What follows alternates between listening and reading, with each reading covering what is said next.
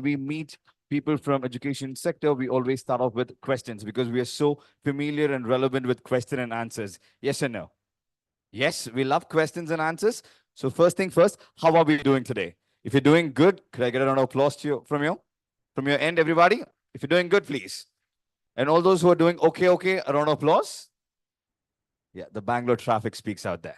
A little bit of frustration, not feeling good. But we'll try and make this day really good, relevant. And of course, we're going to be having the panel session, discussions, and all that is going to segue in. But I just thought we'll set the tone, starting up first, and how we love question and answers. I have something that's going to come up on the screen. Could we have the slide, please? Look, don't overlook. This is just a small way of setting the context for the day, the deal that we are meeting up right here for. So something's going to pop up in the next 5 seconds and it'll stay on the screen for next 15 seconds. What I would request from all of you to do is look inside and tell me how many things can we get out of it, or how many things can we unveil out of it? How many things do you actually see? And you can put it on the small notepad that's placed on everyone's table.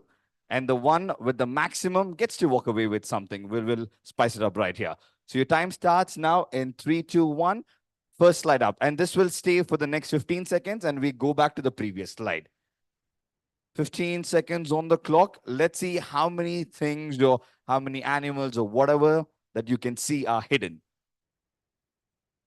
Look, don't overlook is the header of this particular activity. And in a fun way, this time, for a change, I will reveal your IQ scores. Just for once, this time, we are going to reveal your scores. We will give you marks for this. 5, 4, 3, 2. Oh, I'm blocking, so I'll give you extra 5 seconds for that. 5, 4, 3, 2, 1. Can we go back to the previous slide, please? Okay, how many did we get? Not just the number, I need to see the names as well. So how many did you get, sir? I got, I think, 11. 11, that's good enough. How many did we get, sir? 10, that's still good. 9. 9, 11, 9, 9, 9, 11. Okay, the highest we've got so far is 11. Anybody above, how many did you get, sir? 10. Oh, I was blocking. Animals, yeah, anything, whatever you can make out of it. Okay, only words you have 12. Okay, we'll remember that. 11. Okay, so the highest number seems to be 11. So let me give the answer. Could we display the answer, please?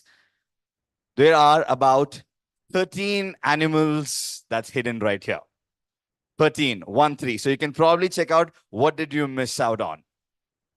What were the animals? The fly, the crocodile, the snake in the tail, the prawn. Most of you would have missed the prawn. All right, now I request you to go back to the previous slide, the question slide. Yes. So just to set the context, when we happen to look at this picture, how many animals or how many items did we just see right at that beginning? 4 or 5 at the max? Yes, everybody agrees with me. But when we look deep inside, there were a lot more that came out. Exactly how we call it in the business world, there's always more money on the table when we look deep inside.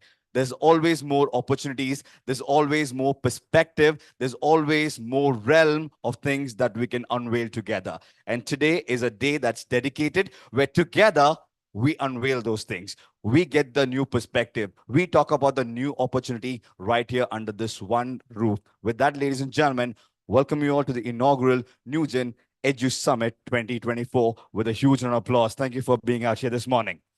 And also I told you, in a fun way, I'll reveal your scores and marks. All those who got between 11 to 13, could you please put your hands up? Good. Clap for yourself. Tap on the back and answer, please. Excellent. Pat, pat, pat. Good, good, good job. Good job. And those who got between 7 to 9, very good. All those who got 7 to 9, yes. My league, I got 9 when I tried this game for the very first time. Now, if you got lesser than that, it is still good. Remember that 35 just pass wala feeling back in college and school days? Yes. But the problem is, if you've got lesser than five, is there anybody who's got lesser than five here? I'm sure you're not own it up. But if you did, it doesn't mean that you are poor. It just means, yes. According to research and analysis, nobody can get lesser than five. Only if you're distracted or if you're elsewhere, you would get lesser than five. But we need your utmost attention and your commitment right here. If you promised me that we're going to have that today, could I have here one more time a huge round of applause as I welcome you all to the NexGen Edu Summit 2024. On that fun note, an interesting note, setting the context, ladies and gentlemen, and esteemed guests and visionaries in education, welcome to the BW NexGen Edu Summit, where we embark on a transformative journey from K-12 to beyond. Today, right here in the vibrant city of Bangalore, we gather to ignite conversations that will shape the future learning in India and beyond. And now, to give you a hint about this, could I request the team to play the BW Education World Community AV as we segue into the day?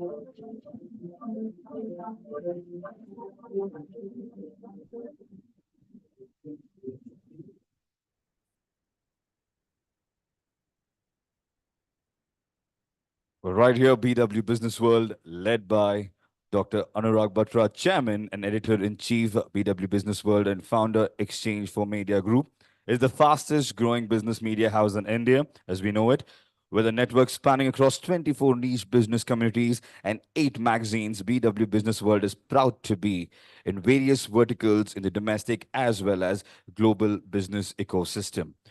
With changing time, BW now has massive leadership in the digital space as well.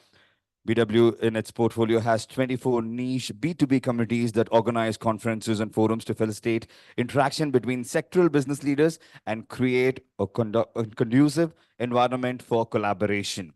To keep yourself knowledgeable and to know everything about the development, please subscribe to Business World Group magazine. It would add to your professional quest for knowledge and insight. And this is a sales pitch, yes, of course. And the exciting offers for attendees of events. Check out our new issue where we decode the rupees 1.11 lakh crore Indian marketing and ad sector, featuring exclusive interviews with WPP CEO Mark Reed and India country manager CVL Srinivas and much more. And with this, as we're all set to flag off today's event, I encourage everyone to join in the conversation and share their learnings from the day by using a hashtag. That's hashtag BW NexGen Edu Summit. And we urge people to please be a part of this.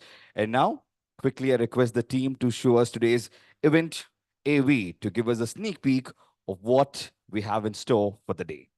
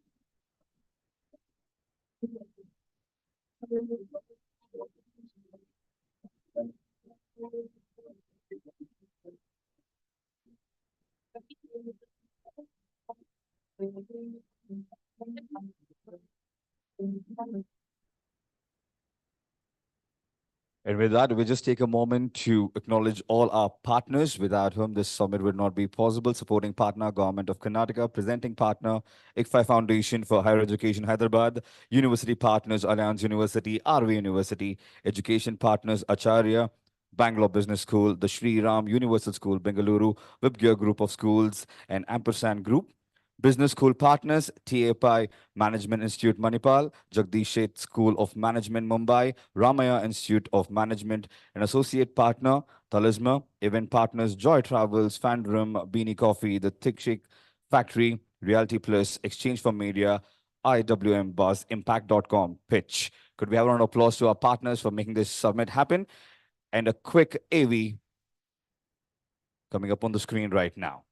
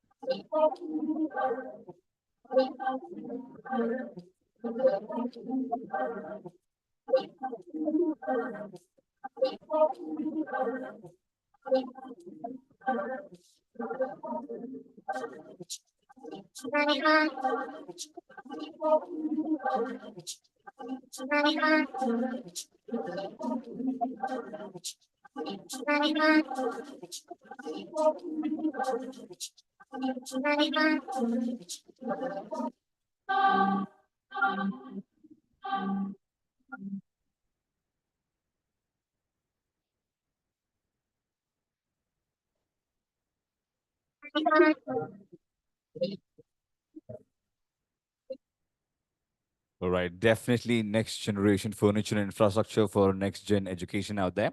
And we're also going to have a lucky draw. It's going to be happening in 3 or 4 sequences where the lucky ones right here will get to walk away with some goodies and prizes from our partner. Hope everybody's registered and dropped in your cards. That's what will be counted for the lucky draw.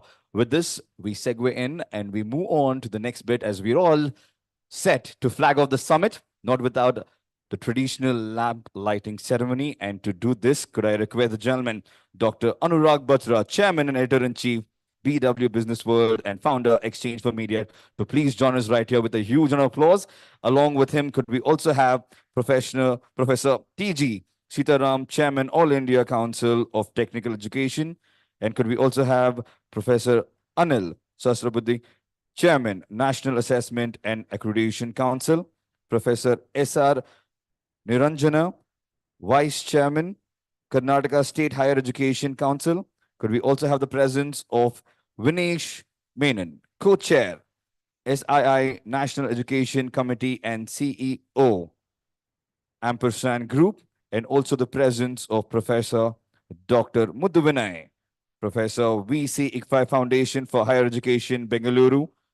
And completing the league, I would like to call Mr. Sudhakar Rao, Director of Branding, ICFI Group, to join us for the lamp lighting ceremony. And if we could have everybody join hands, there's no better sound than the sound of applause as we kickstart NexGen Edu Summit right here in Bangalore.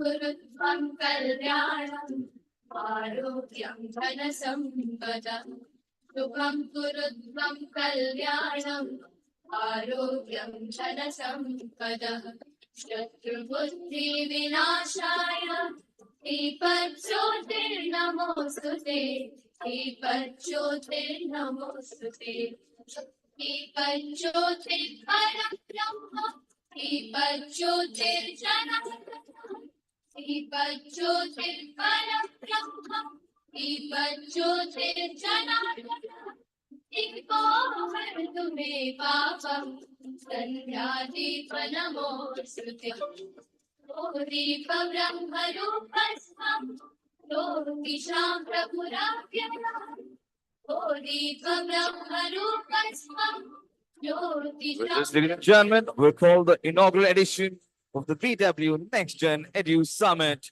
2024 open.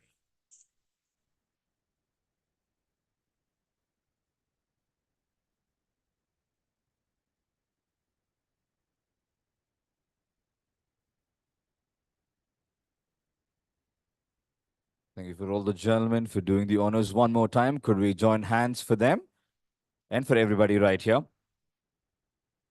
And also take this opportunity to invite the gentleman we all know. Could we have Dr. Anurag Batra to please join us for a quick welcome note?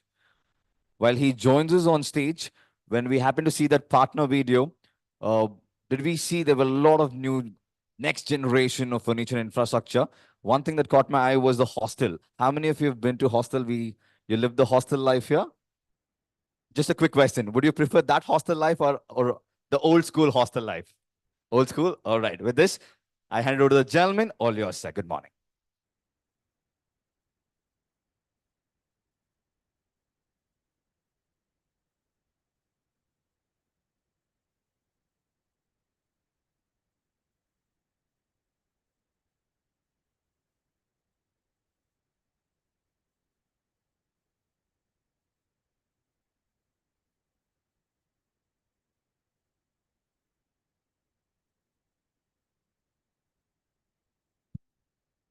Morning. It's my honor and privilege to be here.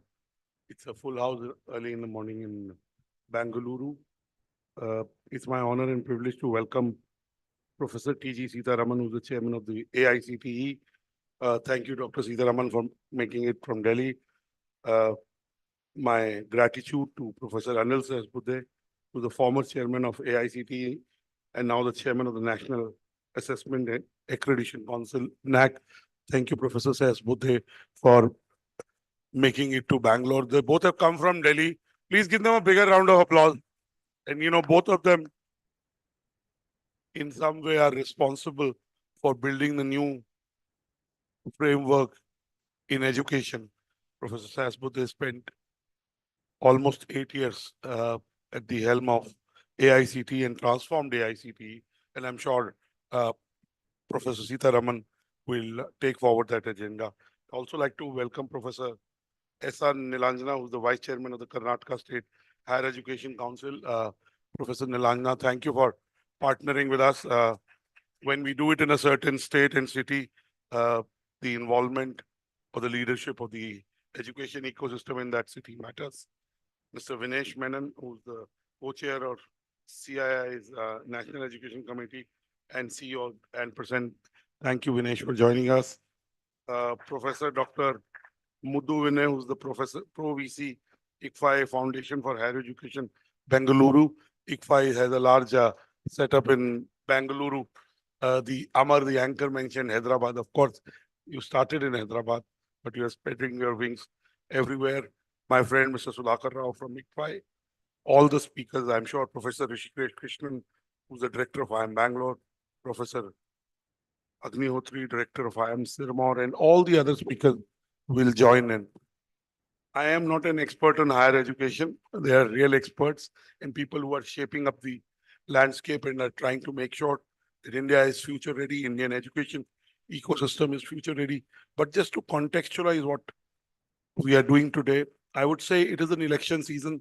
Last week, there were voting in Karnataka and Bengaluru. We see so many issues which are in political parties' manifesto, and there is education also.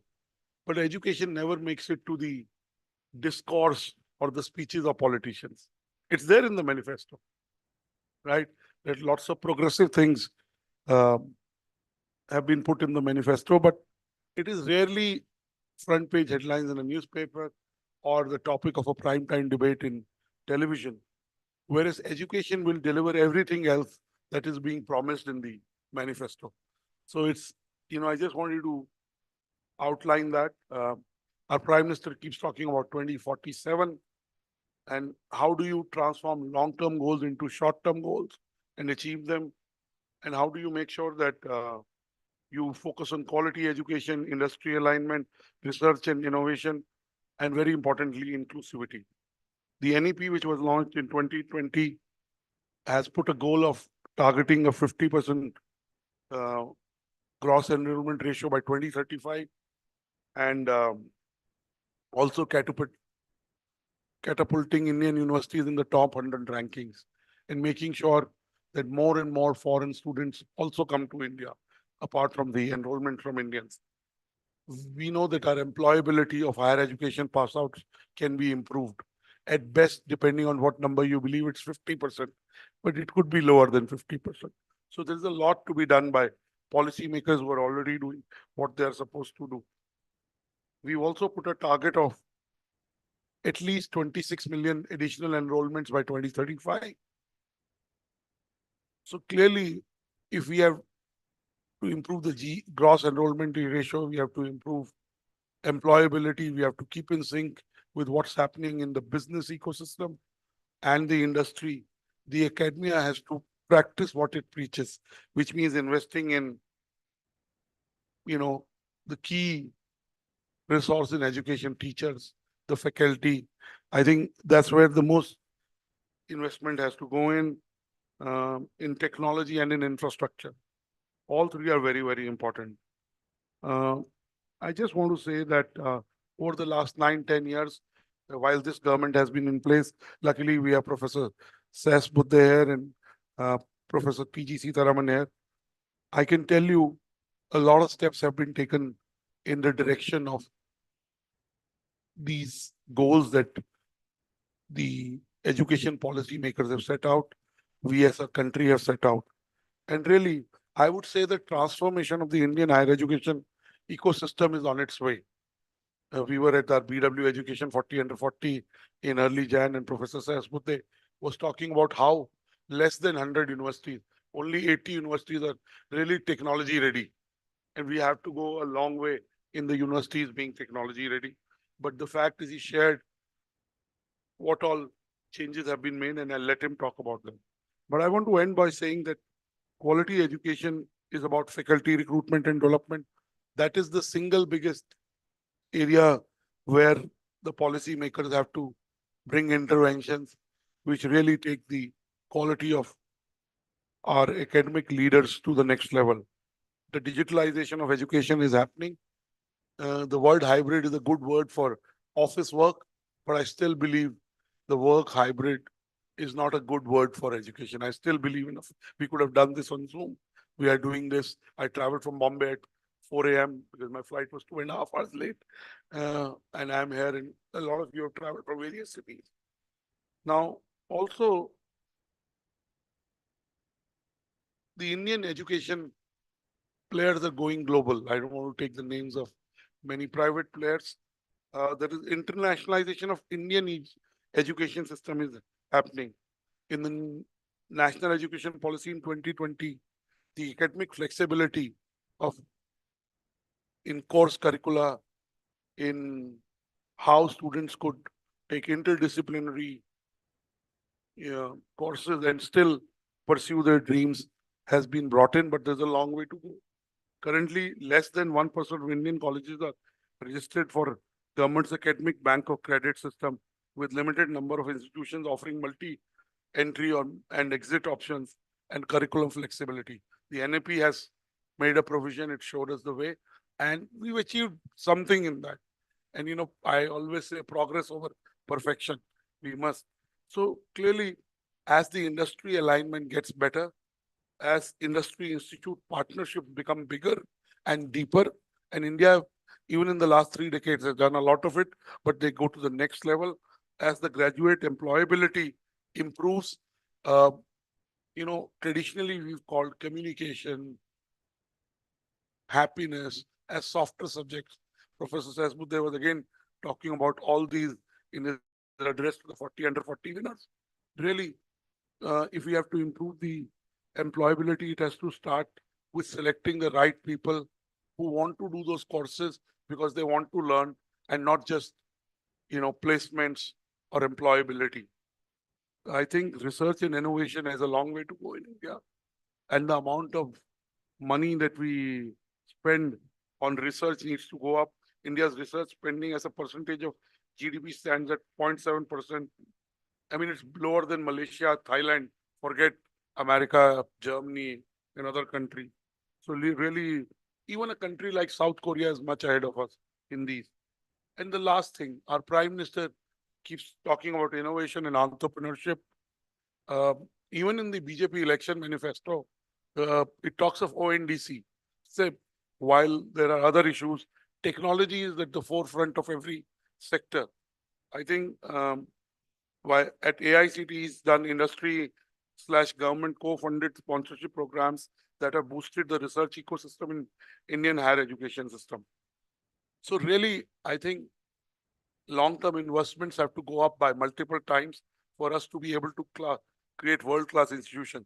We do our own rankings in almost every sector. And I can say that the American and European rankings are built in a certain way. They're skewed against the bulk of Indian universities and institutions, because rankings are about what parameters. India in the last 6 years has done well on the ease of doing business because some of the parameters were changed. They don't relate to India's strengths. In fact, they amplify India's weaknesses. I could say the same for the rankings of universities.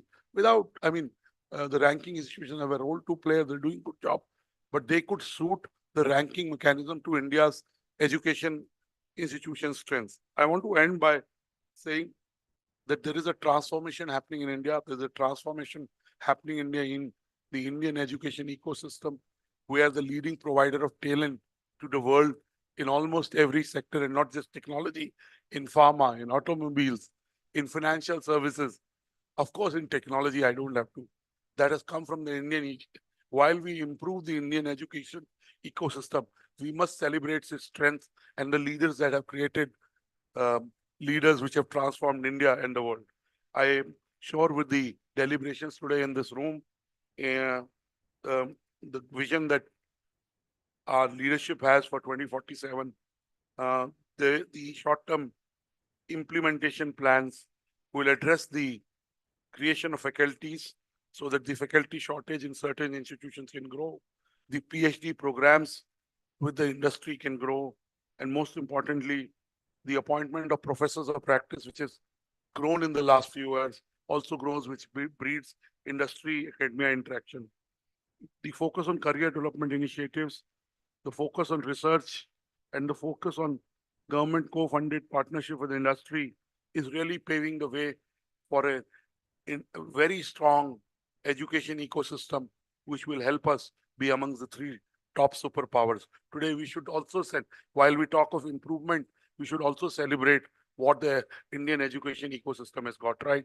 There are leaders in this room who are not only going to talk about what is happening in this ecosystem, but they're leading the transformational change and the implementation on the ground through policy evangelism and very focused initiatives. I congratulate all the education leaders in this room who are building the education ecosystem of future. The next gen education ecosystem will be built by people like you, and we at BW Education will be a catalyst in taking your messages and your good work to the ecosystem. Thank you. God bless you.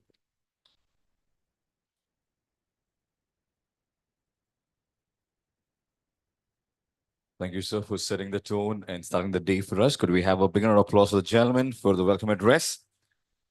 And now, as we are all set to talk about empowering the education from K-12 to beyond, it's an absolute pleasure and privilege to have this gentleman amongst us, Chairman, All India Council of Technical Education. Could I invite Professor T.G. Sitaram to please join us right here for the speech? Everybody, a round of applause for his news, views, and reviews.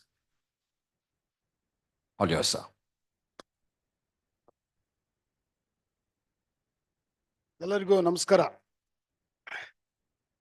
ಎಲ್ಲರೂ ಬೆಂಗಳೂರಿನಲ್ಲಿ ಸೇರಿದ್ದೀವಿ. I thought let me start with Kannada. Okay.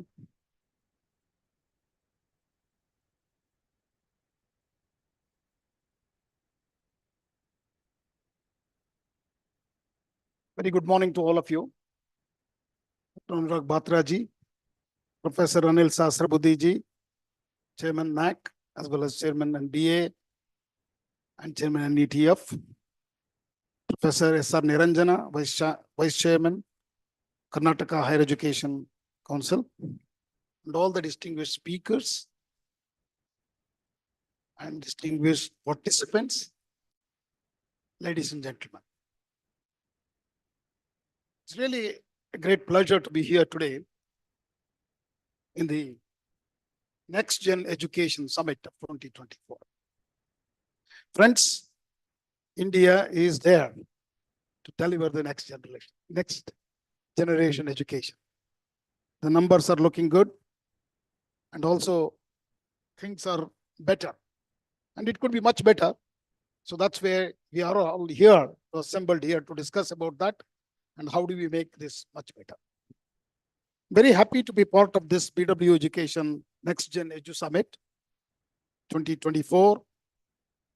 So where we are seeing a lot of educational leaders, and then I also met a couple of young startup people who are in the education sector, and then entrepreneurs and academic experts to share their views on education and also the teaching and learning. So as we are all assembled here today, let's seize this opportunity to initiate a dialogue and deliberate, on the themes of the summit, which been laid out very categorically. And I feel this summit is very important to explore more in our education system, what is in for, and envision the innovation ideas and solution to the complex challenges we are all facing today in this sector. In this Education Summit, there are 5 important themes have been laid out. Theme 1 is redefining student success beyond standardized testing. Friends, I think we need to move now from Bloom taxonomy into more of, students should enjoy in the classroom. Okay, saying that is very easy. How do we do that practically is the challenge. So this is where I think we need to deliberate on how do we make the students more experiential learning and also learn what they would like to learn, the choice-based curriculum for them in a multidisciplinary approach, and also its delivery, how do we deliver them to them? Because the delivery is also important role to play in self-learning. National Education Policy 2020 talks about self-learning and how many institutions of our higher learning are ready to adopt that immediately. Even though the agencies or the regulators are emphasizing 40% of the courses could come from the Swayam Plus, and also, all the skill courses could be part of it, but how many of that we are adopting? That's the question we need to take it. So there is a lot of changes needs to happen at the ground level. So the professors, the committees at the universities, Senate, and all those people, academic bodies have to take this into cognizance and bring changes so that students have a lot of flexibility. So by embracing a more holistic approach to assessment is another very, very, very important criteria. Assessment. Today, we need to move away from these examinations pattern. We have actually created a fear of examination among students. So this, I will tell my own experience at Indian Institute of Science. See, but it's very easier to say that because at IISc, we hardly have class strength of 20 or 25 in a postgraduate setting. Okay.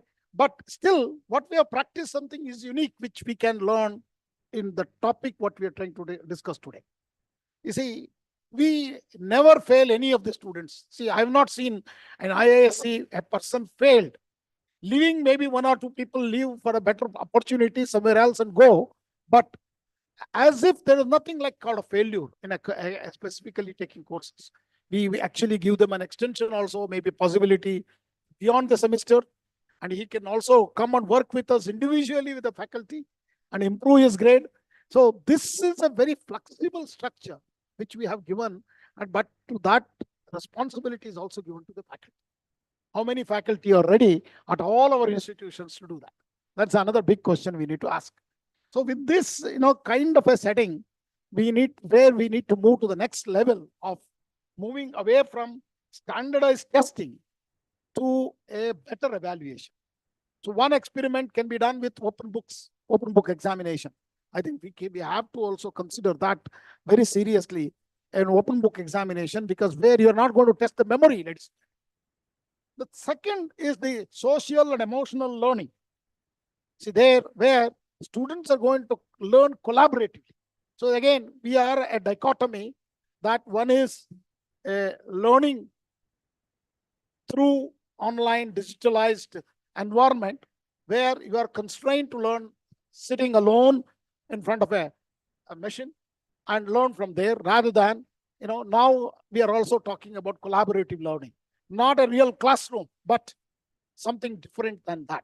So these learnings are very, very important actually, which we need to foster, where the well-being and resilience in the students we need to bring in.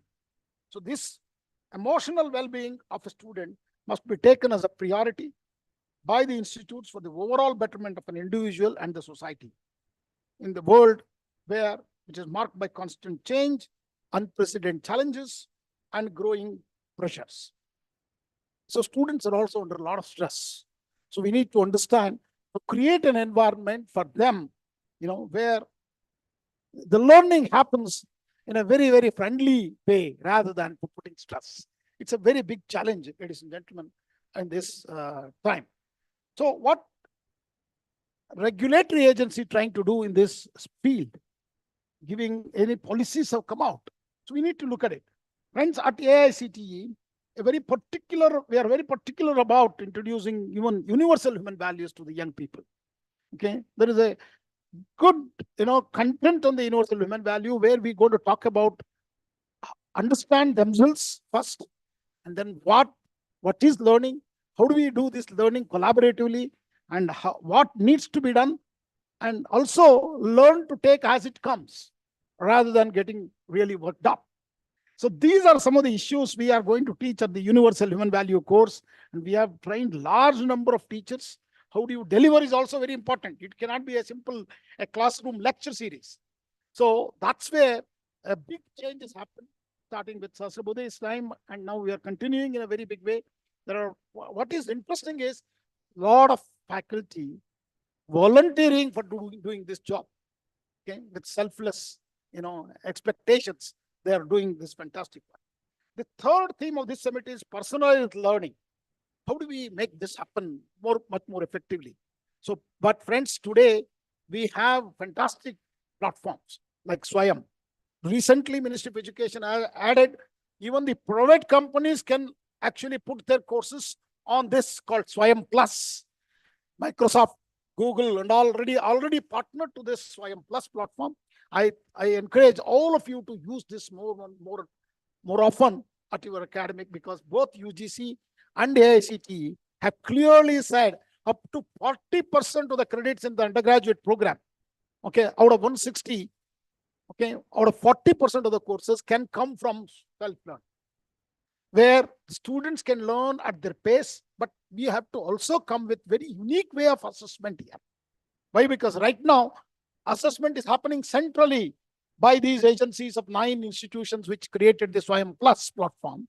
But now we are also thinking, government has already decided to hand it over to you, the universities. That means you can actually make the assessment at the end of the term. Students will learn through self-learning online platforms using Swayam or Swayam Plus, or even Coursera, whichever you guys assign it.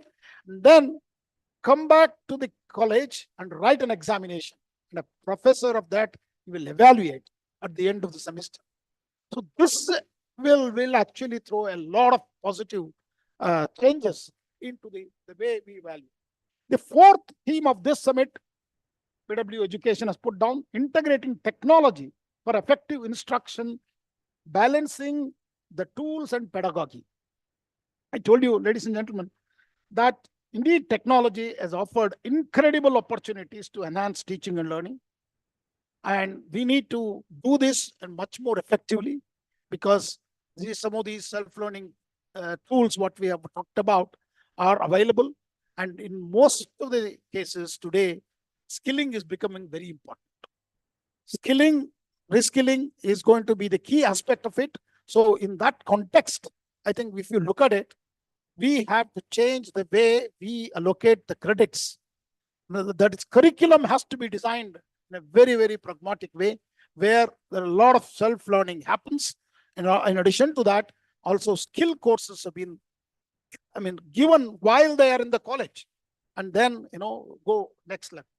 So these some of the topics and where India has done incredibly well. If you take up the digital public infrastructures, what we have created, the world is actually looking at us as an example. Whether it is the vaccinations that we have delivered, and all those vaccination digitally, all of you can download. If you look at it, average of 2.5 vaccines, about 130 crores, more than 300 crores vaccinations have been done, and how easily we could download the certificates whenever we want, even through a WhatsApp kind of a tool. That's mind-boggling. The whole world, actually, not just for us. Okay, such digital public infrastructure, whether it is Ayushman Bharat or even the Ministry of Education, APAR ID. Friends, APAR IDs today is 28.5. The recent maybe update, maybe more than 30 crores have already been registered on the APAR ID. APAR ID an academic bank of credits. And today we are in a position to deliver the students, a new way of learning. So where they can learn what they are interested in, whatever courses they can accumulate those credits in their academic bank of credits. And then, hopefully in the future, they should be able to get a degree of their own from whichever university they want through this exercise. Because I say this APAR ID, Academic Bank of Credit, and the National Credit Framework is the new QR code for young learners. Because all of our young people learn so much, are very knowledgeable about these QR codes. Because today, you go to any nook and corner of the country, you will be seeing these small QR codes, for everything. For example, we are the largest UPI transaction, country in the world. Almost like 45% of the UPI transaction which happens in the world happens in India. So we are very, very familiar. Young people, at least, forgotten about their wallets. Now they will also forget about their university and start learning in a very open environment. I think the days are not very far off, because a lot of such tools are available to you, whether it is Skill India Digital is again one of the largest digital platform which is coming in, even at the school level, because we are also talking from K-12 to Diksha, Swayam, and special e-content of visually and hearing impaired students through NIOS called DICE, which is a new system, which you also should look at it. And also there are many, PM e-Vidyas, DTH channels are also available for learning, which can reach to the nook and corner of the country. And National Digital Education Architecture, NDA, for creating a unifying national digital infrastructure to energize and catalyze the education ecosystem is also been practiced. Last but not the least, cultivating inclusive classrooms, addressing diversity and faculty. I think a lot of our institutions are doing reasonably well, but we have a long way to do. It's very important, because today in a school education, we have almost 25 crore students. But when they come to the class 10, something like 15 crores are left behind. Out of this, only 4.3 crores are coming to higher education. This is the number we need to increase. And that's where AICTE is. If you have seen recent our approval process, we have made it very light, but we are also going to be very tight. We will come back to you to make sure that you have enough faculty. The faculty which are there are also trained, and then you have enough infrastructure for accommodating large number of higher education students. And these numbers are going to be, will be in a big way is going to increase, because what we are seeing in the last few years, the increase is phenomenal. But this is not enough for a country of 1.3 billion people. We need to increase this higher education number. To be a developed India, we need these higher education numbers to go up very high with a gross enrollment ratio of 50%. Today, we are at 28.3%. Okay, 28.3 students out of 100 students are coming to higher education, which is a very small number. We need to touch 50%. So coming from AICTE, I will take 1 or 2 more minutes. Technical education, India has been recognized as an important contributor to the whole world in the area of technical education. And the birth of Indian Institute of Technologies, National Institute of Technologies, and IITs, which are the premier institutions of our offering engineering and technology, are there. But if you look at the numbers, I'll just give you a number. About 15,000 graduate from all 23 IITs in undergraduate program of engineering, and another 20,000 from all the NITs, that is 31,000. So if you look at our all engineering colleges, more than 3,600 engineering colleges actually deliver 1.3 million graduate engineers from India. So that's where you are seeing, engineering graduates are working in every nook and corner of the world. And I see that there is no company without an Indian diaspora with one degree, at least from India, is not working in any company. So that's the situation we have reached. We are great contribution to the technology and management education, not just for India, to the whole world. Because many of our graduates are very successful. And now today, many large tech companies are headed by Indian diaspora. And it is They are claiming, and American companies are claiming these are all got 1 degree from abroad, but we can also say the other way. They have actually the foundation degree is from India, for majority of them. So some of these Microsoft CEOs or CTOs, CFOs, not just the top man, are all from Indian, highly educated institutions from India. And the major contribution has come from engineering colleges of our country, because majority of the institutions are in the private institutions. Our private universities, rise of private institutions in the recent years, we can very clearly see. There has been a significant growth in the private higher education institutions in India. These institutions, ranging from engineering colleges to business schools, play a very vital role in expanding access to higher education, especially in the underserved regions like in rural part of India. However, there is a need for greater regulation and quality assurance to ensure that these institutions maintain high academic standards. That's very, very concerned. But let me tell you, after teaching across the world, Japan for a couple of years, and our students are best, and still our schools, colleges are also delivering good teaching, learning environment for all the students in India. So, but we ourselves putting them down. So we need to actually put our head high up and say we're doing the best thing. So we should invite all students from abroad. So AICTE has started to help many of these engineering colleges. So we are actually going to go to 5 countries as a facilitation center. Please note that All India Council for Technical Education only will facilitate to bring students from many countries to our institutions. That is one thing we have taken the decision, but these facilitation centers would not just bring students, but it will also increase the faculty mobility, student mobility, joint degree programs, dual degree programs, and also twinning programs are also on the rise. And we have made flexible in our new policies, approval process handbook. We have made it very flexible. I think many of the administrators here can actually highlight those aspects rather than me saying it. They should say, how do they feel the new regulations which have been brought out? And now we are giving approvals for 3 years instead of 1 year. Okay. And we have also removed the cap. That means good institutions who have enough faculty, enough infrastructure can take as many students as they want and deliver a good quality technical and management education to the students and the needy students, because we have 500 million students aspiring to study something. And our gross enrollment has to go from 28 points to 50%. Large number of influx is going to come.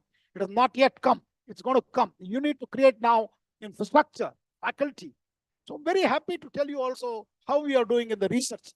We are exceedingly doing well. We are actually 3rd largest papers producing country in the world.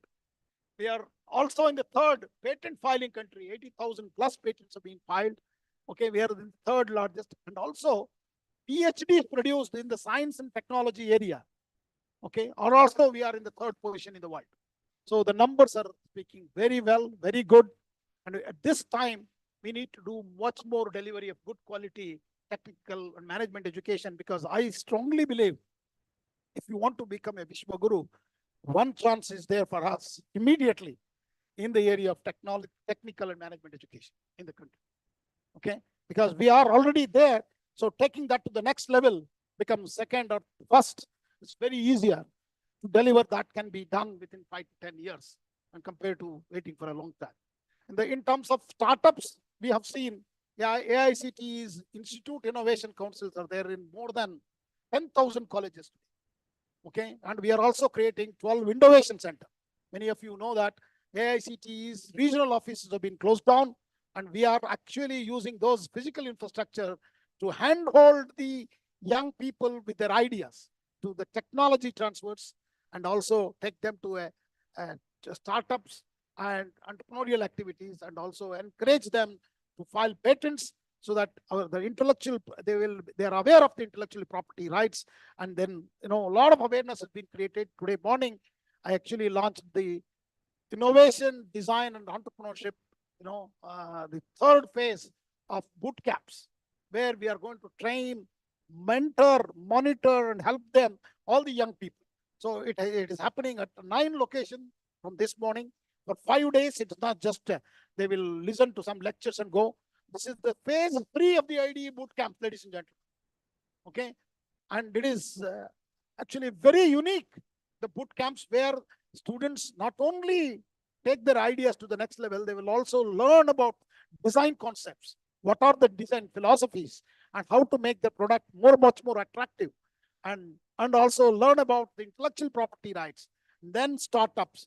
So AICTE has also called, we invited more than 100 investors to come and start giving the startup, as a venture funds to our innovators. So we have got confirmation from 68 investors. We have made a commitment. These 68 investors are ready to fund, and AICTE investors meet. We are now going to go and launch that. We're going to give startup funds, nurture them, want to create more startups. Already we are in the 3rd position in the world with 1,25,000 startups. Out of that, large number of them, 125 plus companies are already the unicorns, touch the 1 billion value. So this is the golden time. This is an excellent time. We are in Amrit Kal, and I feel strongly, if you pursue this matter very much more seriously and bring good quality technical management education, our dream of becoming developed India is no more a dream, ladies and gentlemen. It's going to be a reality soon, and we have seen huge, infrastructural projects are also coming up. Okay, and whether it is Bharatmala connecting ports and highways, railways, I think there is a fantastic time. This is the golden time. I conclude saying that India's higher education system, including technical and management education, has made a significant progress, but still faces challenges related to quality, access. Very important is access and relevance. So addressing these challenges should be the focus of all of you. We have to create a large number of opportunities, many scholarship for the needy, and that's where we need to create a new. So addressing these challenges requires collaborative efforts of all the stakeholders. Okay, so that's very important, from government, academia, and industry, to ensure that India's youths are adequately prepared to meet the demands of 21st century workforce. So last word, AI is already here with us. Artificial intelligence, we should not be scared of that. Instead of, we should embrace that and adopt that in our daily life, and also in all our teaching and learning, so that the students can be much more placed well. Recently, AICTE, with the help of AI, chatbots and other things, we have created a new career portal, because very important for a youngster who come to a college to see a good job, a good placement also, other than being an entrepreneur, creating jobs for himself, for others, is also, we are encouraging, but creating a confidence in them is very important. For that reason, we have created AICTE career portal with more than 5 lakh companies coming together on the portal to help people to be placed. So we have in a big way, again, please kindly take a look at it, make use of it, because this is not restricted to any just AICTE colleges. Everybody, we are opening this up. And our internship portal, AICTE internship portal, during Sasrabuddhi's time, what we have created has reached a stage. Now 75,000 companies are there on the portal, offering more than 50 lakhs internship already offered. And students who graduated from that are also placed. That's the kind of numbers we are talking about. And more than 2 crore students are all still waiting to get their internship. So I encourage the industry representative who are here also to join our effort to create an awareness about both the internship, where they're learning on hands-on learning. The last but not the least, AICTE Idea Labs.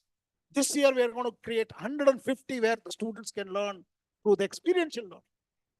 So already 107 IICT Idea Labs are working in many colleges. And some of you have not seen one of them. Please go and visit AICT, VTU Muddenhalli campus, where we have created a AICT Idea Lab right here, very close to Bengaluru. So please go and have a look at it and see whether you would like to contribute. We would like to create another 150 more this year. We have already sent a call. We are also encouraging the learning in their mother tongue. That's another very major effort. We are creating textbooks and many such initiatives of that AICTE. I would request and urge you to take a look at all of these and make, use of it at the institutions to train our young people of future generation, and not just for us, for India, for the whole world. With these few words, I thank BW Education for giving me this opportunity to share some of my thoughts. And I wish the program a great success. And I hope all of you will have deliberations, and these deliberations will come out with some recommendation to both the government and also the policy makers, so that we could make use of your suggestions and ideas to take it to the next level, to make them fructify and happen. With these few words, thank you again for patiently listening to me. Namaskar, Jai Hind, Jai Bharat. Thank you. So we request you to stay back. Could we have a big round of applause for the gentleman for all those news, views, facts, and anecdotes about holistically giving you a complete download about the education system? And I request our gentleman right here to join us for a small felicitation for his presence. Mr. Anurag Batra. And I think there's no better honor than a round of applause. Everybody put your hands together.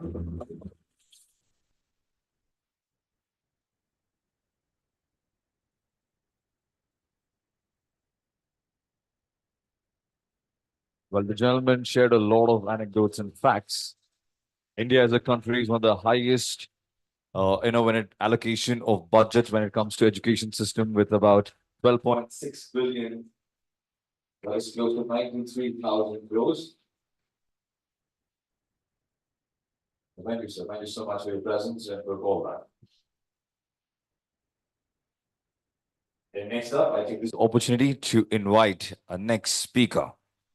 I'm sure everybody right here is eagerly waiting to listen to this gentleman, Chairman, National Assessment and Accreditation Council, Professor Anil Sahasrabudhe, to please join us right here on stage with a huge round of applause, everybody.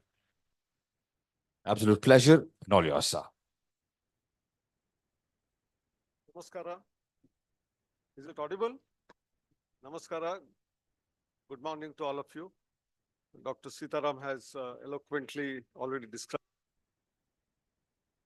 which the Ministry of Education is doing, as well as AICT is doing, whereby we are talking about how K-12 and beyond we are going to translate our education, transform our education in the next 20-25 years and this Amrut Kal.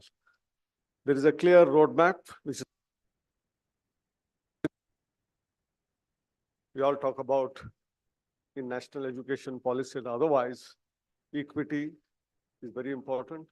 We also talk about affordability in education. We also talk about quality of education, excellence in education, and also accountability in education. These are all standard 5 pillars of education which we are describing.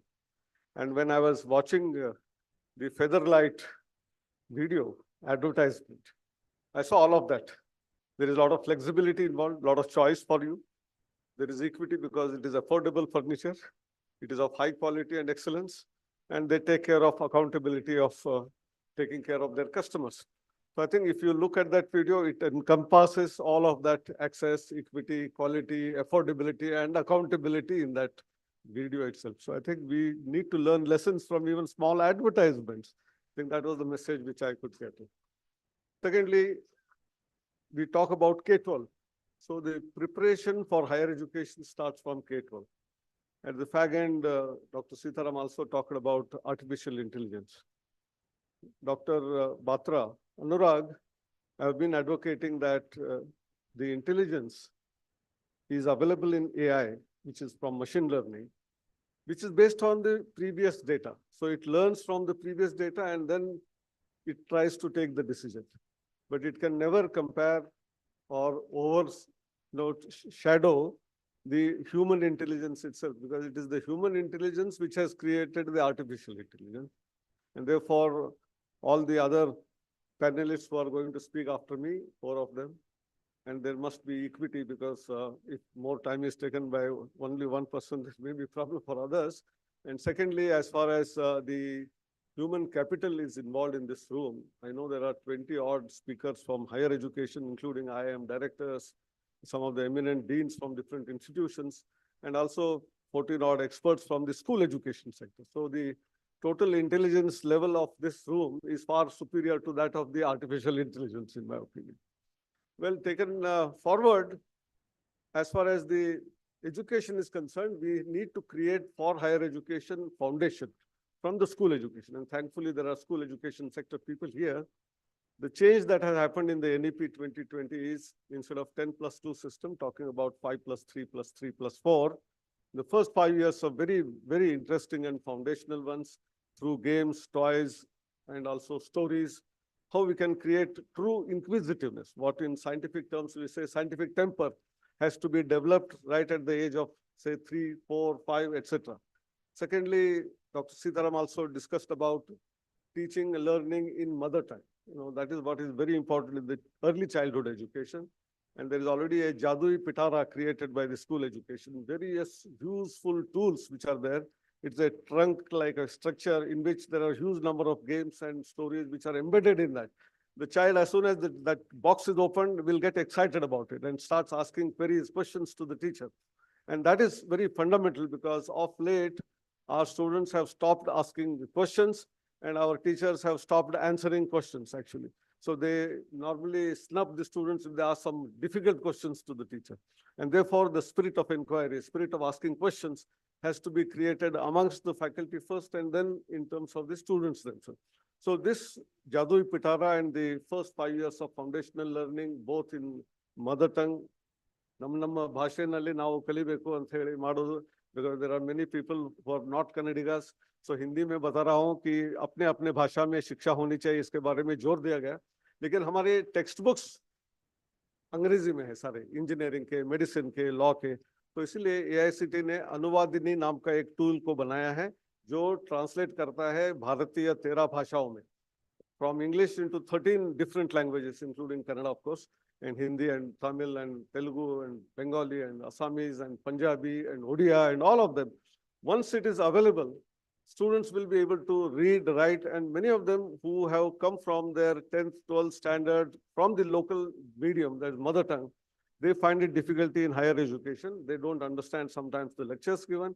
And therefore, the Universal Human Values Program, which Dr. Sitaram referred, is very important for students to become collaborative, to understand the difficulties of each other, solve their difficulties.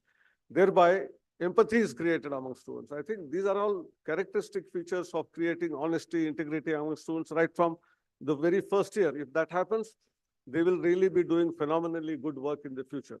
So that is one part of the story from the school education. But at the same time, skill development and skilling and vocational education is also important, not just in the higher education, starting from the 6th standard, giving them exposure to a variety of skill sets. It's not just carpentry or welding or electronics technician, but also AI, machine learning is also given to the high school student. And if such students come to higher education, they are very well grounded. They have got quite a good amount of exposure of the new technologies that are emerging. I'm sure that such students will do phenomenally good work in terms of innovation and research. And thankfully, in the last 7 years, from 81st position, we have already come to 40th position in the International Innovation Index in the world. In many indexes, our global indices fall. They are not good. They may be lopsided in different terms in terms of evaluation. But as far as innovation is concerned, we have been rising and rising. As far as research is concerned, we are already 3rd largest research producing country. But still, the challenge is, are these all in the high impact journals? We are still in the 3rd or 4th quartile journals. We should reach the 1st quartile journal. And therefore, a lot of training for faculty, for research, all of this is important. Many a times, if some of the faculty members are found caught in plagiarism, it is not only sad for that faculty, it is sad for that university, but more importantly, it spoils the name of our nation. Please remember that, therefore, honesty and integrity in even research publication is important. Maybe 1 or 2 papers will be less, doesn't matter, but I will never compromise on that, is the spirit which we have to bring in. And all of this starts from school education onwards and the Universal Human Values Program, which I talked about. Sitaram also referred already about APAR ID and ABC. That's very important. APAR is Automated Permanent Academic Account Registry. which is exactly similar to the Aadhaar. And in fact, at the back end, it takes care of Aadhaar so that uniqueness is created. No single student will get two IDs, nor two students will get the same ID. Thereby, when it is unique, each of the universities can push the credits earned by the students into the academic bank of credits through their controller of examination or registrar, whoever they are given the authority. Thereby, this is a record which is a standard, accepted, validated, truthful record. Therefore, you don't require hard copy of the certificates when you go in from one place to the other place, whether it is for transfers, for higher education, for employment, for taking loan from somewhere. So your credentials are verified, tested, which are available in the what we call DigiLocker platform in the academic bank of credits. Some university may accept them as credits in the transcript, part of the degree program. Some of them may not, but still it will build the CV of the candidate and he will be able to, or she will be able to claim the requirements. And today it's being opened up to courses from not only government institutions under SWAYAM, but any other institution in the country or elsewhere. Once they're registered, they are all accepted. So this is a very important change which has happened. And I'm sure you will all be able to make use of it. As far as our management education is concerned, most of you are from management schools. We always talk about VUCA world, and VUCA was found not only in finance and economics whenever there were issues related with, I don't want to name the bank which created havoc actually last decade and a half ago, but this term has come much before that. And today we observed in the last 3 years during the pandemic also, there was always volatility, there was uncertainty, there was complexity involved. And therefore, we were all having a lot of challenges. So I've been advocating, why don't you reverse the letters, VUCA. A is, we say, we must change to adaptability, accountability, adaptability. If you do that, and the next word is C. If you are collaborative, if you are cooperative, if you have that commitment of all C's, and then if you are unified and put in your untiring efforts, that V becomes volatile and it will evaporate and you will become victorious. Thank you very much. Namaskar. Jai Hind. So if you could request you to stay back while we take this moment to felicitate you, and I request Batra sir to please join us one more time with a huge round of applause to the gentleman right here. So, Dr. Anurag, I'm again thankful to you, not only for organizing this. In your earlier editions, I had been telling that don't give that memento, and you have started following that. And you should add plantation of one tree and give a certificate in the name of the guest that a plant is planted in somewhere. And at the bottom, Sitaram mentioned about QR codes. Provide a QR code. And if you click that QR code, you will see the actual plant, the location of the plant. And every 6 months, 1 year, like you change your DP on Facebook and Twitter and various other platforms, you change the picture of the tree as much as what it has grown now onto the same platform. So you click it after 6 months. I know that BW had given me a sapling. Today it has grown of 2 feet. Now next year 4 feet. So it means you are maintaining that or not is also verified and checked actually. This is a thank you very much. Absolutely. And if you see, there's pretty much a startup idea already in that idea. A startup can actually execute this. A huge applause to the gentleman or visionary out there. And on a personal note, sir, Anil sir, love the look that you're donning. Thank you so much for joining right here with us. And with this, join me in welcoming the next speaker, ladies and gentlemen, Vice Chairman, Karnataka State Higher Education Council, Professor S.R. Niranjana, to please join us right here. With a huge round of applause, could we have Niranjana to please join with a huge round of applause? Everybody, put your hands together. And also requesting the speakers, we have a heads up timer right there on the screen to please keep a watch on it. Thank you. All yours.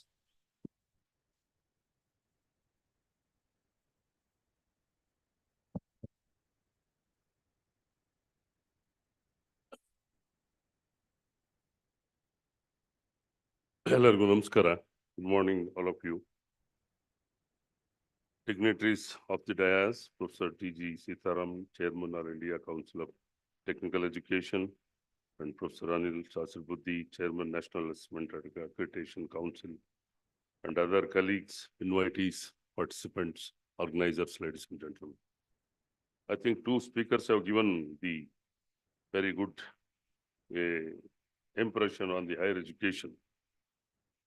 As a man of the responsible of Higher Education Council, Government of Karnataka, we are having some of the programs on the higher education establishment of high number of institutions, colleges, and the technical education, polytechnics, in high number in the country. As this, the empowering of higher education, I will come a little bit later for 2 minutes. The state has already, two speakers have given that the research publication and quality education, the accountability of higher education. Accountability is very important. Higher Education Council is bringing the quality education, ensuring, and the accountability of higher education for the social, doing the social justice for the quality education.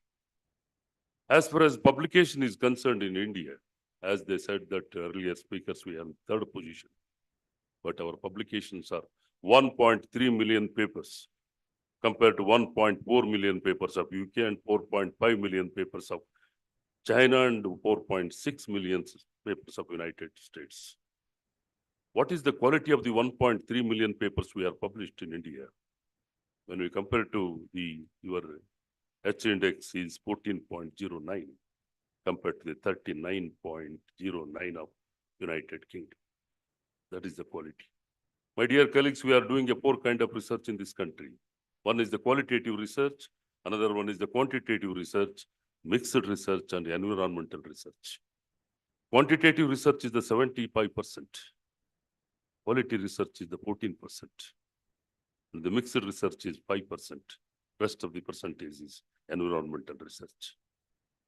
So when we take into consideration of the quality education of research is concerned, what is the kind of papers we are publishing?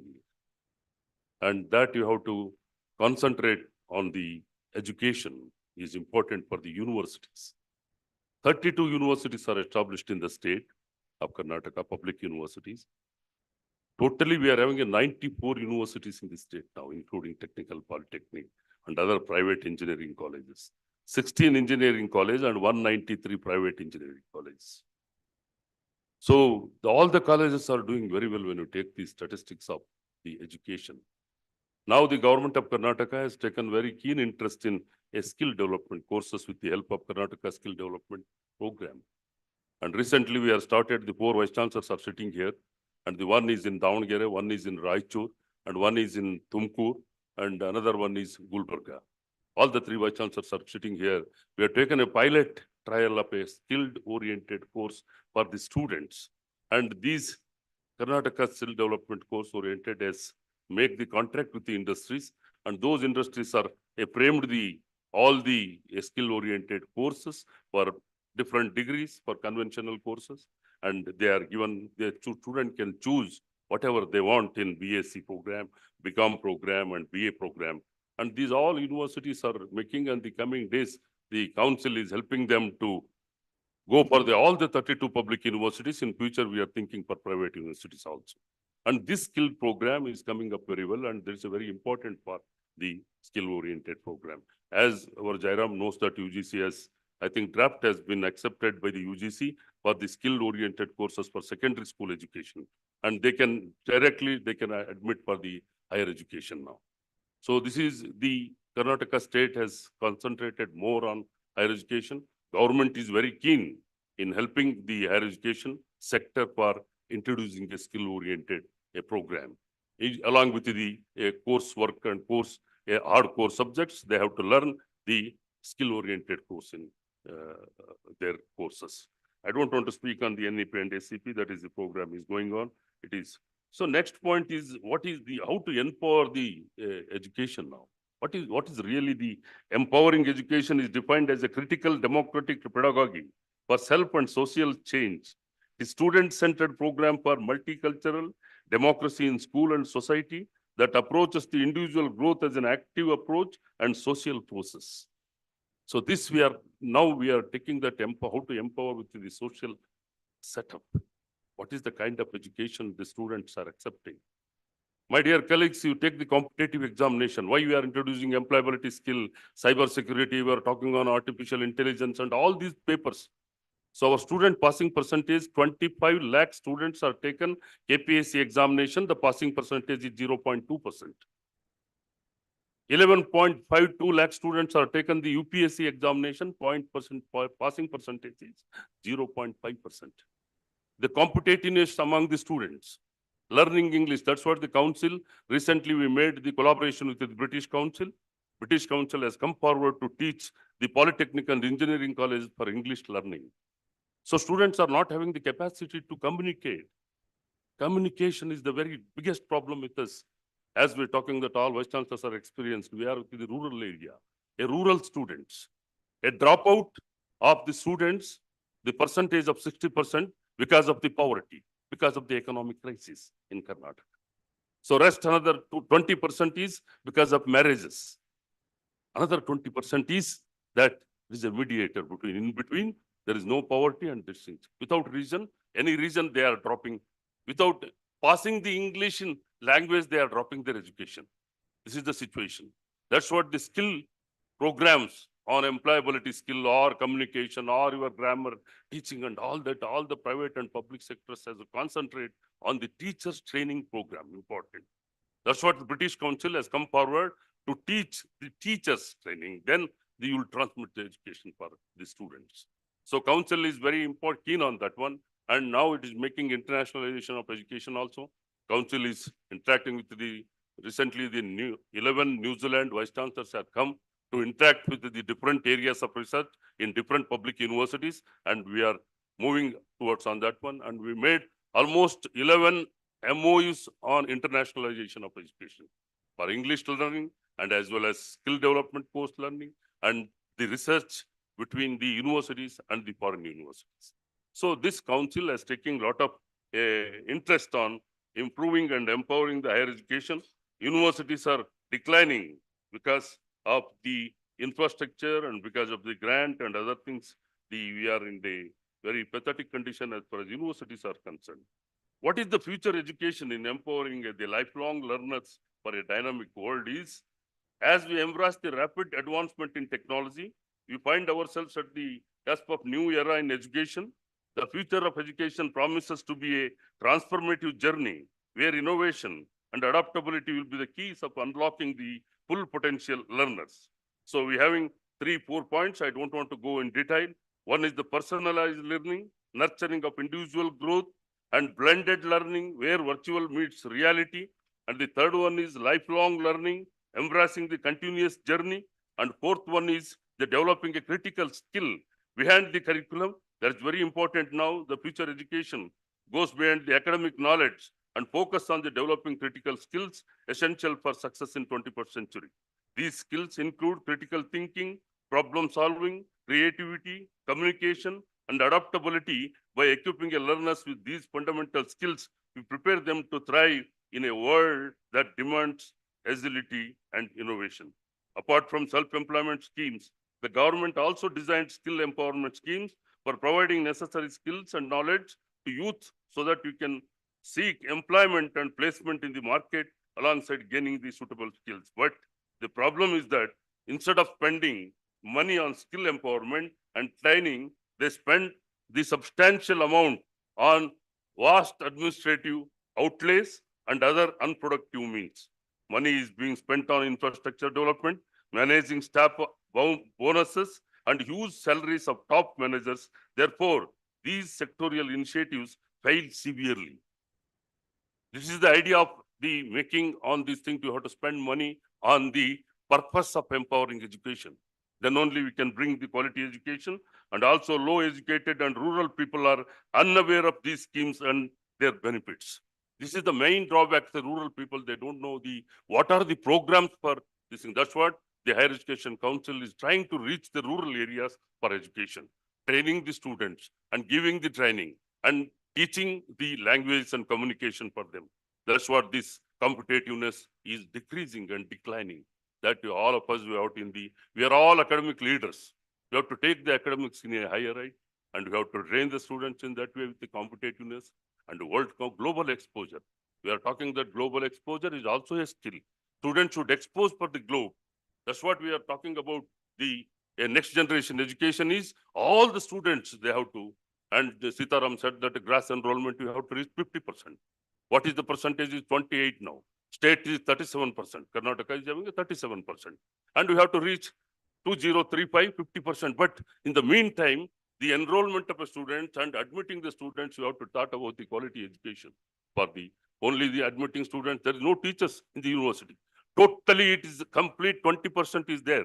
All the universities are running with the guest faculty. There is no research and there is no accountability. In this condition, bringing quality education is difficult for the colleges also. 35,000 vacancies are there in the state. So all the 35,000 vacancies has to fill up. Then only we can bring, there is no teachers. There is no facilitators. What to make in the higher education now or the lower school education? We have to appoint the teachers first. That is the priority of the government in the next coming days. Government is taken very seriously on that one. And they are going to appoint the teachers in future.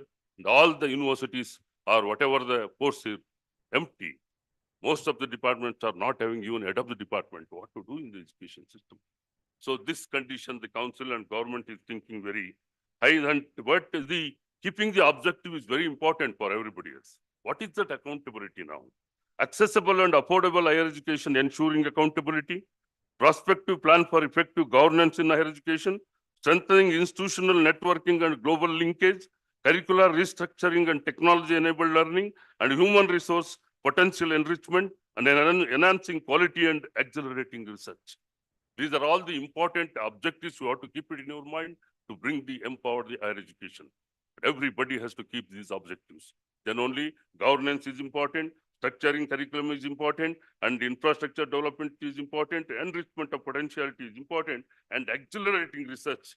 The word is very important to bring the quality education, to remove that 75% quantity research. And you have to increase the 14% of qualitative research. Publishing a paper, putting paper in the morning and getting published in the evening. All the students are research students are, and PhDs, as our Jairam mentioned, that high number of PhDs we are producing. No doubt in that. Every university is producing 400 to 500 PhD degree per year. Thousands of PhDs we have. But what is the kind of quality papers? We have published 1.3 million papers. What is the quality of those papers? That we have to think. And in the future, I want to conclude that in future, the education holds the promise of dynamic, inclusive, and technology-driven landscape. As educators and professionals, we have the privilege and responsibility to shape this future. Let us embrace innovative teaching methodology, prioritize the personalized learning, and promote a culture of lifelong learning. Together, we can empower the next generation of leaders, innovators, and lifelong learners who will make a positive impact on society and shape brighter future for all. This is the our conclusion is that one. We have to make the higher education is a powerful, and students have to make very effective, and we have to empower the education. By keeping all these objectives, we can bring the quality education. With these words, I thank the organizers for giving me an opportunity and share my things, and thank each and everyone. Thank you all. Thank you, gentlemen, one more time. And I request Dr. Anurag Batra, sir, to please join us to facilitate him. Or do we have him here? Stepped out. Anurag, sir, joining anytime soon? All right. So we'll ask you to take your place, and once he's back, we will felicitate you, sir. Sorry for that. But a huge round of applause to him. Everybody put your hands together. Tumba ಧನ್ಯವಾದಗಳು. And next up, could we have co-chair, CII National Education Committee and CEO of Ampersand Group? Could we have Mr. Vinesh Menon to join us right here on stage? All yours, sir. Good morning, everyone. It's about 5 minutes to noon, so I can still say good morning. Thank you, Mr. Batra and team of Business World for having me here. Always a pleasure to be part of the BW Summit. Professor Sitaram, Professor Shasibuddhe, and Professor Niranjana, it's an honor and privilege to share this dais with you all. In comparison, I'm very, very pale, and what I'm going to talk about is nowhere going to be close to the kind of content that you all gave when you spoke. So advance apologies if I start talking about areas which are really your domain and fiefdom. Uh, I've been asked to talk about K-12 and beyond. Honestly, I'd like to break it up into two parts, K-12 and beyond. I'm not going to talk about the beyond. I'm going to try and focus on K-12. And the caveat which I want to give everyone is that whatever I'm going to talk about now is really going to be I'm just going to try and break it up into three parts. One is what we were in K-12 education, what we are today, and what, in my eyes, we should be as we go forward. So a lot of things that I'm going to be saying, I think is going to be known to some or all of you. So if you hear words, familiar words, which keep coming out, sorry about that, but I think we are all going to be aligned to what really has been happening around in the system. If you really look at the Indian education landscape, I think it's pretty simple. The data is overwhelming. 1.5 million schools, nearly 1.2 million of them are government, nearly about 1.5 million preschools, of which nearly 1.4 million are Anganwadis and Balwadis, 300 million children going to school who are under 16 years of age. 300 million, that's nearly 25% of our population. 1/4 of our country is actually learning today. And I think that's a very, very overwhelming number. Nearly about 52 boards exist in this country. And if you really look at the way we have transgressed, the history of what we have really done in education over the years, you will all know that, really this whole education started way back in 1500 BC with Vedic education. Then we moved into some very, very brilliant ancient universities like Nalanda and Taxila. And then we went into learning and getting exposed to Arabic education. We went on to then have the colonials coming in, and therefore the school system started. And finally, we got independent. And that's how I think we are where we are today. And in this journey, there are many names that one should not forget. One should not forget Aryabhatta, Mahatma Phule, Dr. Radhakrishnan, Dr. Abdul Kalam. And of course, there is also one Brit called Lord Thomas Macaulay. Let's give it to him also for whatever he's done for the education space. But after we became independent, I think a lot of things started changing for the country. If you really look at the three education policies that came out in this country over the last many, many years, the first one was basis the Kothari Commission that came out in 1968. And the Kothari Commission, the key highlight line or the tagline was they want to try and change the destiny of India from the classrooms. Shaping the destiny of India from the classrooms is a very powerful line in 1968. And I think that is where they also started making a real impact in the social, political, and economic, strata of India. And I think we must owe it to the 1968 Kothari Commission to kicking it off. 1992 was the next big, there were a lot of draft policies, of course, but 1992 was the next big policy. A big transformation happened in the Indian ecosystem, the education ecosystem with 1992. The National Literacy Mission came to being. The Sarva Shiksha Abhiyan started following. Most of the schools started coming up after that. And of course, the whole concept of universal enrollments, trying to have as many people getting educated, happened with the 1992 policy. And then, of course, after about 3 decades came the very, very well-known 2020 NEP, which coincided with COVID. And I don't want to get into that, but all of you are aware of the 5+3+3+4 system, the credits, entry, exit, vernacular language, etc. But this is how I think we have really been really traversed in the journey of education so far. And then we had a further small break between pre-COVID and post-COVID. There was this pre-COVID part of education where, all conversations were around rote learning and how rote learning can now move into experiential learning. The likes of Ken Robinson had started getting discussed where, he brought in this whole concept that we are no longer in an industrial age and therefore we can't be teaching children in packs in a classroom, and it should now start getting centered around the child themselves, personalized learning as we call it. And that's how we started seeing competition, and most of the schools coming out with taglines like we have got a 1:10 ratio, we have a 1:30 ratio, 1:40 ratio. If you're a 1:60 ratio, you're a bad school. That's the way it was being positioned. Creativity in the classroom was something that came up quite often as a subject matter discussion. We talked about how a child who's most creative when they're young starts losing the creativity as they grow older and start growing in life. The role of teachers, multiple intelligence in children, these are all topics that got discussed. And of course, there was a sense that digitization is coming in and we should start getting digital inside classrooms, but it did not really take off the way it should till COVID struck. What was more important those days was to tell the parents that if you let your child come into my school, out will come Einstein. That is the way the advertisements used to keep, coming out in the markets. And then, of course, we also had a lot of problems in the B.Ed space. A lot of B.Ed schools and colleges had to get shut down. And I remember a former Union Secretary of Education, and I'm not going to name him, and I know everybody will know who he is, who kept saying that, look, there is a problem. Education is really like a mafia. That is a kind of statements that was made earlier, and we had to slowly come out of that. And that's when COVID struck, and then we started having this whole period of COVID. What happened in COVID? All of you are aware of it. I hate to remind you, but the few lines that we kept hearing was that, one, school buildings have shut, but not schooling. And that is a big, big, powerful line. We started saying that don't think that schools have shut or schooling has shut. And that's how the online platform started coming into being. We had a lot of virtual platforms. EdTech started getting its prominence during that period. And the whole teacher adaptability was tested. And my God, the teachers really got themselves adapted to a new way of teaching. And that is something which was exemplifying. Students started getting adaptive to online teaching. And I must say that even the students' creativity in trying to bunk class also took a different turn.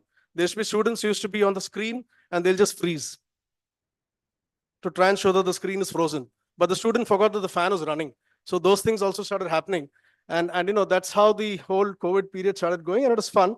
But I think a few things happened. The pressure started mounting on the owners. The pressure started mounting on the teachers, the parents, fee structures, allied services. There were a lot of pressure that started mounting on all these areas. And I think the biggest, in my eyes at least, the big hit that happened was the lack of social, emotional skills, especially for the small children. Children who were 1 year, 2 years, 3 years, they just couldn't go out and do what they should be doing, go to preschools and kindergarten schools. And that was a big cost, I think, that we paid during that period. But anyway, I think we went through that. I think we managed to really do a lot of work in that space, and we started coming out of it. Now, post-COVID, the tech industry started to bounce back in a big way. And suddenly there were talks about how technology could be, could technology really replace a teacher? And it was very clear that technology cannot replace a teacher. Technology is a means to the end, and it is a tool that the teaching and the academic diaspora can use to get their end objective. So technology cannot replace teachers, but it has also started to be very clear that teachers who do not adapt to technology may get replaced by teachers who adapt to technology. So that has definitely started becoming a very, very important line. And then this whole word called hybrid, phygital, Mr. Batra said that hybrid is not a good word for education, but unfortunately it is happening that way. I mean, I've been part of some courses where I've done entire course online and I had to go to the physical structure 4 times in the year, 3 times in a year. And that really makes it phygital and hybrid, and you cannot really avoid that. So I think hybrid is here to stay in some form, but technology has really entered ERP, they've entered content, they've entered into the curriculum, they've entered into all areas, assessment, etc. And I think another area which is starting to look different now is the professionals are starting to step in. We're suddenly starting to see a lot of big firms coming in. India started becoming a big destination now for patient capital to try and invest into education. Business deal seems to be getting done. Corporatization of education has started to happen. Now, is that good? Is that bad? Is it debatable? I guess it is debatable. So you could have in some places a single school doing everything that they need to do for that school, and you have a chain of schools that is starting to get formed with global brands backing it. So this is what's been really happening. And I think, again, some of these areas could be debated upon. But as we get into all this, where do we stand today? And this is what I feel. This is my personal opinion. Professor Sasabudhe talked about the VUCA world. I've also actually thought about that. We are entering into a very, I love the way he described it, but the fact is VUCA is supposedly, as per the original theorists, it is supposed to be a very volatile, uncertain, complex, and an ambiguous world. Although I must say, I hope someone rephrases that basis what you have said, sir. I think what you have said is far better. But the fact is we're entering into this world. We are progressing, the country is progressing at a very, very fast pace, at a pace that is much, much beyond what we can imagine. And I think now you can notice that even generation gaps are getting smaller. Earlier, the generation gaps used to be nearly 10 years. Today, a brother who's about 2-3 years younger than his older brother is already in a different generation. That's a speed at which we're going. So, but while that is coming smaller, the gap between the urban and the rural student base is starting to get wider. I think the digital divide is starting to get wider, and unfortunately or fortunately, the people in the rural space are also able to access and get exposed to to this wide world through social media, which an urban child is able to access. And if we don't try and give them the same opportunities and bring them together, we have a situation which I think we need to be aware of. Uh, so I think and the other areas, the whole the jobs, they seem to be going redundant. We seem to be having a lot of changes happening in the upskilling and reskilling space. A child today is able to get comfortable with the digital world when he's 3 years or she's 3 years, I guess even 1 year. At the same time, I think we're also going through a space where there is cyberbullying, where there is a lot of virtual friends which is happening.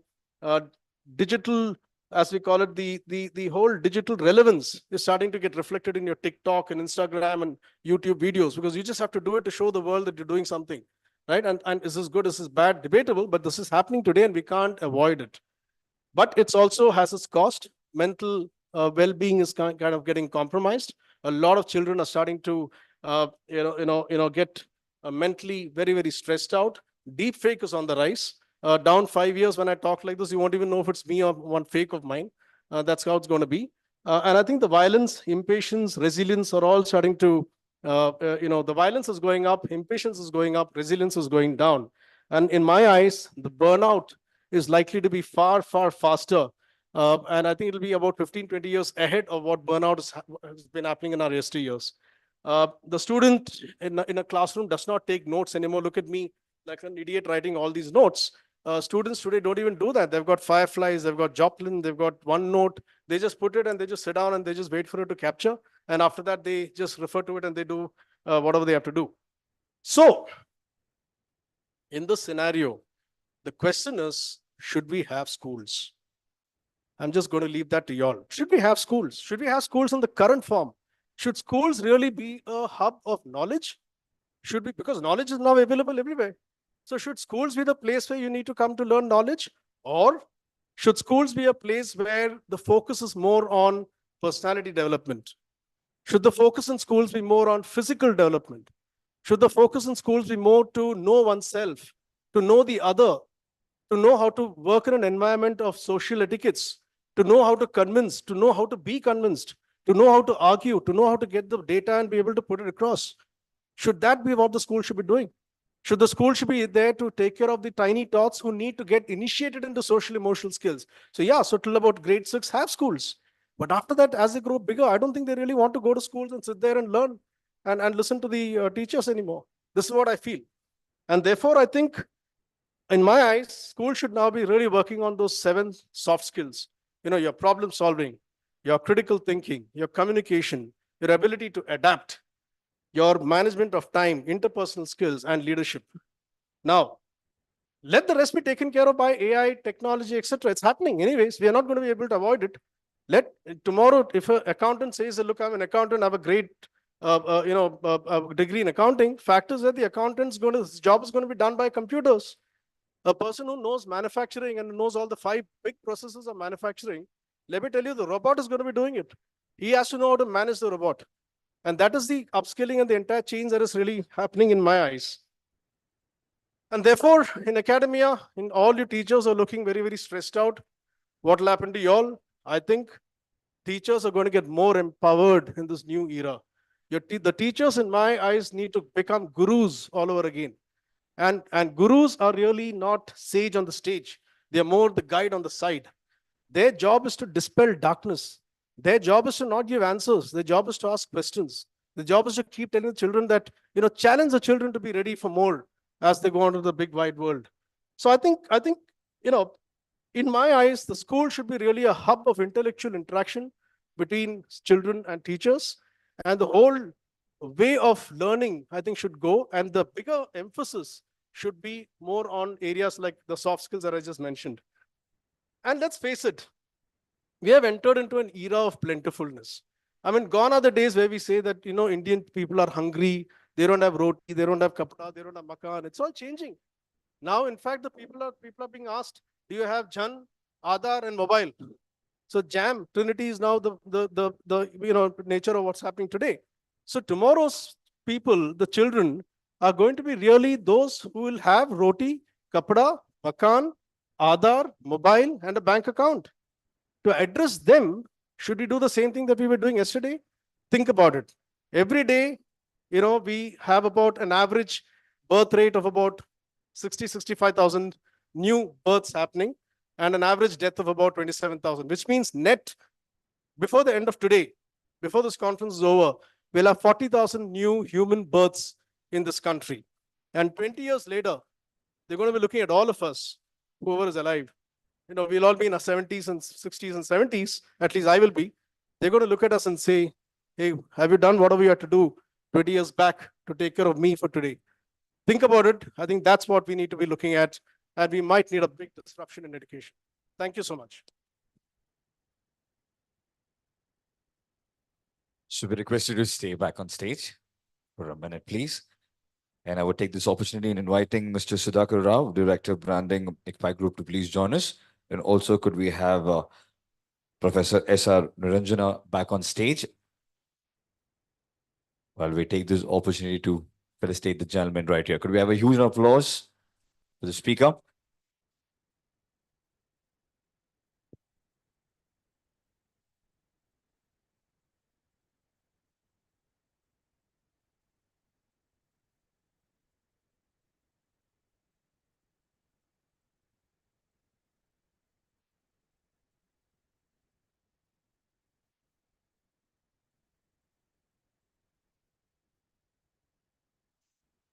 Put our hands together one more time, ladies and gentlemen.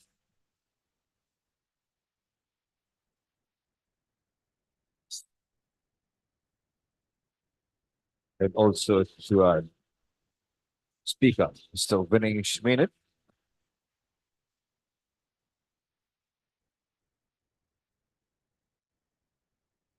Thank you. Thank you, Mr. Sudhakar Rao, for doing the honors.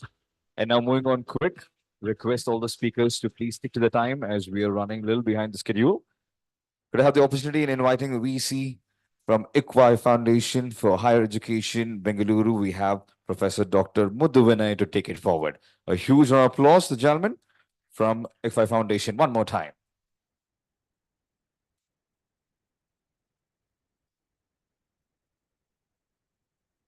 Namaste to all. Today's speakers, Professor T.G. Sitaram, Professor Anil Sarabudde, Professor S.R. Niranjana, and Vinesh Menon. Now, being a last speaker, I have less time to speak as per the organizers also. Now, it's a privilege and honor to be present at this significant event, and its compliment and appreciation to business world for conducting this great event. And a remarkable occasion where we start a new era journey as next generation education. Again, when I talk about next generation education, I also link with our Viksit Bharat 2047. Because last week only, we, the ICFI, have organized one of the biggest event by all the vice chancellors. Now we should take this opportunity to reflect on the transformative power of education. Already my previous speakers spoke about everything about the education and its potential to shape our future. I will only talk about two things because I'll not take much time. First, I want to make IAS. What is this IAS? No, that is where we have to, the tier 2, tier 3 institution should go forward. First, I is the industry, the linkage of the industry where tier 2, tier 3 institution does not have. My second is the academics. Whatever in the morning we have talked about the academics, whether we are taking into the tier 2, tier 3 institutions or not. And my third is the skills. Industry, academics, whether the skills are linked or not. These are the important one, what we are talking in the education system in the next 50 years or next generation. We should see to that every academic institution should link with the industry and the right skills which the industry is given or not. When you have these three, then you have the knowledge is the basis of the action. Knowledge is the basis of the action. Action is the basis of achievement, and achievement is the basis of the fulfillment. You have a knowledge, you have an action, and you have an achievement, then only you are fulfilled. And with this, again, I thank BW, Business World, who had given the opportunity to me to be with you today. Thank you. Thank you, sir. A round of applause, probably the biggest one, for sticking to the time as well. In fact, in less than the time given to him. Sorry for that. And now I'd request Ms. Meha Mathur to please join us to felicitate the gentleman right here. Meha Mathur, Senior Associate Editor from BW Education. Do we have Meha ma'am in the house? All right. Anybody from BW team? Looks like everybody's checking if the other arrangements for the food is being done or not. That's why they've stepped out. Otherwise, don't get them wrong. All right. Sorry, sir. If you could just take the place, but with a round of applause. Once we have the BW team right here, we will continue with that. Now, moving forward, we have the panel discussion, probably the much awaited session of the day. If I could request the team to arrange, and we're going to have the panel discussion kickstart in just a bit. And it's going to be about advancing higher education curriculum to careers. And fantastic panelists in the house.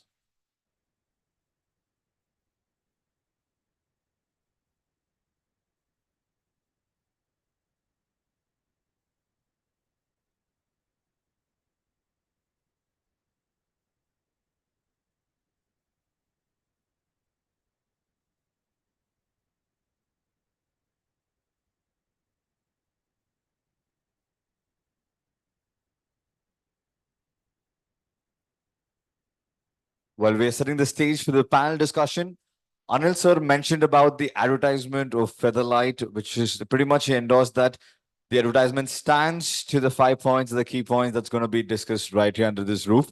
And there was a huge applause from one particular table when he spoke about that Featherlight advertisement being in line with the concepts and the topics. So there was one table, I'm sure it is from our partner Featherlight.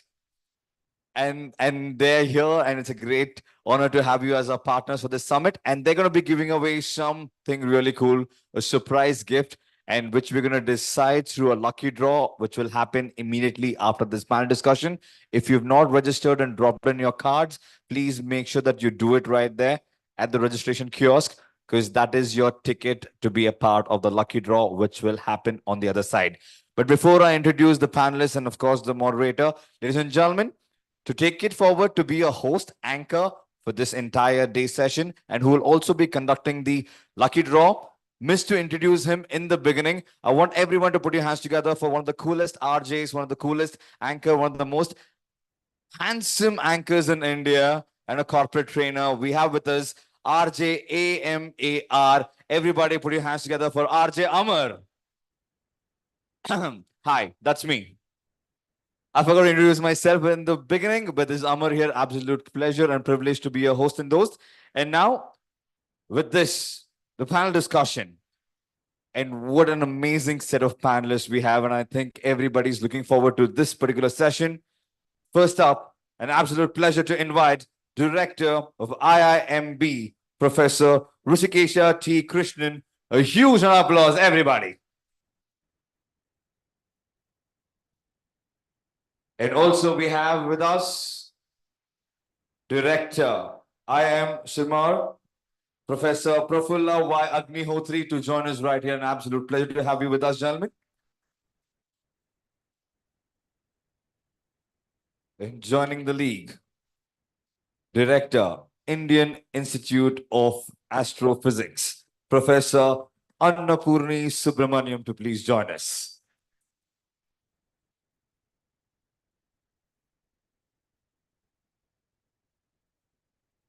And also continue applauding as I take this opportunity inviting Director from TAPI Management Institute, Manipal, Dr. Rajiv Kumra. Next up, Director Jagdish Sheth, School of Management, Dr. Atish Chattopadhyay, to please join us on stage. Next, could we have the Dean, Academics, ICFI Foundation for Higher Education, Bengaluru, Dr. Manisha Singh. Pleasure to have you right here with us, ma'am. In completing the league of the panelists, Director Academics, Ramaya Institute of Management, we have Dr. Manasa Nagabhushanam. And the session chair to take it forward to moderate this. Of course, we have the gentleman, Chairman and Editor-in-Chief, BW Business World, and Founder, Exchange for Media, Dr. Anurag Batra, to take it forward. What a great set of people that we have right here on stage. I think this would probably be one of the most talked about panel discussion with the greatest minds of the country right here. And I think they deserve a huge round of applause. Ladies and gentlemen, let's kickstart Advancing Higher Education Curriculum to Careers. Over to you, sir. Thank you so much, Amar. Give Amar a big round of applause. He's doing a great job. There's been a classical debate in education. Is education for learning or is it for special higher education? I am the grown-up kids. They're, we look at their fees. My daughter's in the US, and there is an ROI to say that we will only focus on learning and not to focus on ROI. It may look good for an academic discussion, but at the back of every parent's mind, student's mind, and I would say even the institution's mind is ROI. If you transcend that debate, both learnings are important and careers are important, which is placements. Today's topic of discussion at the BW NexGen Edu Summit is advancing higher.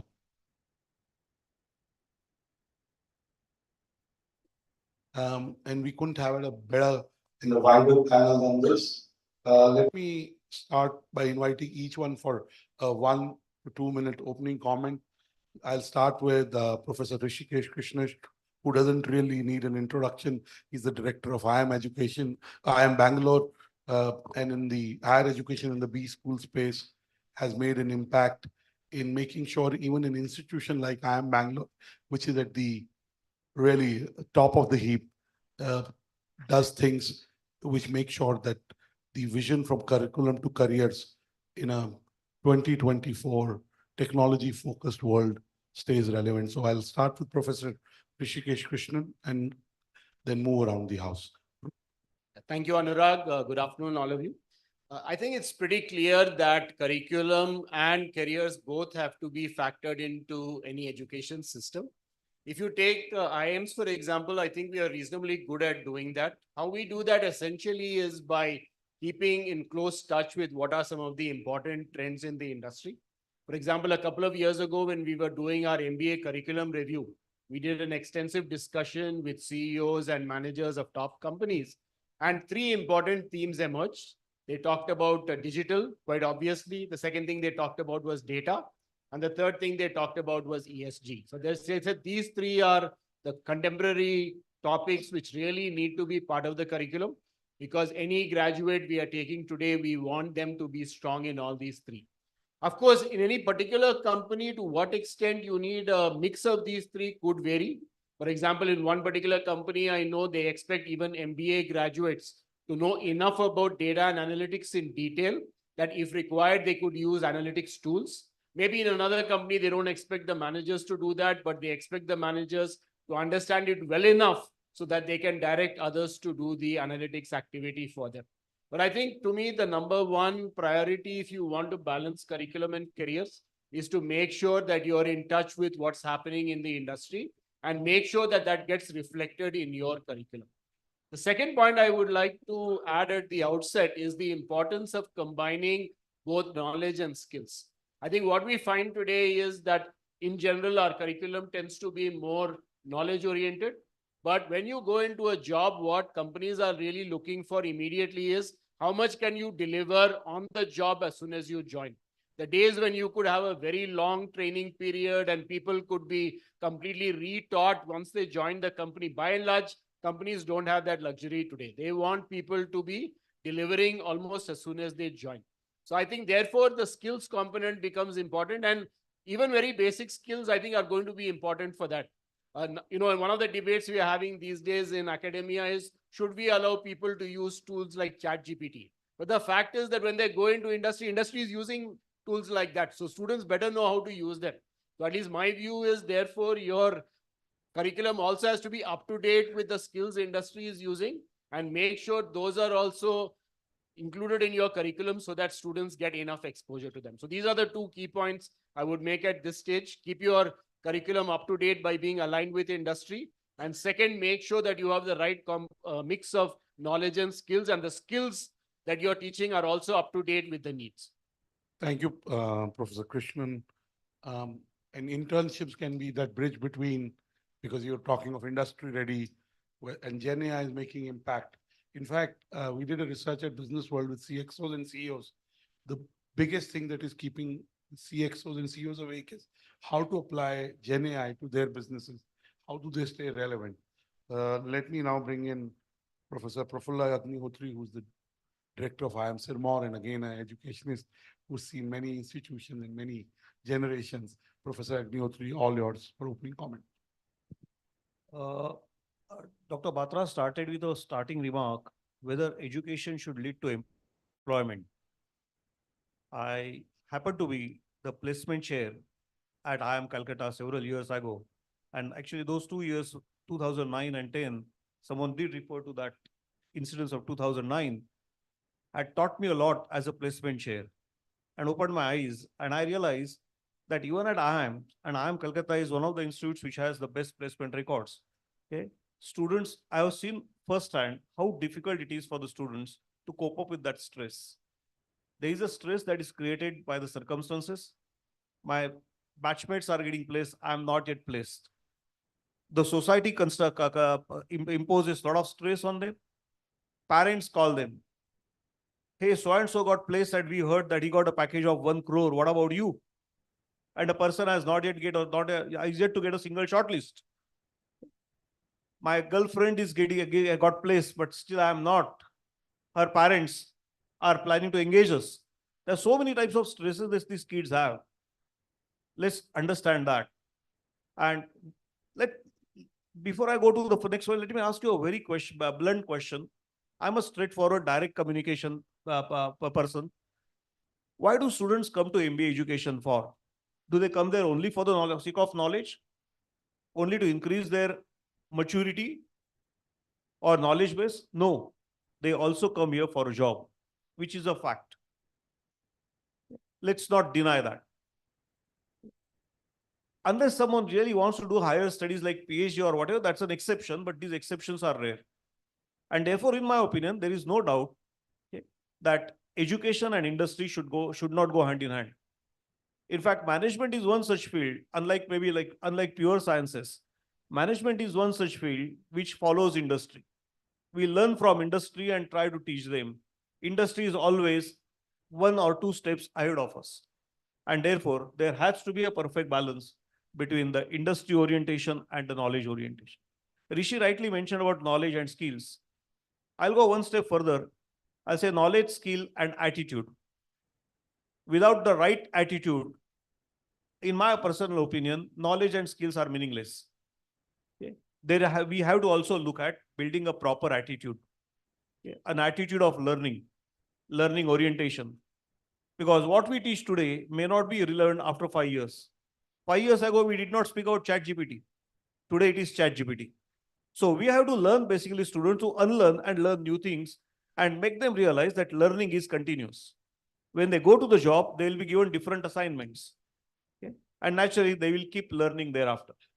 They will learn to adapt to different environments. They need to learn to understand how to work with different personalities.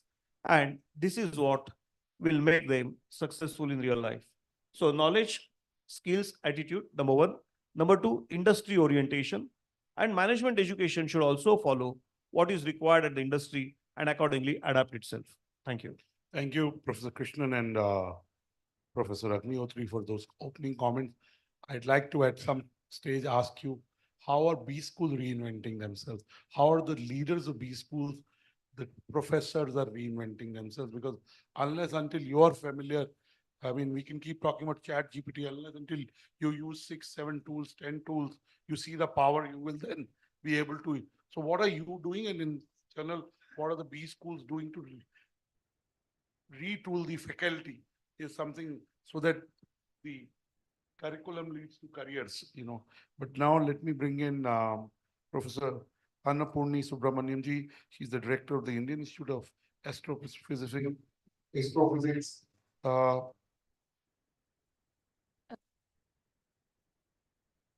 I would like to define my space here, the sense that I represent the fundamental science region. The sense that if you look at astrophysics, astrophysics belongs to fundamental science. And the question of basic sciences and understanding the basic sciences and how do you attract people to do basic sciences and what is its role in the current situation when you are talking about high tech, high impact industry, producing very niche stuff, etc.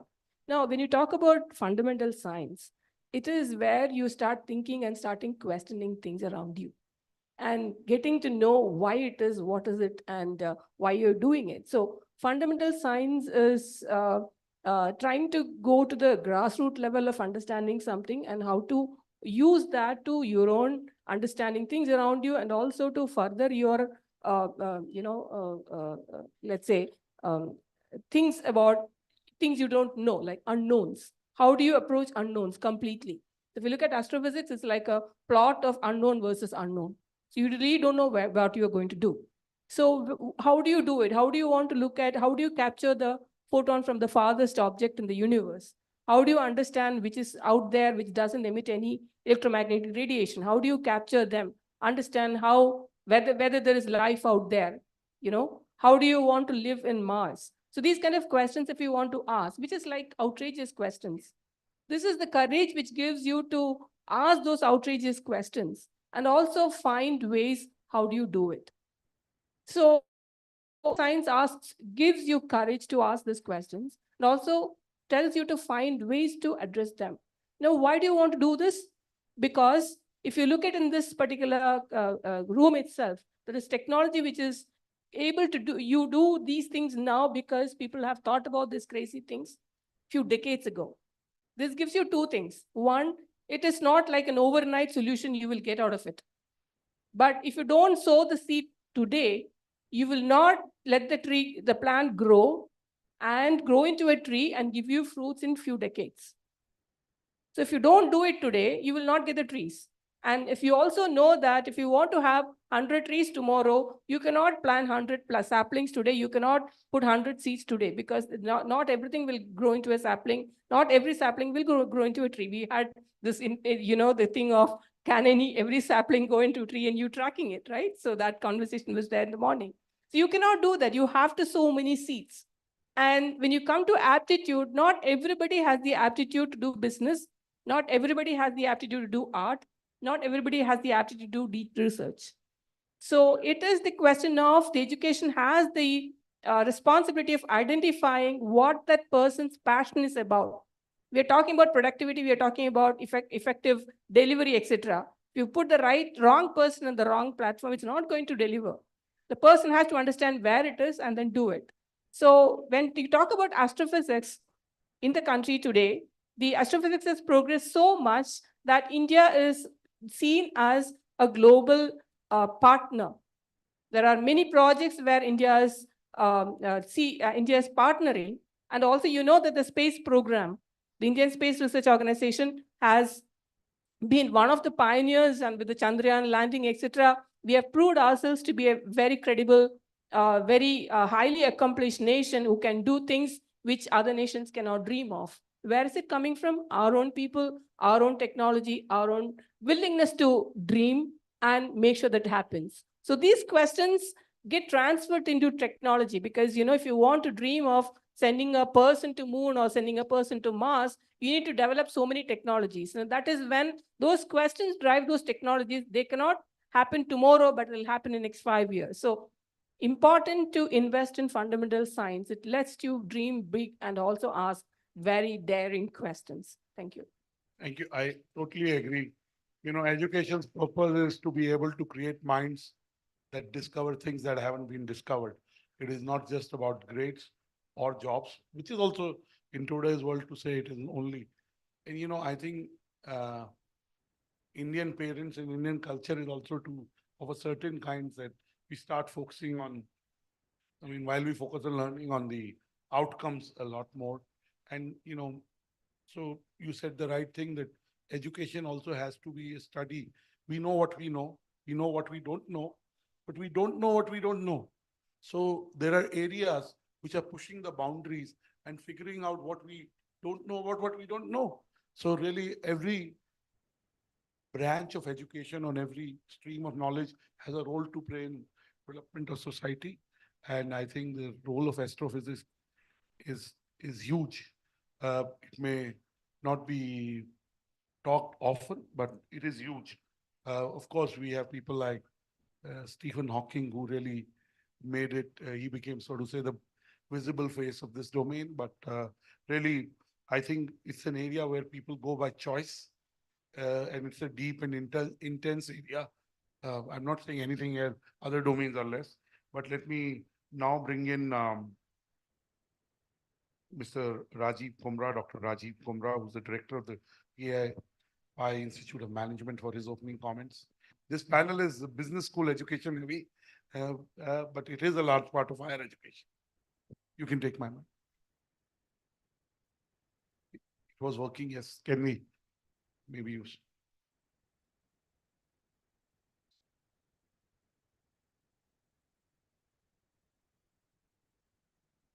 Yeah, first of all, Anurag, thanks to you and to Business World for inviting us and putting up such a great panel and a thought process. So my take is very clear on this. We have 42,343 colleges in India, and 6.5 million graduates are passing out, and 2.5 million to be precise from STEM. And we have the best of the top regulators sitting in this crowd. They're doing an excellent job. But having said this, before coming here, I read the reports of McKinsey, PwC 2023. And unfortunately, what the report is, 55% of our graduates are unemployable, and 52% are applying for AI, but they are not job ready. And unfortunately, only 57% from tier 2 and 3 are good to get job, but that too in non-technical area, which is not bad. But then there is a lot to catch up for us, which is responsibilities on us as well. So where is the gap? I mean, if I agree with my co-panelist from IIM directors, I was also had a opportunity of working for IIM Lucknow for quite long, and I was the 3 years also executive MBA placement chair. As I agreed with what he said, there was a company called as Deloitte. They come for a campus recruitment, and they wanted to pick up some X number. When they had picked up X minus number, I met them and I said, what is the reason why you're not picking up? You said X. They said very clearly that, look, your students are theoretically perfect, but they're not industry ready. I said, can you be more precise? This is a very broad statement which you're making. They said they are on two aspects they are missing. I said, for example, they said, we asked them, what is greenhouse? They explained us, they gave a lot of theory, but then they are not able to relate a greenhouse to consulting and how it will be used, one, and then they're lacking on multiple skill sets. So what I understood is that the industry is looking for skill sets. Is our curriculum really tied up to the skill sets? And Deloitte report itself of 2023 says the skill sets which are required are analytical, creative, AI, big data, and sustainability. How many of our courses are actually attuned to it? We need to look at it because we all are higher educators sitting here. So we need to answer this question. Are we making our students skill ready? Are they, for example, agility is the skill which is required. Are we looking for inclusivity and diversity in our curriculum? Because that is what is being picked up by the industry. So is our curriculum having PwC, that is weaker sections, or LGBT or women in the workforce, how we can make them more career ready? Is there a pedagogy and evaluation? Are we open for it? For example, we talk about experiential learning, but our system says that you need to have a written test, you need to have evaluation. What about those which are experiential learning? For example, we have courses like going for expedition on Himalayas. Now, how do you put it? But that improves the holistic development. AI is one very important thing, as rightly said by Professor Richikesha, which is ChatGPT, for example. Is professors going to compete with it, or are they going to use it? For example, if you look at Khan Emingo, which is a Khan Academy, you go and check, they are actually imbibing it in their curricula itself. So can as a professors, if you are only delivering still information in the classes, I think we are not making them skill ready. Are we going to use that to, for example, design the quizzes or design the course curriculum or make a learning as a, so can we make AI as a part of our course and use it? Just not cybersecurity, cryptos, we are talking about that. I'm saying ChatGPT as a part of all the courses. So how are we moving along with the industry pace? The most important part is the bureaucracy which is happening in some of the schools, wherein, for example, how fast can we change the curriculum? Is it having too much of layers which is required? Specifically, IIMs, IITs, and business schools in private have that flexibility to change the curricula faster. But what about universities? What about state universities? How much time does it take to change? Do we have a flexibility of inviting 20%, let's say, guest speakers from industry? Do we have a scope to have a industry-led courses to be imbibed in the courses? I think that is where is the way forward. Thank you. Thank you so much for your comments, Dr. Kumra.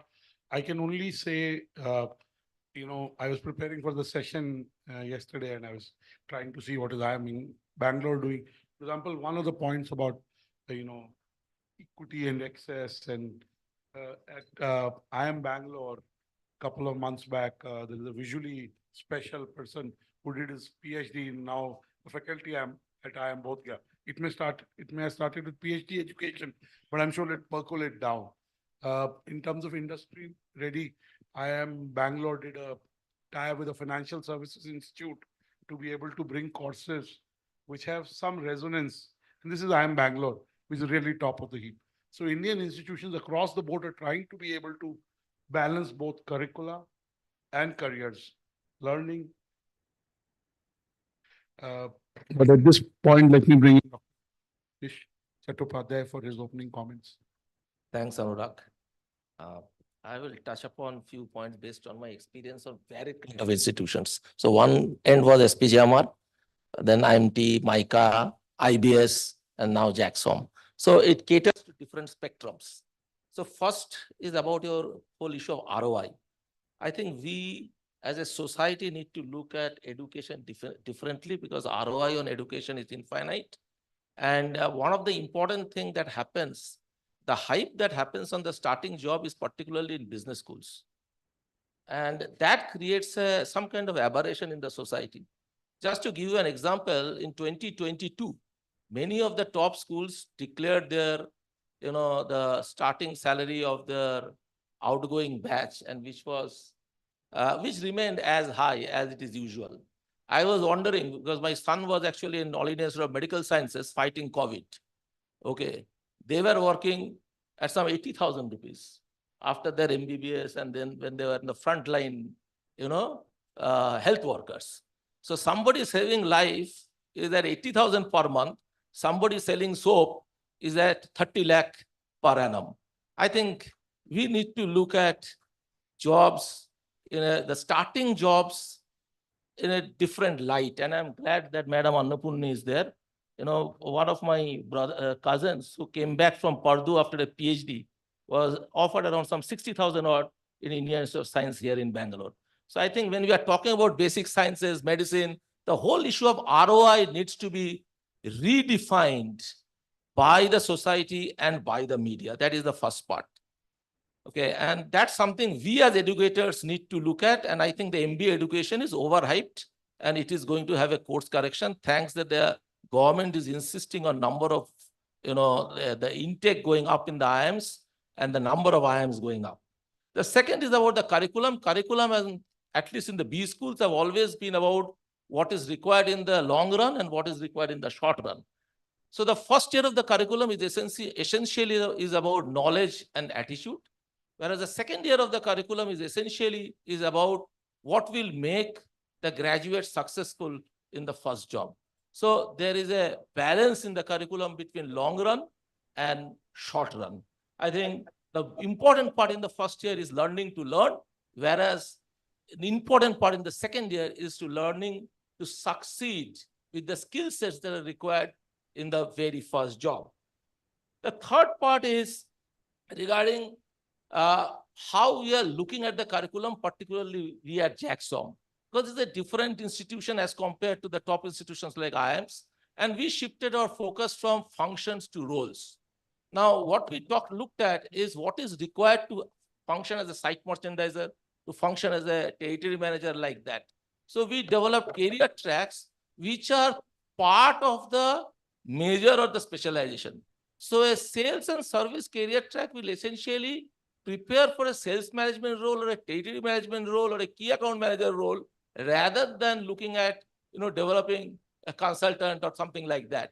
So I think each institution need to understand what are the kind of input they are getting. I mean, the students, the characteristics of the students, what is it that they are going to do to cater to their recruiters and accordingly prepare their graduates. I think these are the things which needs to be understood by each of the institution. Of course, developing institution leaders in itself is a challenge.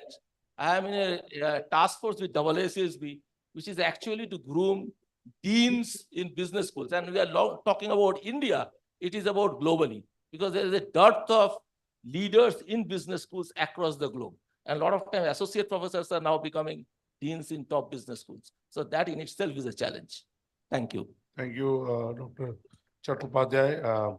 At this point, let me bring in Dr. Manisha Singh.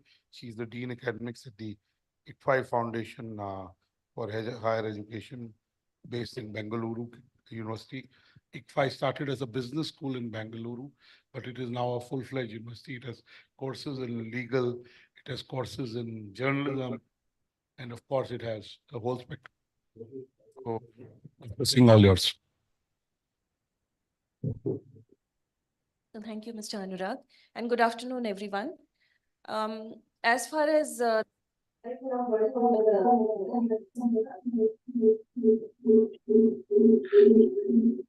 think that is okay.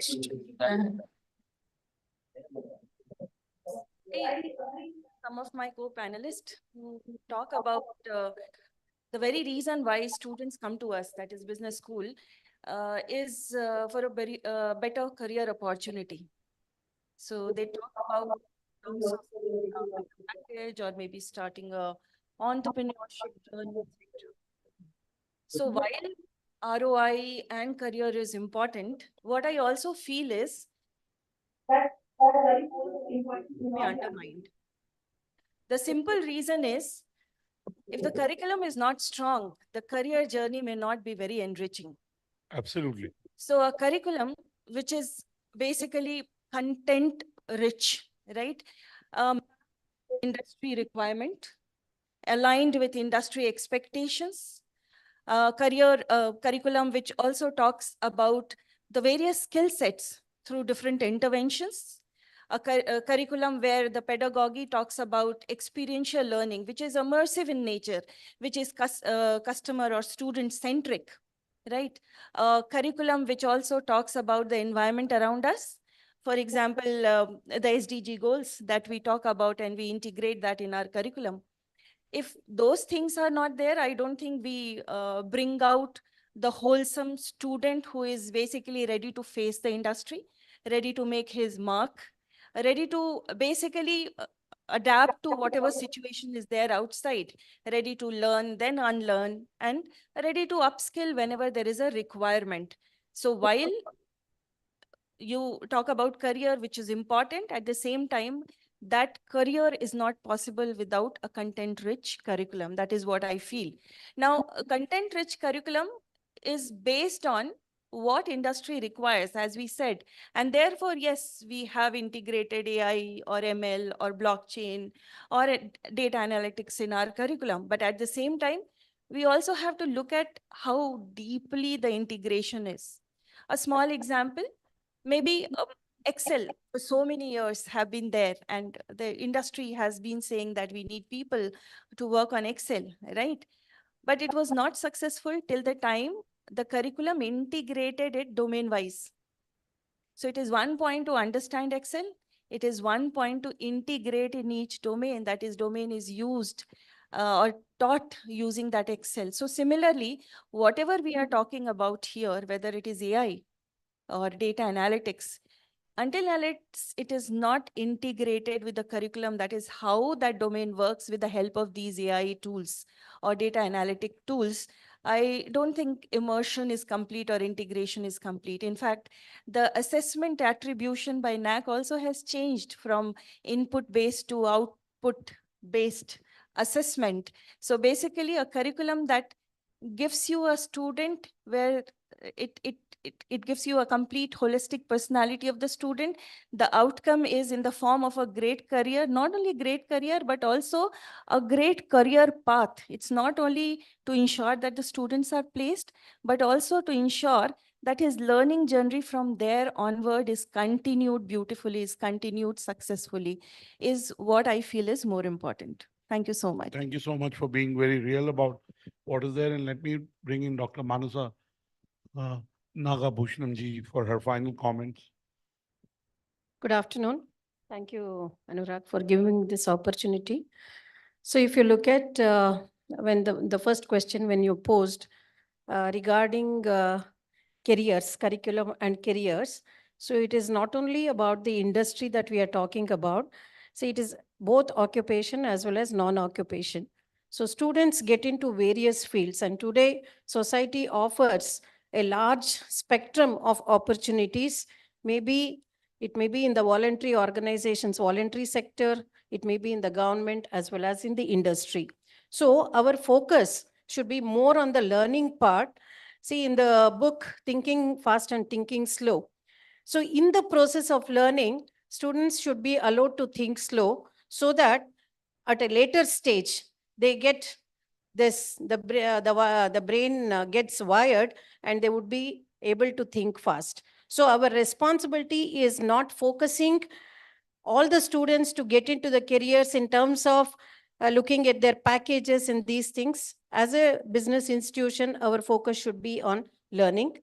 And the other part is about the curriculum. So when we talk about the curriculum, how are we developing this curriculum is a very, very important thing. See, when I did my MBA, what curriculum was taught and what we are doing and what is the percentage change that we see is very minimal, maybe 10% or 20%. So that is the kind of change. So actually, if you look at the businesses, if you look at the society, there is a big change and it is dynamic and it is moving ahead. So in such a situation, I think that whatever content that we have, it has to be thoroughly revamped. We have to understand, and when we say that industry has to participate in the whole process of curriculum building, if we look at our board of studies, so you may have one or two industry members and they vet the curriculum. See, that's not the process. It has to be co-created. Industry members and academicians should co-create, because academicians have less exposure to the industry. So what are the opportunities? The missing link in the whole thing is the faculty. Students somehow they adapt to the change and they pick up because of the huge availability of these digitized tools. They are able to pick up and they will serve the industry or they will serve any user system. But the thing is, the missing link is the faculty. So how are we going to bridge the faculty in the process of curriculum development? How with agility, our faculty can work with the industry and they can develop this curriculum, curate the curriculum. See, hardly institutions give 3 days or 4 days for curriculum development, but curriculum development is a larger piece. It requires curation. It requires a bigger understanding to serve better the industry. I think that we have to extend this.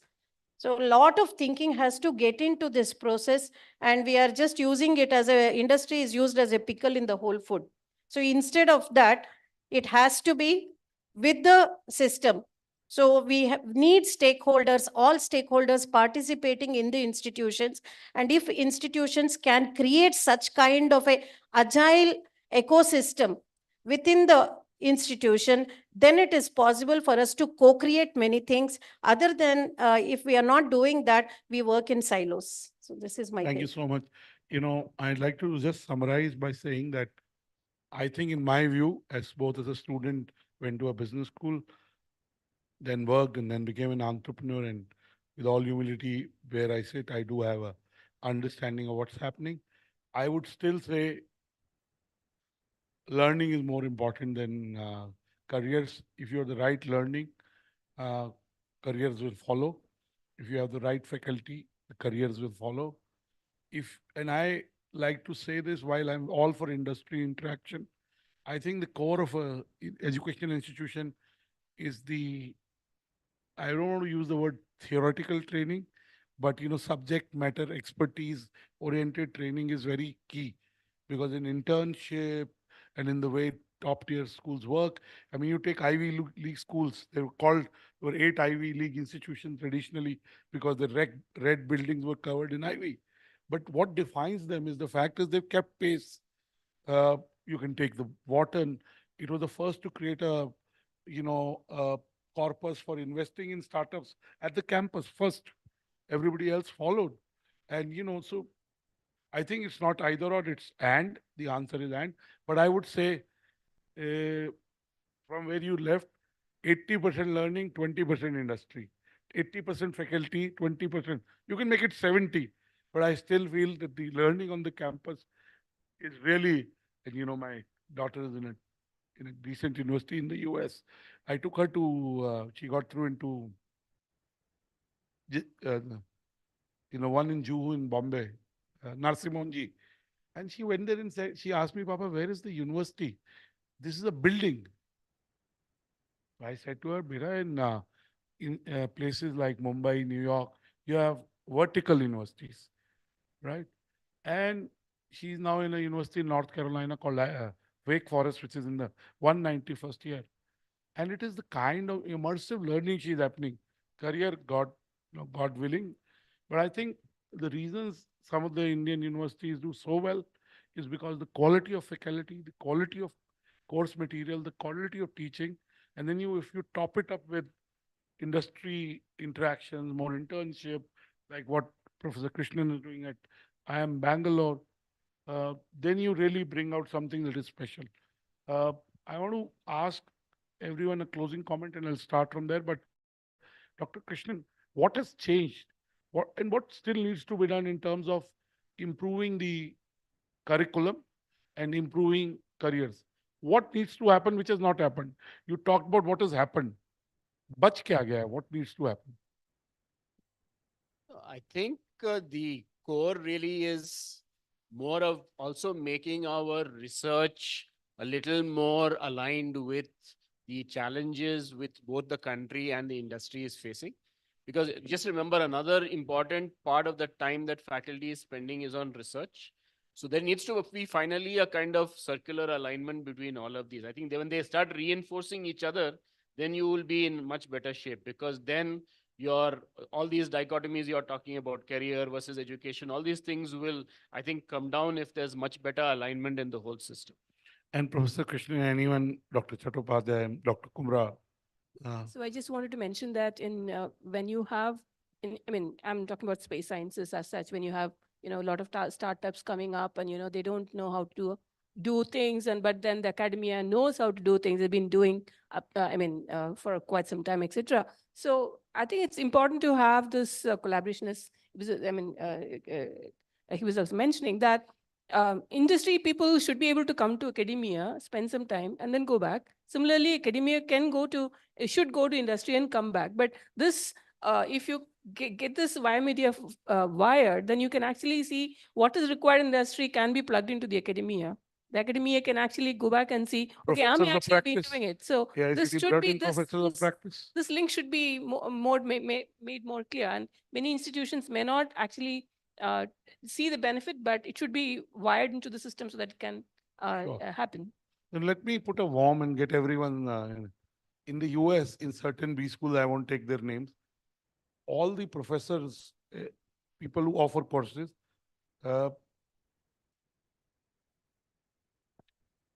and there is a certain prices for extra courses. And if there are in a class 60 students are being taken, if you need to do more credits and you have to pay more for a certain professor. For example, at Kellogg, let me take the Associate Dean, Professor Sani's course. I mean, look at its rating. He does so much work in the industry that he's able to use what he does in the industry in his class with the base of teaching that he has of 50 years. So is that happening in India? I have a different take on it. Sorry for being a devil's advocate. We are looking for a very narrow angle of a business education. That's why we are talking in one side. If you look at basic sciences or for that medical, I think education is leading way ahead of industry. In fact, industry is coming with their problems and education is solving it. So Beautiful. they are much steps ahead of it. For example, if you look at our own history, when Nalanda was there, or so many Gurukula was there. So was there any industry? No. Was education not contributing to the society? It was. Indeed, we take pride in it of our Bharat Sanskriti. Because of this reason, very. So saying that we are lagging behind industry, possibly that's not right. Possibly we need to collaborate together. That's a right way to say it. So this is my take on it. Dr. Chattopadhyay, your comment. There are two aspects to it. Number one, Indian education has delivered. Otherwise, so many CEOs and so many deans would not have been Indians. And the progress of the nation. We just now did an event, Mind Without Borders in Atlanta, and we would identify 47 Indian academics who are leaders in business schools across, which are ranked and accredited. Okay, I think a copy of the book I will share with you. That is number one. Number two is regarding, because I have seen what used to happen earlier, and because Indian education has delivered, and I have seen the IIT and the university system. What I have seen are the professors actually working in the social context. So I have seen Professor Sunit Mukherjee or Subhash Mukherjee working with the first test tube baby, which was Durga, which was a controversy later on.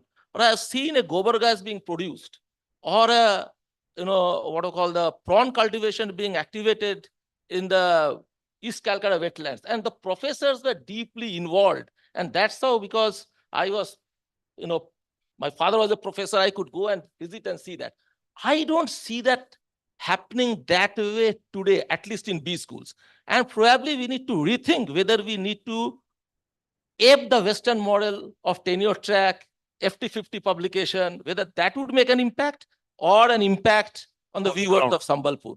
I think that's the question that I would like to pose to the panel. Professor Agnihotri, again, you were at IIMCAL and you talked about how much you learned in your tenure as the head of placements, because your interaction with the industry went.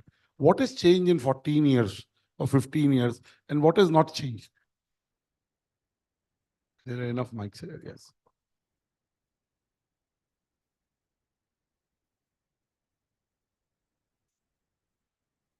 Nothing has changed. It's like my hair 10 years back now. The stress remains the same on the students. As long as we are going to give excessive importance, or I'll not say excessive, importance to placements, the stress is going to remain on the students. Let's try to understand it from their point of view. Okay. We have to understand, as you rightly use the word career, we should offer careers and not jobs. And even the organizing bodies like NAC and others should not evaluate institute on the basis of purely placements. Placement is also one of the important factors in the evaluation. I'm sure Dr. Sahasrabudhe would agree with me, okay, as per the format that is given. And naturally, as long as that is there, both the institute and students are going to be under pressure. If you want to offer careers, you have to make certain changes to pedagogy. Okay? We follow case studies. It's a great instrument of learning. I am personally advocate of case studies. But when a fresher comes to the class and he's attending my class and I'm giving a case study to him, he has no knowledge of how industry works. How is he going to tackle that case study? Okay. We follow it from the US, fine. But in the US, students who do MBA, they come with lots of experience. Minimum 7 to 8 years of industry experience. More than 6. Yeah. And so they know what they are talking about. Just the other day in one of my classes, students said, increase advertising outlay by 5%. And the question for that came to my mind is, who will bring that extra revenue? What will be its impact on your bottom line? The cost. And the average advertising spend is 8%. So if you increase by 5%, like we're increasing it by 60%. We have to see the pedagogy also from the target audience's point of view. Okay. Faculty members. How many faculty members have a stint of working in the industry and preferably at a managerial level? Many of them just complete their MBA or PhD and come straight to academics without working in the industry. And how can you give industry orientation through these faculty members to the students? So Beautiful. there are so many other things also that we must consider if you want to make it career oriented. It's just not just one single thing. Okay? Jobs are important for the students. They come for the placement, they come for the education, they have to repay their loans. They are important. How much importance should we give to them? Okay? Should it be in career? As one of the studies shows, those who take campus placement and work, 80% of them quit the job in the first year and go somewhere else. What does that mean? So there are so many angles to it. It's not just one. There are always, and there are two sides to the same discussion. If you listen to the student will give their own side. Industry has its own side, as Professor Kumra rightly mentioned. Some of the students are just not job ready. If they are not job ready, whose responsibility it is?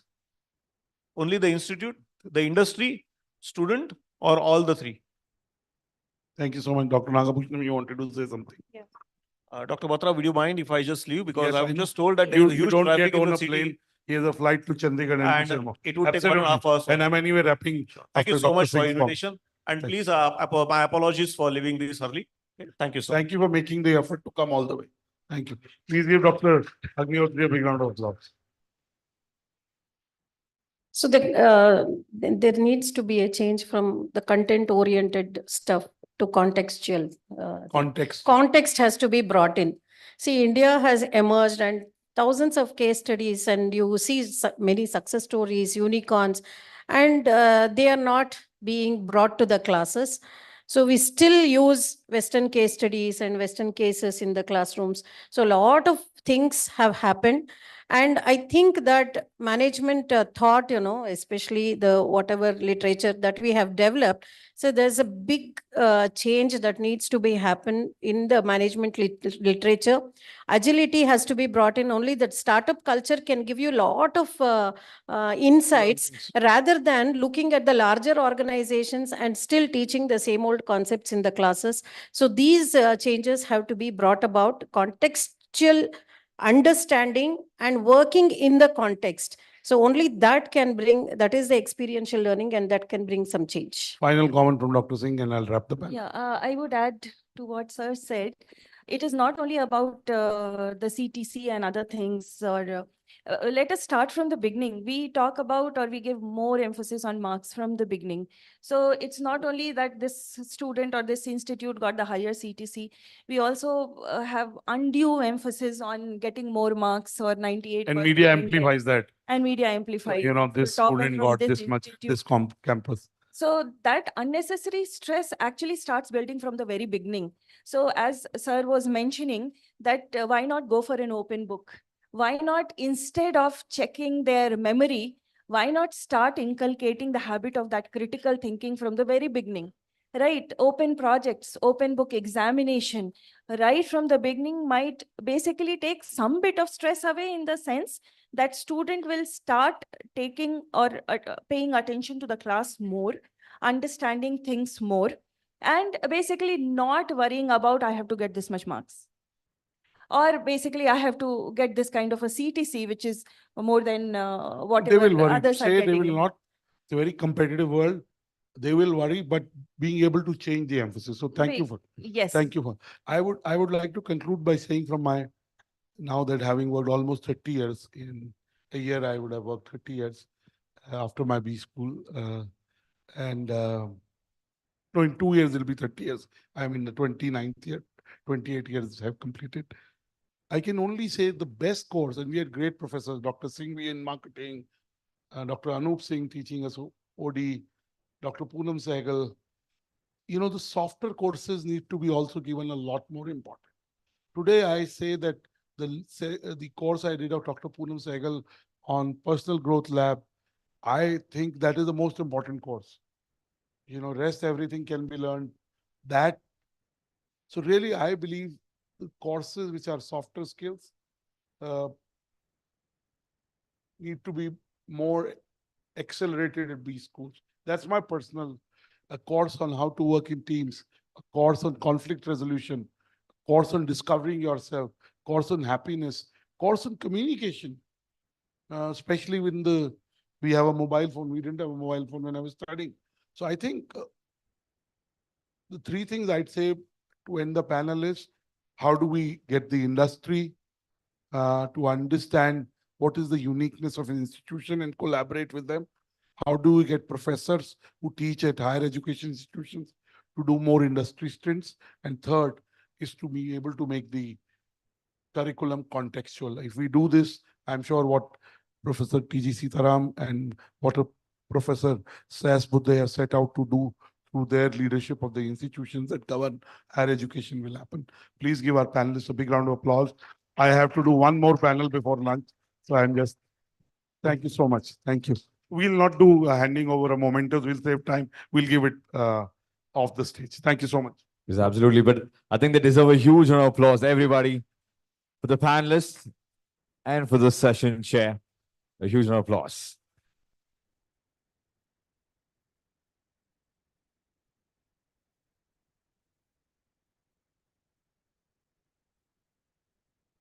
And we're going to have our first set of lucky draw that's going to happen right about now. Could I request the team to get the ball? And fingers crossed. And also, we take this opportunity to invite Mr. Mudhu Vinay to join us back on stage, as we would take the opportunity to felicitate you right about now, sir.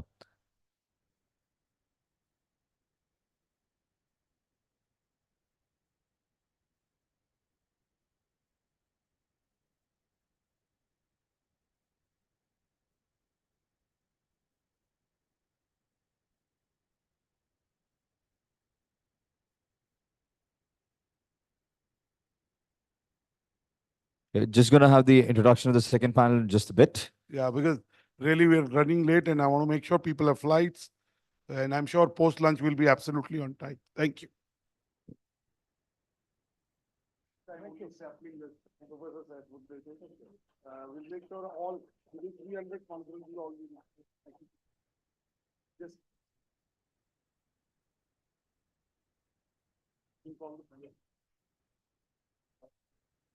So moving on quick with the next panel discussion. It's all about role of leadership in technology and education. And as we already have the session chair right here with us, Dr. Anurag Batra. Next, could we have the panelists, Executive Director, Acharya, Bangalore Business School, Mr. Ajitesh Basani, to please join us. Everybody, a huge round of applause. Let's keep it coming. And Pro-Chancellor, Alliance University, Abhay Chebi, Professor Dayanand Akshar from Gulbarga University, the Vice Chancellor. Let's have a round of applause for everybody joining us on stage, please. Let's also welcome Vice Chancellor, Tumkuru University, Tumkuru, Professor M. Venkateshwarlu.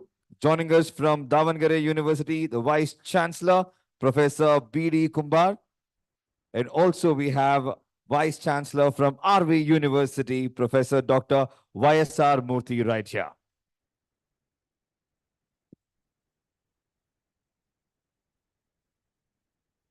And on the other side, when we come back, we will continue with the lucky draw, but making sure we stick to the time.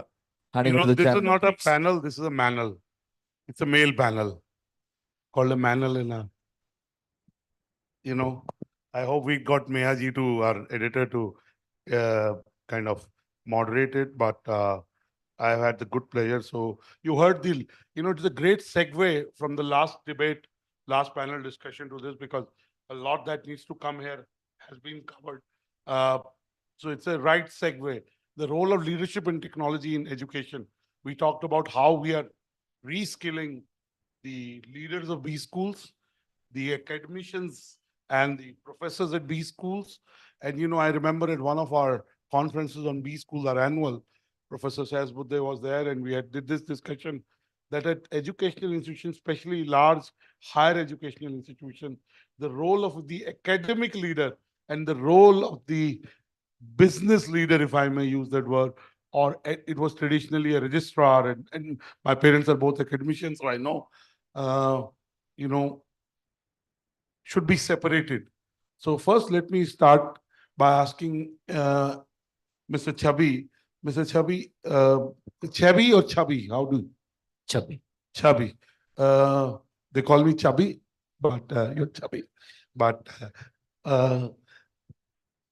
you heard the last panel, and this session is about the role of leadership in technology. What are your opening comments? Well, I think the last panel was pretty mind-opening because there are a lot of points discussed and debated about how education in terms of the curriculum that we take our students through and the final output of it, be it being an entrepreneur or taking up a job or probably higher studies, has to be linked. Taking cues from that and also what you just mentioned, an academic leader and a business leader together running an educational institution is a very important thing. And I link that, Anurag, to technology. Today, you need academic leaders who have both academic experience and technological know-how because technology is aiding education. Today, educational institutions, be it a college or a university, are having technology-enabled learning heads. These directors are trying to find out how a teacher in the class can be aided with the help of technology, how a student in the class can be aided with the help of technology to do what? To teach better, to improve the pedagogy, to learn better, to have more receptiveness, and to find that graduate attribute that the student wants. So a leader should have an eye on the kind of products that are being generated. That's essentially the students, but also have an eye on the technological aspects where it can transform students. Today, technology can help students, and I'll take only one example: personalized learning. I have seen products, and let's talk about one technological product that is, let's say, a learning management system. It can ensure that a student, no matter where he is on his understanding, can slowly, bit by bit, when I say that, pockets of learning, these are micro content, snackable content on concepts, theories, ensure that he covers the chapter in X amount of time, not just in the classroom, but outside, and be at par with the best student in class. This was something that was hard to come by. Well, the IIMs and the IITs take the best products and they get great placements and great stories, and media glorifies that. What about other institutions? Now, there is an aid. Now, if you're a teacher teaching about 6 different class, you can use technology to ensure that all your students can meet the topmost performer in these sections, simply because technology can be used anywhere, anytime. You can prompt it. You don't have to fear. You can communicate with it. So using technology in educational environment is only top down. When there is a buy-in at the leaders level, then it will get percolated and the benefits is across. Thank you, Mr. Chevy, for sharing your experiences as a pro chancellor at the Alliance University. You talk from a position of implementing these. Let me at this point bring in Mr. Ajitesh Basani, who's an executive director at ABS, the Acharya Bangalore Business School. Mr. Basani, both of you are younger, the youngest on this panel. So clearly technology comes naturally to you, right? I'm not saying it doesn't come to people like us. I may not be a teenager, but I'm a screenager. I do everything on a screen. So what are you doing at ABS to be able to use technology to create the right leadership in the institution? So when you put technology and leadership in one sentence, I'm only looking at administrators, directors, principals, heads. Students, we are always preaching about what students have to learn, what they have to do. I'll give you a small example. A couple of years ago, I managed to do a course on digital transformation strategy at Haas School of Business at Berkeley. The outcome of that course, I got scared. I was ridiculously scared because of where we are in the entire digital maturity of the organization, right? So the very first step is obviously in digital transformation. Is it business as usual, or are you being innovative and adaptive? So the spectrum is wide, and most institutions fall in the middle. When I say most institutions, I'm discounting the institutions that are struggling. I'm saying most institutions that are doing pretty decently, and the ones who are essentially thriving, the ones who are, scaling and having thousands of students. So identifying and knowing where we lie in that spectrum, right? Digital maturity. That becomes step one. And for me, I realized at ABBS, we are trying to do a lot of things, but then when it comes to doing things that we would want to do, it probably take us 5 years, 10 years more. I'll give you a small example. When we talk about technology leadership, it often talks about people. Technology is secondary. The whole aspect of technology is actually secondary. It's not about, giving the team login passwords and say, start using this software and give me data. It doesn't work as easily as we think. I've had a huge struggle in terms of implementing new technologies or bringing in new initiatives. Why that struggle? Because people are extremely difficult to, understand, and then bring everyone on that same page becomes almost impossible to do. A small example, I had my CFO, I think this was probably 8 months. He said, sir, do we really need to change this? I like doing things the old way and I'm fine. The system is fine. It's not broken. No, so why should we change? So that was a statement and I was extremely against it. I said, no, this is not the way forward. The way forward is a bit of struggle, a bit of understanding, experimenting, a bit of adapting, all of that. So nothing happens overnight. 6 months, 8 months of constant inputs, constant training helps the team grow. And there's no way around it. You can't say that, let me just bring in something new and then magic can't happen overnight. Thank you, Mr. Basani. See, we have Vice Chancellor of very preeminent universities who have huge experience. I'm sure they'll agree with what you and the Chebi will bring in. But for now, let me bring in Professor Dayanand Aksar, who's the Vice Chancellor of the Gulbarga University. And we'd love to hear your opening comments, sir. Thank you, Batrasji, and this important event, and congratulations to you. Thank you so much. much. Let me tell you, India is a highly diverse country, as it is diverse from 2 points of view, culture and the natural resources. Absolutely. I believe that the landscape of the Indian higher education scenario is also highly diverse. Me coming from the rural area of the rural university, it reminds me way back my experience at one of the leading institute of the Switzerland, Swiss Federal Institute of Technology, where I was the visiting professor. They were looking for a small issue of technology, how to convert the entire agricultural waste into the bioenergy. That was their issue, for which I was an expert from the microbiology point of view. So today, this technology as an academic leader, I wish to address from the 2 points of view. The first one is redefining the student success and also the personalized learning.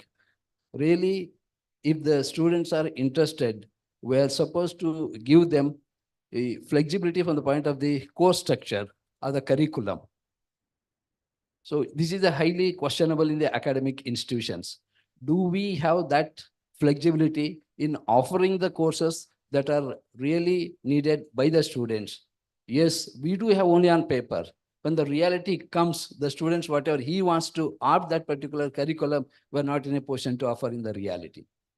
And the second thing is... And the multidisciplinary part. Yes. Though NAC has new education policy, both have encouraged that, but it is not yet really become mainstream. Yes, rightly said, that's the multiple disciplinary approaches. We do have several monodisciplinary colleges in the several rural areas.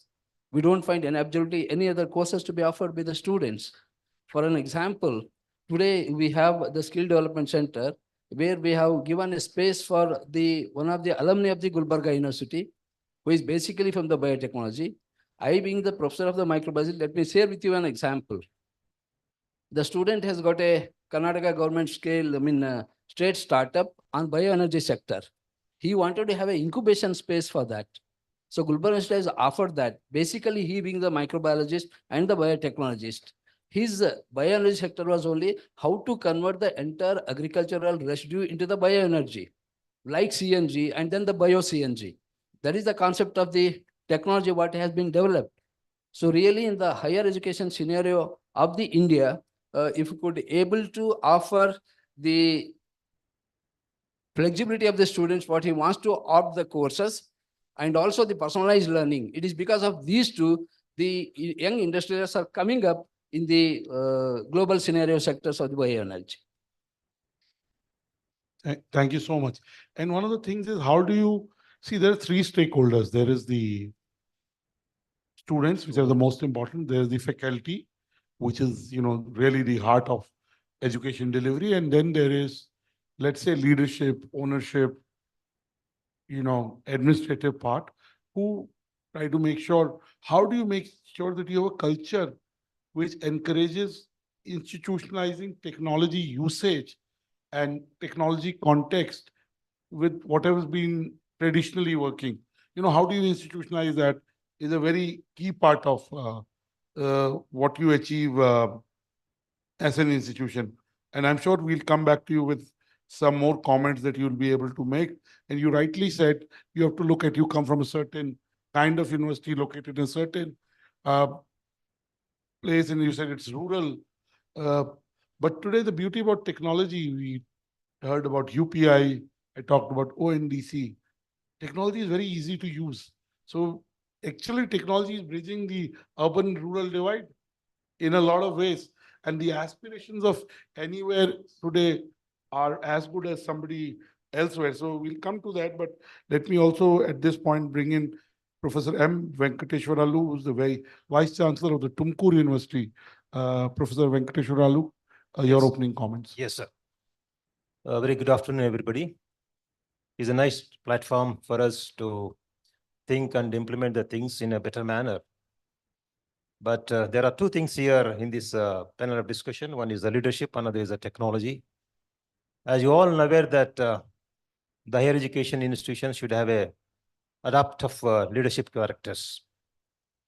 As John C. Maxwell, a great American author, was a good trainer for the leadership, who says that leaders should have the knows the way, goes the way, and takes the way, shows the way.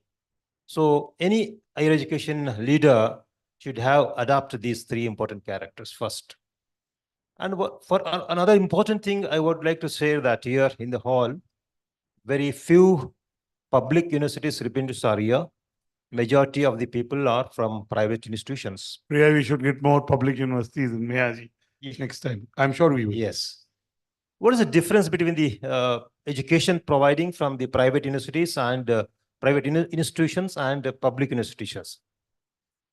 Whether you agree or not, it is true that private institutions will see the education providing as a business, whereas the public institutions, they take the responsibility to provide the basic education, higher education to the needy of the people with affordable cost. These are two differences.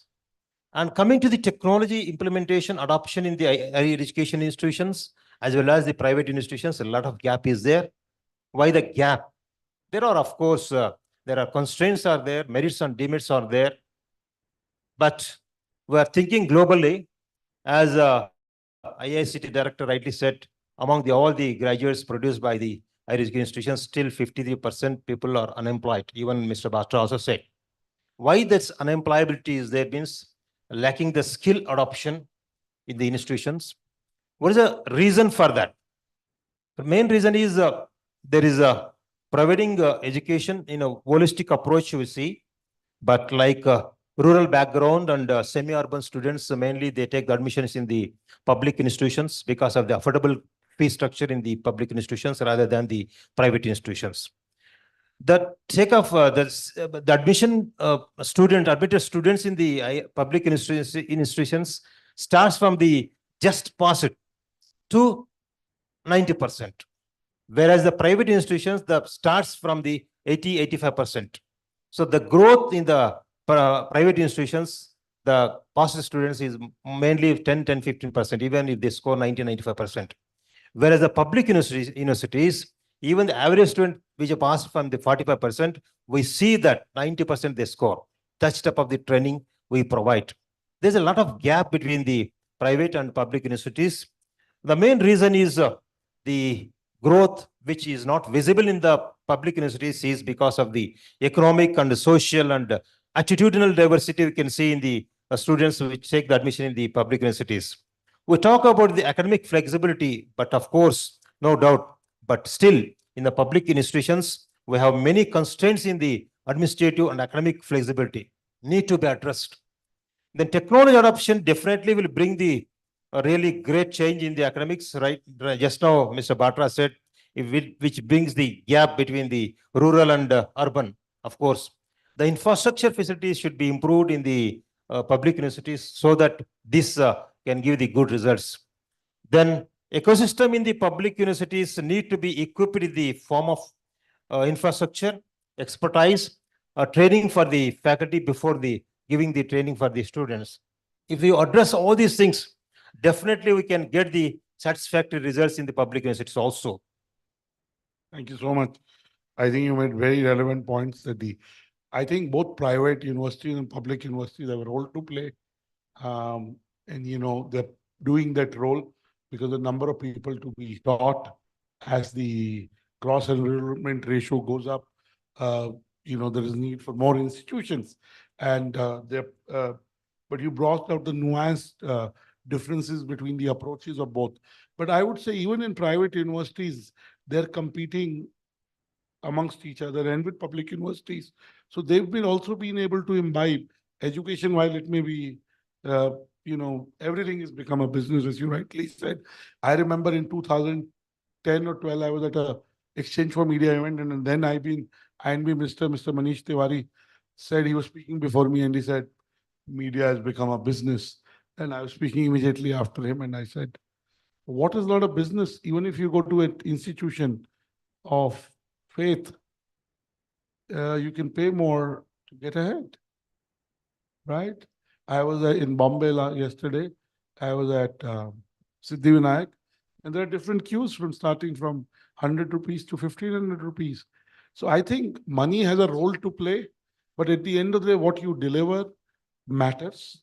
And the environment is such that the more the merrier. Professor Sitaram and Professor Sesbud, they talked about how to improve quality. And, I will not even go to employability and all, just improving basic quality, that's the key. But at this space, let me bring in Professor B.D. Kumbar, who's the Vice Chancellor of the Devnagari University. Dr.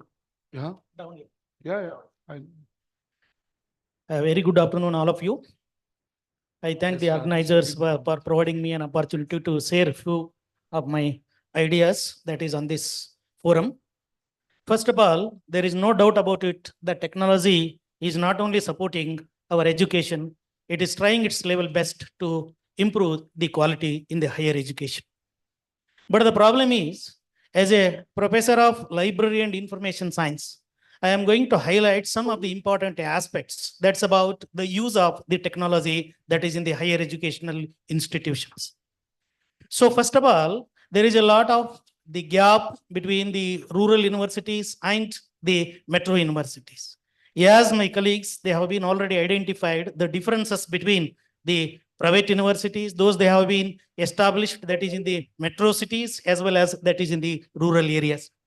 The major problem that's in the rural universities, the use of the technology is the major problem. You're saying it is limited, it can go up. Yes. Say, for example, even we are receiving the candidates, those they have not seen the computer. We are talking about the use of the technology that is in the promotion of the higher education, but we are receiving the students without seeing the computers. So here we need to develop, first of all, the computer literacy, the information literacy, and the digital literacy. When the universities and the leaders of the universities, if they are coming forward to develop such type of the skills for the use of the technology. The another problem is the information accessibility also. There is a lot of difference between the rural and the urban areas. Say, for example, the information haves and information have nots. The difference is increasing. You're saying rather than democratization, the digital divide like we saw in COVID has grown. Yes.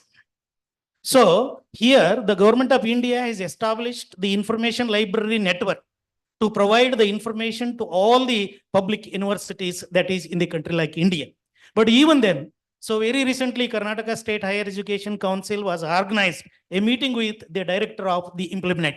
So the Karnataka State Higher Education Council and all the public universities, we are requesting the Implement and the director of the Implement to provide the equal opportunity or share to all the public universities that is in the state of the Karnataka as far as providing the information is concerned.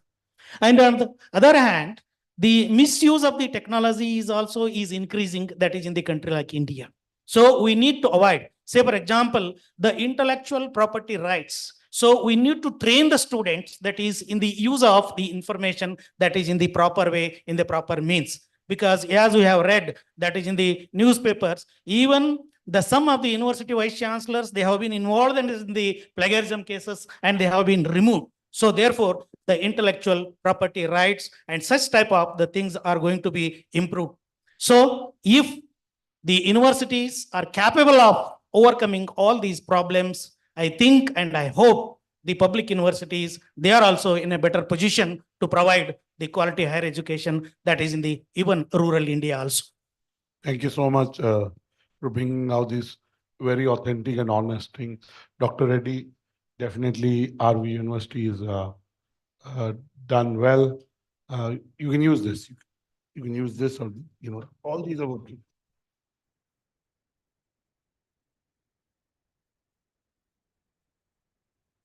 Good afternoon, Mr. Anurag. I would like to respond to Mr. Vinesh, who spoke in the first session. He said technology cannot replace a teacher, but he qualified his comment with something. But recently, Anna University has introduced something called Muller. It's a artificial intelligence autonomous professor, well-versed in all the disciplines under the engineering and fully abreast of all the reading materials and can teach in a way which is clearly understandable by even a 10-year-old student, and uses the voice responses and also text responses. And so this is a reality. Anna University has already introduced one AI-based autonomous AI professor system. And going back to the academic leadership and technology, leaders have to have vision, and the vision has to be expansive. And our university, when it was evolving, we adopted a vision statement which said our university aspires to be a world-class, tech-driven global university for liberal education. And I want to draw your attention to the tech-driven aspect. So the leaderships, even while preparing the mission, graduate attributes, or even core values, can emphasize the technology, because you can use it right from admission stage onwards, and which we do also. We conduct a RVSAT examination, and it is a AI proctored online examination, right from that admission stage to teaching, learning, assessments, research, and other aspects, including sports also, library. Every aspect, technology has a major role. While talking about exams, some of the universities have already embraced a tab-based system, which obviates the use of paper. And we have sustainable development goals, and there's a 2030 deadline, and we need to save forests. So here is a case where the technology should be used as a part of examination reforms and to move towards a tab-based system. And we have also implemented a number of things, including SAP for using technology in HR processes, finance processes, and we have also got a student lifecycle management, and we also use technology. We have got a learning management system. So there are many, many ways in which technology can be used as a aid for education. Thank you so much. I think I learned something today, thanks to Professor Sas Budde, who put me on my alma mater MDI's board. In fact, Priya is also from MDI, different era. I served for more than 3.5 years on the MDI board, and I can say that I have some appreciation of higher education, being on the board of MDI. I also started a media school 15 years back. My partner died, so we shut it. Rubika Liaquat is from my media school, 200 such professionals. I can only say two things, and is one question you have to ask as Vice Chancellor. And I'm thinking, Priya, we should do a boot camp for Vice Chancellors where bring in such people that they can learn, upgrade. And, I feel that, so much to learn. They get exposed to what's happening in the US, Europe, we can learn, or other universities in India which are doing. So we should do an immersive, like an off-site boot camp just for Vice Chancellors, and bring kind of content. Professor Niranjana is here, and, Karnataka is a progressive state, having it contributes tremendously to GDP. And, it is the startup capital, Bangalore. I can only say one question each one of you have to ask is, if you were to be rated or ranked, or forget rating or ranking, you were to analyze yourself on your digital preparedness as a university, where are you? Both, whether it's the process of seeking applications and admissions, interface internally in content delivery, in evaluation, and then there's the kind of content. For example, there's so much happening in space tech. There's so much happening in drone tech. I won't say edu tech, because you add tech to anything, sometimes it can get spoiled or diluted also. That is the case in edu tech. So I won't, but the fact is there are new areas, Center for AI. So the way forward is to be able to do industry partnered, industry sponsored centers with leading players, one player or multiple players, which will then be able to give you the flavor of what's happening real time on a continuous basis, rather than one-off guest lecture or a small short course. That's one. Second is to be able to, both Mr. Basani and Mr. Chebi, as interface with education in the US. How we sending vice chancellors to and academicians below you, whether it's a dean or a head of placements or the head of curriculum, to other institutions across the world, so that what they're doing right can be implemented. I think these are 2-3 things, but I'd like to ask you one recommendation for each one of you, which you are willing to do in the next 12 to 24 months in your institution, which will make sure the role of leadership in technology will create more future-ready leaders. Dr. Murthy, one thing that you're doing at RV University. Okay. Going back to your initial thing, I do not like to rate our own university by myself, but we went through a QS IGOG system, and which we got an E-Lead certification for the technology that we have implemented. And in addition, there are a number of other things we are doing. You mentioned about space technology. Our School of Computer Science Engineering has decided to introduce a minor in space technology. And we have also got research centers exclusively dealing with Internet of Things, and also for the artificial intelligence. And the School of Business, we have a Center for Human Insights. If I were to make one single recommendation, it's about integration of the different things. For example, we are looking at integration between SAP and learning management system, or increased use of AI in research. These are some of the things which I would shortlist. Professor Kumba, one thing you are doing at your university, which will actually make your vision happen. See, the major problem that's in the university is the use of the technology. Even our teachers, they are very much interested in the adoption of the technology. The problem is we do not have the interactive classrooms, or even the facilities that are required that is in the classrooms. As you know, it's a state university due to economic problems. This is number one. Number two, even in case of library resources also, knowledge centers also, they are not developing the proper resources. That's how I have mentioned the implement. It has to come out. My recommendation to the implement is the information, whatever it is available, that is the implement, it is going to be shared with all the universities that is in India. Then only our public universities, and we are capable of providing the information required by the teacher, researcher, and the students. And then we can expect some quality education that is in the state universities. Thank you so much. Professor Venkateswaralu. Yeah, thank you, sir. Of course, there are many constraints will be there, but in spite of the constraints, Tumkur University, first I'm focusing to change the attitudinal, emotional, and workforce of the important thing. The workforce, if we change, they can change the, Delivery, atmosphere. education delivery. Yes, that's the first main focus I given. And of course, I can say that, Higher Education Council Vice Chairman is here. They are providing a lot of support to promote the international links, internalization of the universities. Our university is also one of the institution which benefited to have the collaboration with the foreign universities recently. And though it is a very close to Bangalore, Tumkur, but still a lot of gap is there. The difference between the Bangalore students and Tumkur University students, completely, majority of the Tumkur University students are rural people. My intention is I wanted to give exposure to the rural students, the global exposure. In that connection, I had visited UK universities, and part of the UK universities visit, I got the 2 MOAs with the South Wales University recently. Then digital form, of course, Tumkur University is having the good position to implement all the technology which is provided by the government, NIC and other things. We are not adopted any private technology.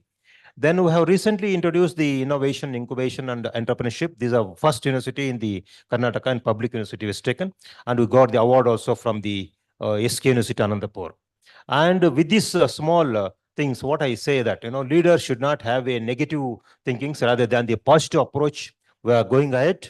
And my vision is that, technology adoption is also one of the primary area where you, as you said, it minimizes the gap between the rural urban. We're thinking ahead in a couple of months, we'll be able to adopt a technology savvy university for the students and the administration. Thank you, Professor Asgar. So I want 2 points to be shared with you. The first challenging factor for our university is upgrading the curriculum, industry, knowledge, and the skill based. Though it is there on the paper, we have to really make it to happen. That's a major challenge, what I am trying to do it. And also bring down the lag from when it is in the industry and when it's in the institution. You're right. And the second challenging factor, particularly for our university, is changing the mindset of the faculty.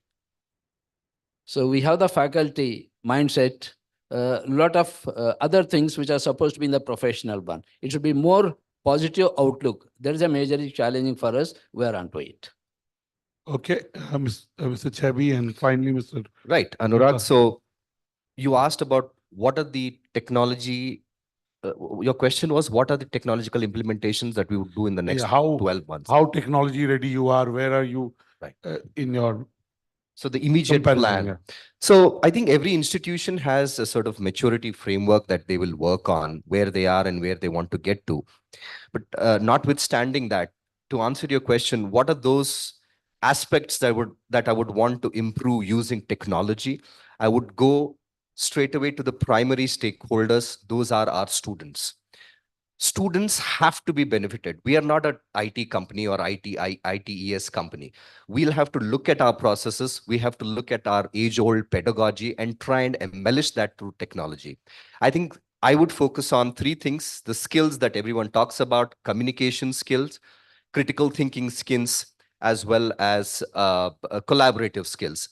Communication is no more with a human now. It's also with platforms and with tools. And if your students do not know how to communicate or do that right prompt, you will never be able to be successful. I think what AI is doing is making smart people smarter.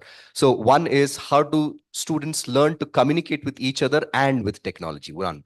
Second is critical thinking. Well, critical thinking can be taught in a classroom environment, but with use of simulation and throwing personalized learning to notch up the skill or the level that student is, critical thinking, which is most desired skill these days, can really go to another level, Anurag. And the last one is collaboration. If you cannot collaborate in a team, if you cannot understand what are the principles of the organization or what are the thought processes and work accordingly as a team, I think it's a wasteful effort. We're only generating high IQ, low EQ kind of graduates. I think these are all addressed in the graduate attributes that UGC talks about. I think I would use effectively technology in these areas. And mind you, one tool cannot solve it all. It's right fitment into the product. into the process. It could be a great SAP kind of a product, or it could be something that is done locally. Thank you. Thank you. Mr. Basani, your final comments. So nobody rated their institutions here. I thought, let me rate mine. Again, this is very relative, not comparing ourselves with any other institutions. I think we're a solid 5 on a scale of 10 in terms of where we are. Why am I saying solid 5? Because I know how much more effort is required in getting to that higher stages, number one. Immediate changes are all in systemic efficiencies. How can we identify those gaps and address those using technology? One big area that we recently faced since we became autonomous was the entire evaluation system. If you integrate tech the right way, announcing results in a much more quicker manner, getting that downtime of result announcement can be, a huge impact in terms of what your institution is and its impact on students, right? And see, these are all systemic changes that we are looking at the very short term, but on a more long-term basis, we are looking at what AICT has been talking about for years, which is, can we digitize 10 to 20% of our curriculum? For instance, the MBA program has 104 odd credits. Can we take a portion of that and make it relevant, make it on the digital platforms? Why? Access, number one. The other thing, there are a lot of subjects that I know some students are here in the back, which you feel you don't need a teacher to teach you those subjects. I know there are difficult subjects like financial management where you need your professors to be there. But then there are many subjects which it can be done by themselves, learning by themselves. Thank you so much. I think this year, in the next 30 days, we are launching our ranking of India's universities on digital readiness and digital future. It will be because we understand the ecosystem and we'll collaborate with you to get the right framework. So we have something that we've kind of over the last 2 years built internally. I think the 3 points I'd like to sum up is that in Indian universities already there is a consciousness of using technology for content delivery, as Mr. Basani said, for processes, and most importantly, bringing areas of practice in the curriculum which reflect what's happening in the ecosystem. That's already happening. The fact that all the leaders of universities on this panel were so, I think, critical. Mr. Basani could have said he's 9 on 10, but he said he's 5 on 10. So clearly there is a aspiration to be really there. And I thought this panel, I do a lot of moderations, the very, very honest and authentic panel in terms of realistically putting where the universities are in terms of leadership and technology. And the good news is that they're still in the play and hoping to be able to improve real issues while not losing a sense of education. Please give our panelists a big round of applause. And I'll hand this over to Amar to be able. Amar, all yours. Thank you. Check. Thank you. And once again, could we have a huge round of applause for that power-packed panel discussion?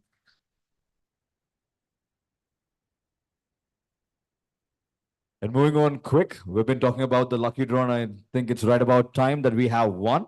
I request the team to please join me right here. And I request the gentleman who spoke about the advertisement and correlated to the topics. Anil sir, if you can just do the honors by picking the first lucky winner. Yeah, the first lucky winner. He or she walks away with the Featherlight Amaze chair. And it goes to, from DXC Technology, do we have Mr. Ramesh Subramaniam? Do we have you here, sir? Yes. So you're the lucky one. You get to walk away with the Amaze chair from Featherlight, our partner for the summit. And you can just share the details. Could we have a round of applause to him as well? And your lucky day, probably you can try lottery today as well. So we would like to just congratulate Mr. Ramesh for this. And we would be giving a very ergonomic chair called Amaze very soon at his doorstep. Thank you so much.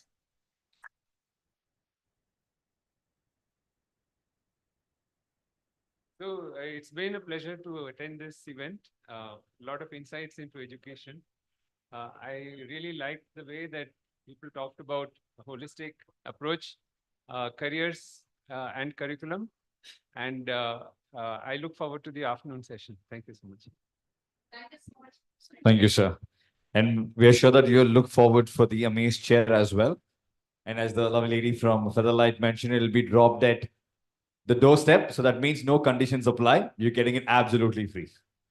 With this, we have the gentleman from Featherlight, the president, who will take it forward right here to share a few words. The news, views, reviews. Could we have Mr. Satish Kumar Sharma, the president from Featherlight? Everybody, a huge round of applause. Over to you, gentlemen.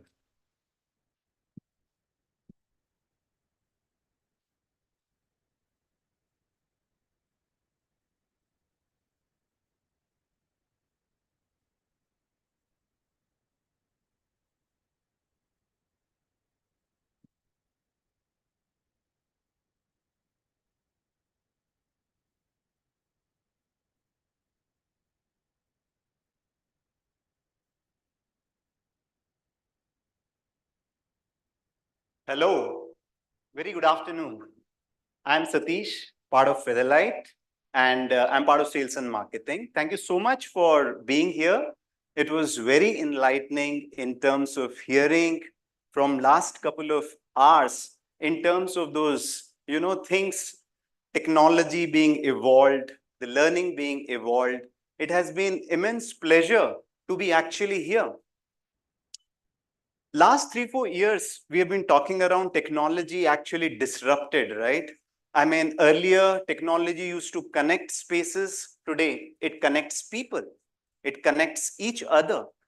So earlier, on the education front, more the learnings had been through teachers concentrated, teacher-centric, but today it has become student-centric in terms of the learning. So I think the world is changing, and so as this particular segment. Now, look at the learning. Now, learning is not in a silo, right? It's not restricted to the classroom. In a school, in an education environment, there are a variety of different portfolios where the student faculty interacts. I remember earlier, there were specific hours. Hey, go and play. Hey, this is studies time, get into the class. Oh, this is the play to, this is the time to be in library. But today, the learning as such has become the center part of it. And any activity we do, the learning comes across. So if you look at this particular slide, right, in the education infrastructure, there are different areas. So the people who are associated, students, faculty, tend to learn at each particular area as they go along. And how Featherlight can actually help you around in terms of doing it, this next 5 to 7 minutes will actually give that insight. Before I get into the product portfolio, people who do not know that there is a stall to the left side, Featherlight has put up certain products. Feel free to actually spend some time in terms of knowing how the ergonomic products can really help you out. And before I step into the different settings for the infrastructure at the educational stuff, I'll just share certain inputs of Featherlight. Featherlight as a company is more than 50 years old. We have 3 factories, 2 in Bangalore, 1 in Chennai. And we have been facilitating a lot of institutions, a lot of B2C clients. And in the last couple of years, a specific focus to the education segment and hospitals. To the right side, if you look at it, there are different ways of manufacturing. So Featherlight believes in sustainable way of manufacturing. So if you look at the certificates in terms of how we do around the LEED certifications, the factories are IGBC certified. So in today's environment, the product what we make, the end customers look forward how sustainable they are in terms of recyclability, in terms of raw material usage, and the overall, the life of a particular product. And for a specific challenges, our team works with the team to come out with solutions, create certain mock-ups, and then deliver the product. Here, if you look at this particular panel, these are all solar panel. We generate electricity through the roof of the factory, which helps in running the factory. It helps in running the machines. So this is the way we are actually looking at scope 1, scope 2, scope 3 goals we have taken up down the line. We want to actually become one of the most sustainable manufacturing unit in India. That's the way the importance is. I've been hearing on technology a lot, and I tell you the connect between the education platform and the business corporate. The common threads which work around presently are ESG, environment, social, governance. And this is the area where I believe a lot of opportunities would come around, even for the students who are actually taking those classes in future, where they would like to actually link, because the end customers today look forward what kind of recyclability a product has and how it has been manufactured. To the left, these are certain clients on the education front where we have been supporting. So with this, what we realized is in the education environment, the settings, the environment, if we create in a right way, it helps in terms of learning. In terms of cultural aspect, if we can create a setting, an eye-to-eye contact with the student, a flexibility built in, people tend to actually become more free to actually learn and interact. The infrastructure, if it is technology enabled, it helps. Human-centric places, it makes a lot of difference in terms of, getting the best mileage of the infrastructure. So there are a lot of stuff in terms of an environment from well-being point of view, in terms of moving away from sedentary kind of a lifestyle, how you can create an infrastructure which can be really appealing for the environment to actually support. So the next slides, what I'm actually going to go through are those particular slides which would be the futuristic kind of an, the school, the classrooms, which can support the learning. And if you look at these particular products, few of these products are already available. I want you all to get a feel of the product, how ergonomically they are designed, how they can actually move around. They can have height adjustment, ergonomically designed. A student can actually move around along with the chair to interact with other students too. So these are certain slides which you will see that which will facilitate in terms of learning, different models. Depending upon the classroom, our designers can actually create the solution and show these kind of renderings to you all to have a look. And these actually are something which we are seeing a lot of importance it is generating, and different shape, no more those linear stuff, curvilinear, so that the students feel much more better to actually understand how things are moving around. Different shapes.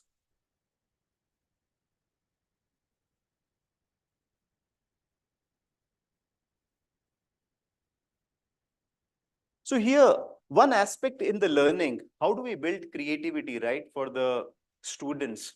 Now, if the work settings can facilitate different kind of shapes, it actually makes a difference. Now, if you look at these models, right, they can be used in a linear manner.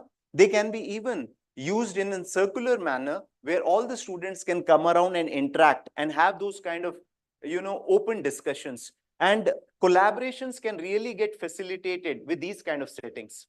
So these are something really helpful, and accessories such as writing board or the screen or for the catalogs, which moves on the casters, it makes a lot of difference. Look at this. I mean, a student walking in this particular area actually will know what kind of an activity he or she has to do. They can pick up the settings from here in terms of the nature of the job. So these are certain aspects which can really make a difference in terms of a learning environment for the students. Now, the classrooms being agile, you have different options. And here, the real estate is fixed, right? The areas are fixed. So at times, it makes sense to use certain furniture with casters, with flexibility built in, where you can fold the furniture when not in used. And with the casters, you can stack it at a corner, reuse a particular area for different purpose altogether. It can be a town hall, it can be those kind of discussions. So you can reuse this particular area in different manner. And you want to build in some kind of privacy, you have certain screens which you can add. Students themselves can do this. Whenever they want a bifurcation, they can actually put up this. And when you don't need, you just remove those particular screens, it becomes open environment. So if you are going ahead with a small test, it helps you in terms of aligning the basics. More options like these, furniture with the casters, screens, movable. So a lot of flexibility has been built in. These are certain more areas with poofs, certain open areas, so that students feel at ease to pick up the furniture, what kind of an activity they want to do, and interact with their colleagues and then or the faculty members. Variety of products to pick and choose. The lockers also play an important role. Today, there are digital locker, facial recognition locker. So students get that space to keep their products, phone, XYZ. And these are certain options which enhances their creativity. Collaborations, creativity are good words to actually look at, but the infrastructure is aligned on those thoughts. It makes a lot of difference. So these are certain options where space are constraints. Chairs themselves can help you with the desklets. Variety of options. Lockers, storage units. Acoustics play a key role. Like in an open area or in a library, the products which absorb sound makes a difference. So our products has noise reduction coefficient less than 0.8, which helps students to interact and the noise doesn't become as an issue for the other colleagues. So these are those screens which can be very helpful. In terms of library, different products we can pick around, technology-enabled pods which can help them to interact, screens with the casters you can move around. So variety of products to pick and choose. Now these are something, tools which can really help students to come together and work around. So just a few more slides. My time is up. I'm just running through just to showcase how beautiful the settings can help students to actually work around. So these are all the products, library stacks we make it, pods for one-to-one interaction, couple of meetings, something like here, technology enabled. So all these products which I'm showing you are technology enabled, beautiful, different colors for students to come around and have. Even we do job on the hostel front, whether it's bed, storewell, table and chair, variety of products we can actually support. So I know that this particular section is growing. The administration staff, we have a lot of solutions. Sit to stand workstations we have, conference tables, cafeterias tables, where even water falls, nothing is going to happen. It is there. We use Hydro Shield product and variety of design. So options on auditorium. So if you are having an interest for the students or even for the faculty, I request that we have factories in Bangalore. Please let our team know. Do come down, spend some time with us at the factory, how we make, how sustainable products we make. We are happy to showcase you at the factory in terms of the entire process and even at our showroom that the real product, how they look like. And we look forward this industry to grow and we play a very facilitating role to the education segment. Thank you so much. Thank you so much, Mr. Satish, for giving us all those insights. Of course, the new gen education requires a new generation of furniture infrastructure. And now we head towards the much awaited session of the day. That is the networking lunch. And we'll finish that quick for about 30 minutes and we'll join back. Thank you so much for being a part of this new gen edu 2024. We'll quickly head out for lunch and we will be back in 30 minutes. Requesting everybody to join us quick. It's about 2:10 on the clock. 2:40 is when we resume and continue with post-launch session right here at the NexGen Edu Summit 2024. Thank you.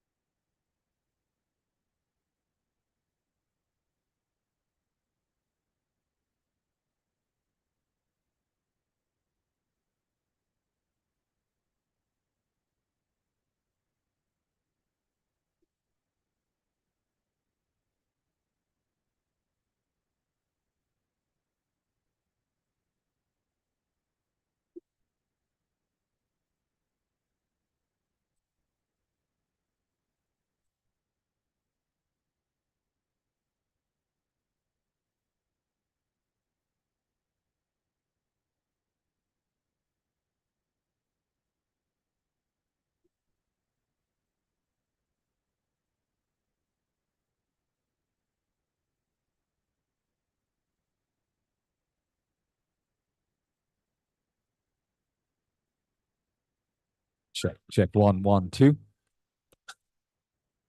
All right, if you could request everybody to step inside, please, if you could hear me outside.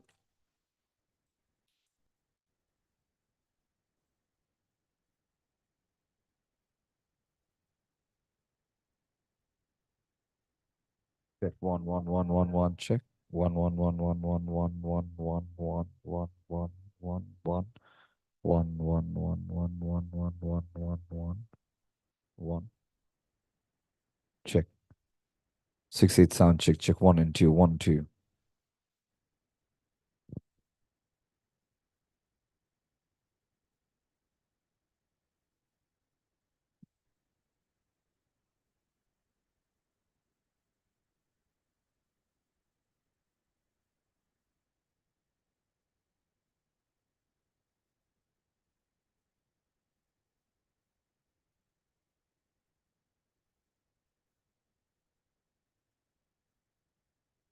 Well, ladies and gentlemen, while we're all set to continue the post-launch session right here at the NexGen Edu Summit 2024, a big shout out to all our partners one more time, supporting partner Government of Karnataka, presenting partner ICFI Foundation for Higher Education, university partners Alliance University, RV University, education partners Acharya Bangalore Business School, the Sri Ram Universal School Bengaluru, Vibgya Group of Schools, Ampersand Group,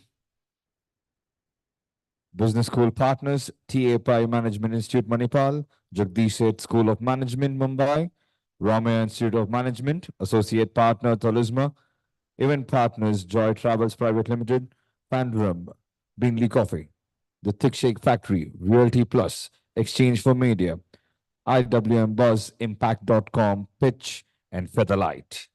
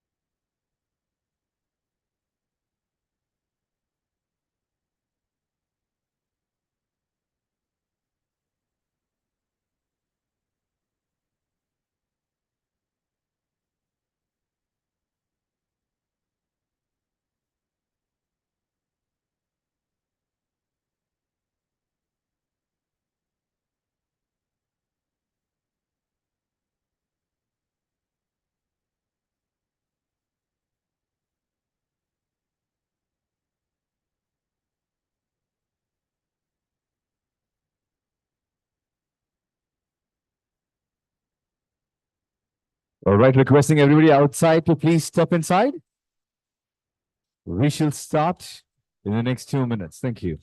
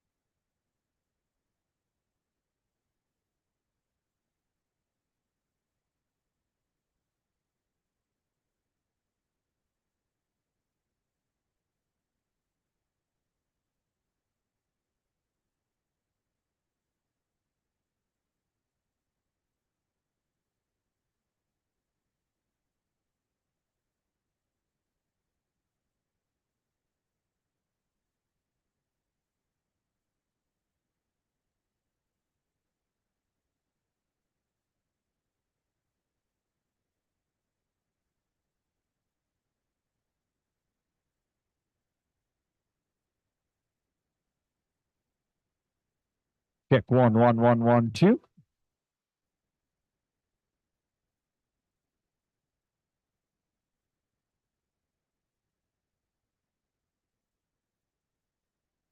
All right, 60 seconds to go.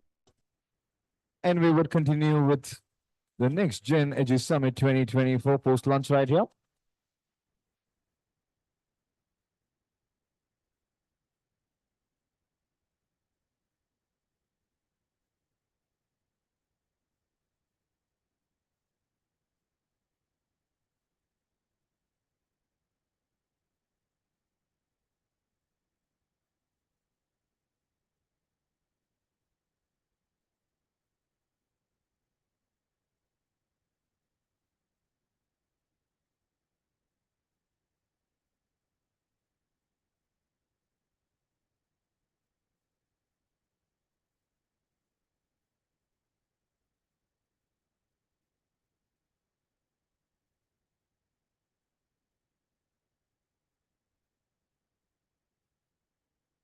Check 1 and 2. All right, good afternoon, everybody. Welcome back. Hope you had a good meal. Post-launch sessions are the most difficult one, of course, for the obvious reasons, but we'll try to make it interesting and happening. And of course, we have a very interesting panel discussion that's going to take place. But before that, I just thought to have a small mental stimulation, a fun bit. Could I request the console to have my slides? I want everyone to have a look at the screen right now and give me the right answer if you can crack it. Very simple. You're going to look at that? Okay, yeah. Okay, you already got the answer. So the game is very simple. When you put two words together, you get a third one. Pretty much, again, setting the context before we segue into the second part. We've got multiple stakeholders. When we combine together, there's always a new perspective and opportunity, right? Just to put that in thought right here, there's a game. Year plus ring gives you? Okay, super. That's the game. So what do you see next? Give me the answer. Next slide, please. This is a brand. We're very much aware of this. Yes, go ahead. Okay, that's right. Millennial or a Gen Z? Okay. We are still thinking the old schoolers. So he got it right. That's Harley Davidson. Harley Quinn and David Warner with the sun. So you can clap for him. He gave the right answer. Move on quick, console. Yes, that's the right answer. Next one. This is a sport. Could we guess this? Put the two words together, you get a sport. The third word is the sport. Decode this. The first and the second. We got there. Yes. Right one. That's rugby. A round of applause. Next one, please. This is a brand. Yeah, we got that quick. Nice. eBay is the right answer. A fly is called E in Tamil. That was the letter. And then we had the bay, eBay. Next question, please. This is the last one. This is a brand again.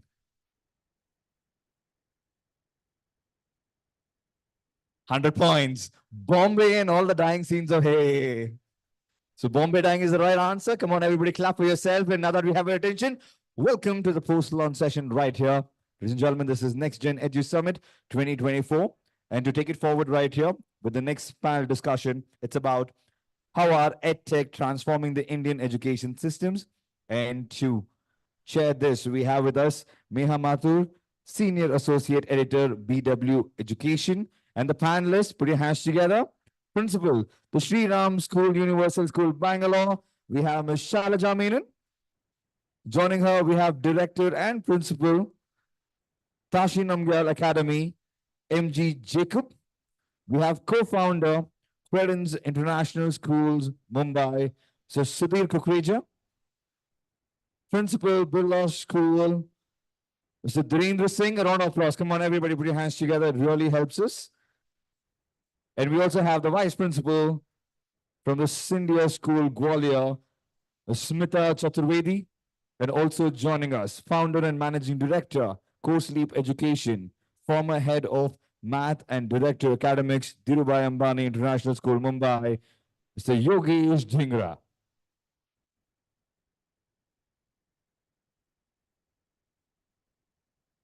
With a fantastic set of panelists and the moderator. One more time, a huge applause for everybody right here. Let's talk about how are EdTech transforming the Indian education systems. Over to you, ma'am.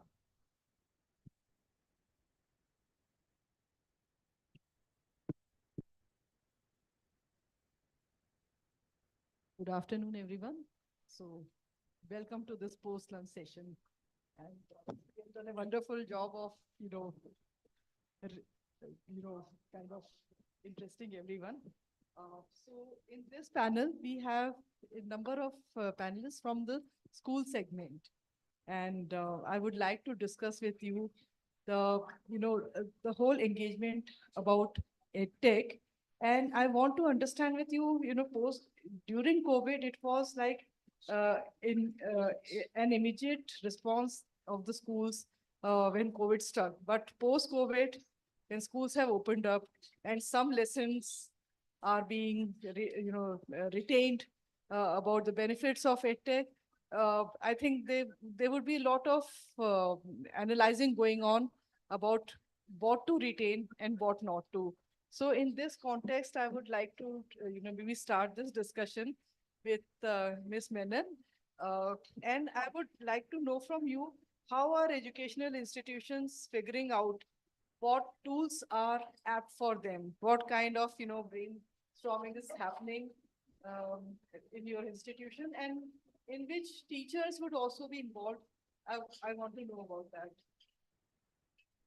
Good afternoon to everybody. Pandemic has certainly brought about, tremendous knowledge to the school industry. This is something which is, very, very apt. Gone are those days where, schools were just imparting knowledge. But in pandemic, I think we all geared up to understand that, it's a combination of knowledge acquisition and skill sets. So as schools, the minute pandemic struck, the major tool that schools focused on was empowering teachers. Most of the progressive schools have been doing this it's a regular and ongoing process. Teacher empowerment is key to success of good schools. And I'm sure all the curriculum-based schools have been on with it ever since their inception. So those schools which are, really faring very well with the academic approaches and also consciously bridging the learning gaps already have their learning quantum, the curriculum, the progressive teaching learning pedagogies in them.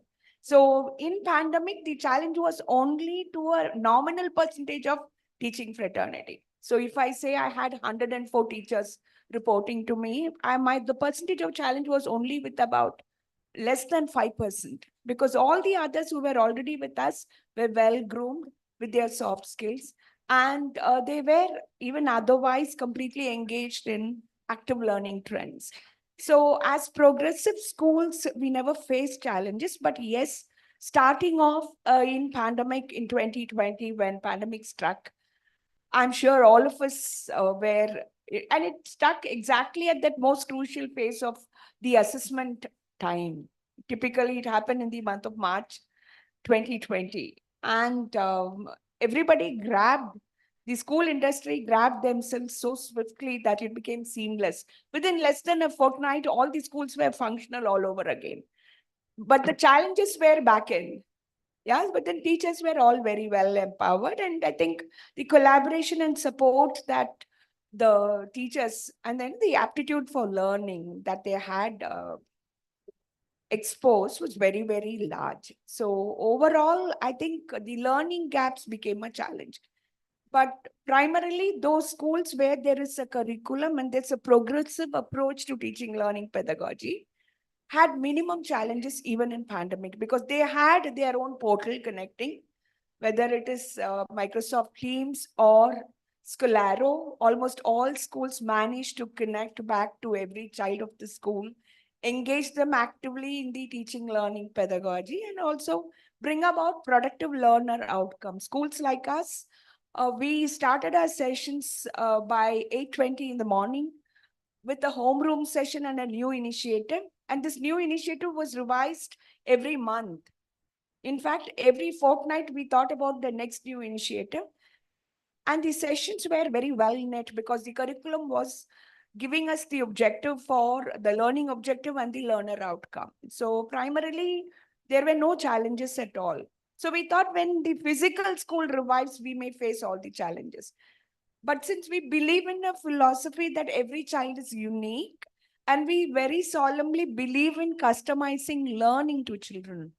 We felt this active learning trend, even in pandemic, had taken the school to a different level altogether. When in the month of February, or typically on the first week of February in Karnataka, they announced schools have to be revived. It was a Sunday, the previous evening was a Sunday, and that's when the Karnataka Secondary Board of Education announced very vividly that, all schools will be functional from tomorrow. We spanned it out in such a way that children of different levels come at different dates within a stipulated given time of maybe about 7 to 8 working days. And when children came back, in fact, most of the kids in the EYP sector were seeing the school for the first time. But despite the fact, the cordial environment and the conducive ambience with which the classes happened, the virtual classes occurred, that really bridged all the gaps. Children already had that second home feel in them when they got back. In settling down in school, it hardly consumed 2 days. Learning gaps, there were skill gaps, which consciously we run performance enhancement programs and bridge the gaps. Thank you. Mr. Jacob, what has been your experience about creating that kind of infrastructure where all the students would have the right access to the new age tools, and during COVID and after COVID, what transition has happened in your institute?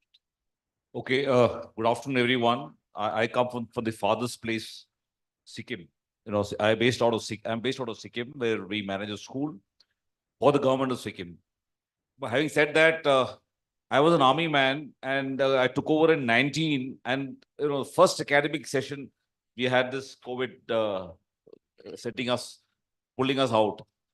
But I think adaptation is the best quality of a human being. I mean, we've evolved the best species or top of the food chain only because we've been able to adapt well. And I think that went on well. So before COVID, yes, we had very low technology permeation. After that, it's been phenomenal. But having said that, this edtech companies, how has it made our life different? That's something which I like to address. First thing, it has removed the mundane jobs from the teacher's lap.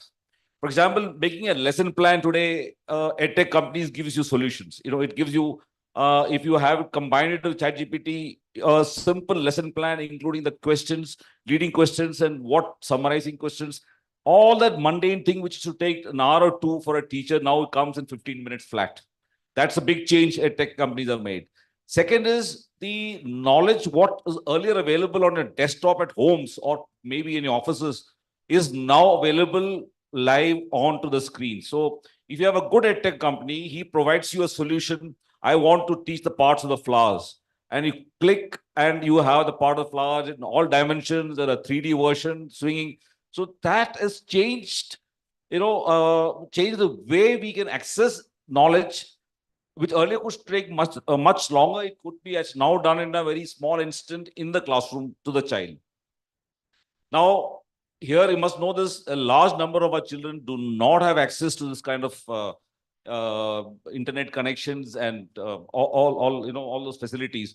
So in the classroom, if we provide it, it gives that child a huge platform for further growth and building upon it. When he or she goes back home, chances are very high that the child does not get the opportunity to go and surf the net or go into AI, considering the certain backgrounds of the finances and the remote locations that we have in Sikkim.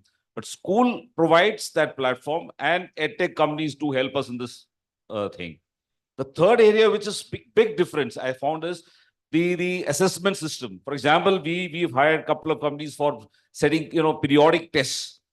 They come up with questions which are set by absolutely ingenious youngsters sitting in a room, possibly with no experience of teaching actually, but they're very unbiased questions, thought-provoking, and very, very fundamental questions. What has happened is, now every child likes to score, so he or she prepares well. More than that, when the results go bad, the teachers suddenly have realized that they need to adapt their way of teaching to ensure the fundamentals are taught more rather than the earlier rote learning and your definitions and all that stuff, which otherwise you should take away a lot of energy from the child. Today, the child is able to be, I mean, child is being taught by teachers who have learned, look, if I have to get my child to score more, I need to adapt my way of teaching. So I think, this has been the biggest change that we have had, at least in my school, where when we adopted the technology and the technological firms which provides EdTech, these three fundamental changes have made a big difference in our school. Mr. Kukreja, I want to understand the role that teachers are playing because technology is changing continuously. So yes, schools would have, regular training programs, but are the teachers taking the lead that you would desire? Or do you see a kind of reluctance at any level? Well, good afternoon, everyone. So they say necessity is the mother of invention, correct? And I think COVID made it necessary for teachers to adapt. So the entire adaptation that two of my fellow speakers have talked about, the reluctance, I mean, I'm talking about pan-India level, of course, that was there, right? We were always scared and wary of technology. I have been a part of a lot of such conferences before pandemic and after pandemic too. And I've seen a significant change in the way people have transformed and the way people have started looking at technology. As far as Credence International Schools are concerned, our foundation was technology. We were the first school in India to partner with Apple and create a curriculum which was completely mapped on Apple iPads in 2012. So for us, adaptation was not really a challenge per se. We had almost 30 plus Apple certified teachers when the pandemic struck.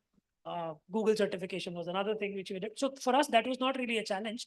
But I think what pandemic changed and the kind of change that has come up in the attitude of the teachers or the parents, I would say the reluctance was more on the parents front than the teachers front, is that now there is a lot of openness to experiment.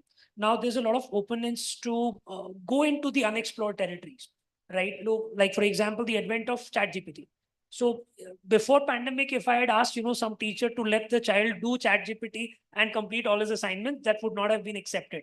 But today they've come to terms with the fact that, all right, there is a technology which is assisting you, like Mr.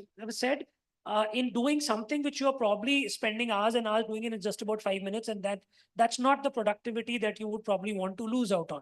You want to create an environment where children are able to think critically, come up with their own ideas, experiment with new things and get rid of, whatever redundancy that we've had in terms of our teaching learning processes.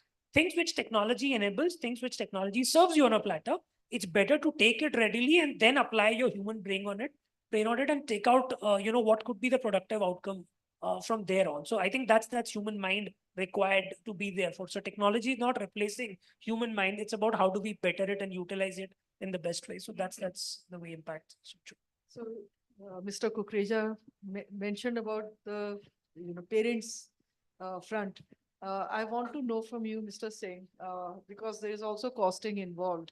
And typically, it's not just about, lessons for sciences or, arts or maths. Even performing, dance and music went online. So for every tool, there is a cost involved. And how much can a child be online? So which brings the parents into the picture.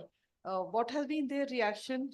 And, how are they getting, first of all, kind of marginalized because technology has taken over many of the functions and maybe they are not in tune with what the tool is trying to teach. Good afternoon, everyone. Is your question related to pre-pandemic time? Post. Post. Yes. See, in India, if you look at the educational spectrum of school education, we have schools who are over-flooded with the facilities and the gadgets. And there are schools which are lacking very basic facilities. Fortunately, all of us who are sitting on the dais right now, we come from that background where we never had dearth of the facilities. So our teachers were equipped, our parents were also very open towards the technology. So when this lockdown was imposed, our systems were almost in the state of readiness. It was only a matter of time that how do you sort out the smaller issues and fine-tuning the entire program. And maybe with my experience, I will talk personally about myself. I was working in a school that time, which is uh, the child of the cricketer Virender Sehwag. It's a cricketing school. So not only in the academics, we were using technology in training the students for different disciplines of playing cricket, whether it is a batting, bowling, fielding. So technology has gone to that extent. So when lockdowns was imposed, and when I was making the plan for running these classes, there was no government guideline at that point of time. But somewhere when I was thinking about the child, that how much time this child should be exposed to for on the screen, I just worked out some random calculation. And I told my teachers that, okay, in a day, I was not running a full-fledged school right from morning assembly till they break for the school. The entire school was shifted to a virtual platform in many cases. I said we will just go ahead with 4 periods maximum. And that too was distributed at the primary level, middle level, and the senior secondary level. 4 periods were maximum. Now, parents' acceptance in this was not very easy. It was very difficult for me to explain to a parent that I cannot expose a child for such a long duration on screen. Fortunately, after a month, the government guidelines came and they advised that this is the on-screen time which the child should be there, and we were taught on that line. I don't know whether it was God's blessing or something clicked, and slowly parents accepted it. We even conducted our assessments, and I'm thankful to the edtech companies. The first assessment of my school when we started, we introduced a system where a child is sitting on a screen. Moment he is out for given number of seconds, the system used to give us a warning to the teacher that the child was away from the screen, or there were some other parameters were defined so that to avoid any use of unfair means, because child is at home, the question paper, the question bank was shared with the child.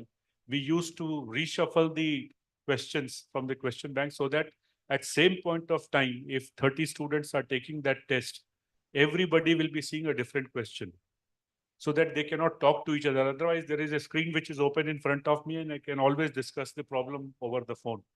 So we avoided all those issues right from our first assessment, which we conducted sometime in month of July. So technology certainly enabled, empowered the school education system. And as it was mentioned in the morning, the buildings were shut, but the schooling was always on. Thank you. Ms. Chaturvedi, so what is the kind of, expectations that schools have when maybe onboarding tech platforms? What kind of thought process goes into that? And do you also, maybe consult the teaching fraternity, the parents, and how do you finally, come to the conclusion that these are the tools that would be of use for students? Thank you for your question. Before I respond to that, I would like to thank Business World for inviting us all here as panelists. And I represent this India School Gwalior. So to answer your question, empowering the teacher is the most important aspect of edutech in schooling or in education. So the teacher has to be empowered to be a leader.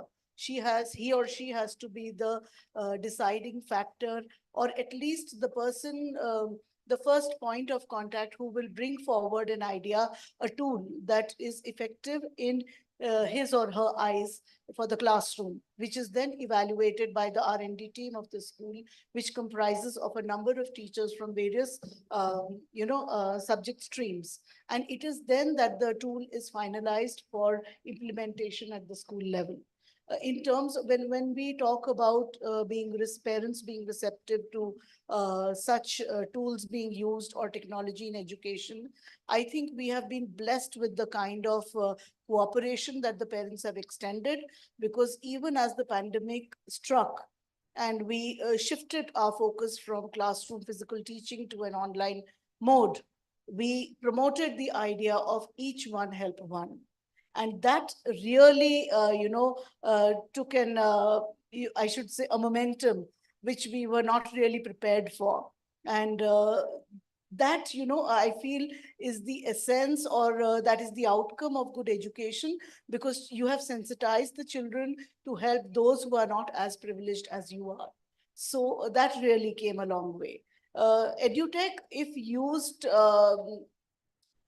with sensitivity, with a deeper thought in schools, I think it will help in skilling, upskilling, reskilling, and cross-skilling of people at all levels. And when I talk about various levels of skilling, I feel that, it has to be a smooth handholding of the administrative staff, the leadership of the school, with the teachers, and then with the students. And together, if we are smooth in our classroom transaction, if the outcomes are desired, I think there is no way that the parental cooperation will be less.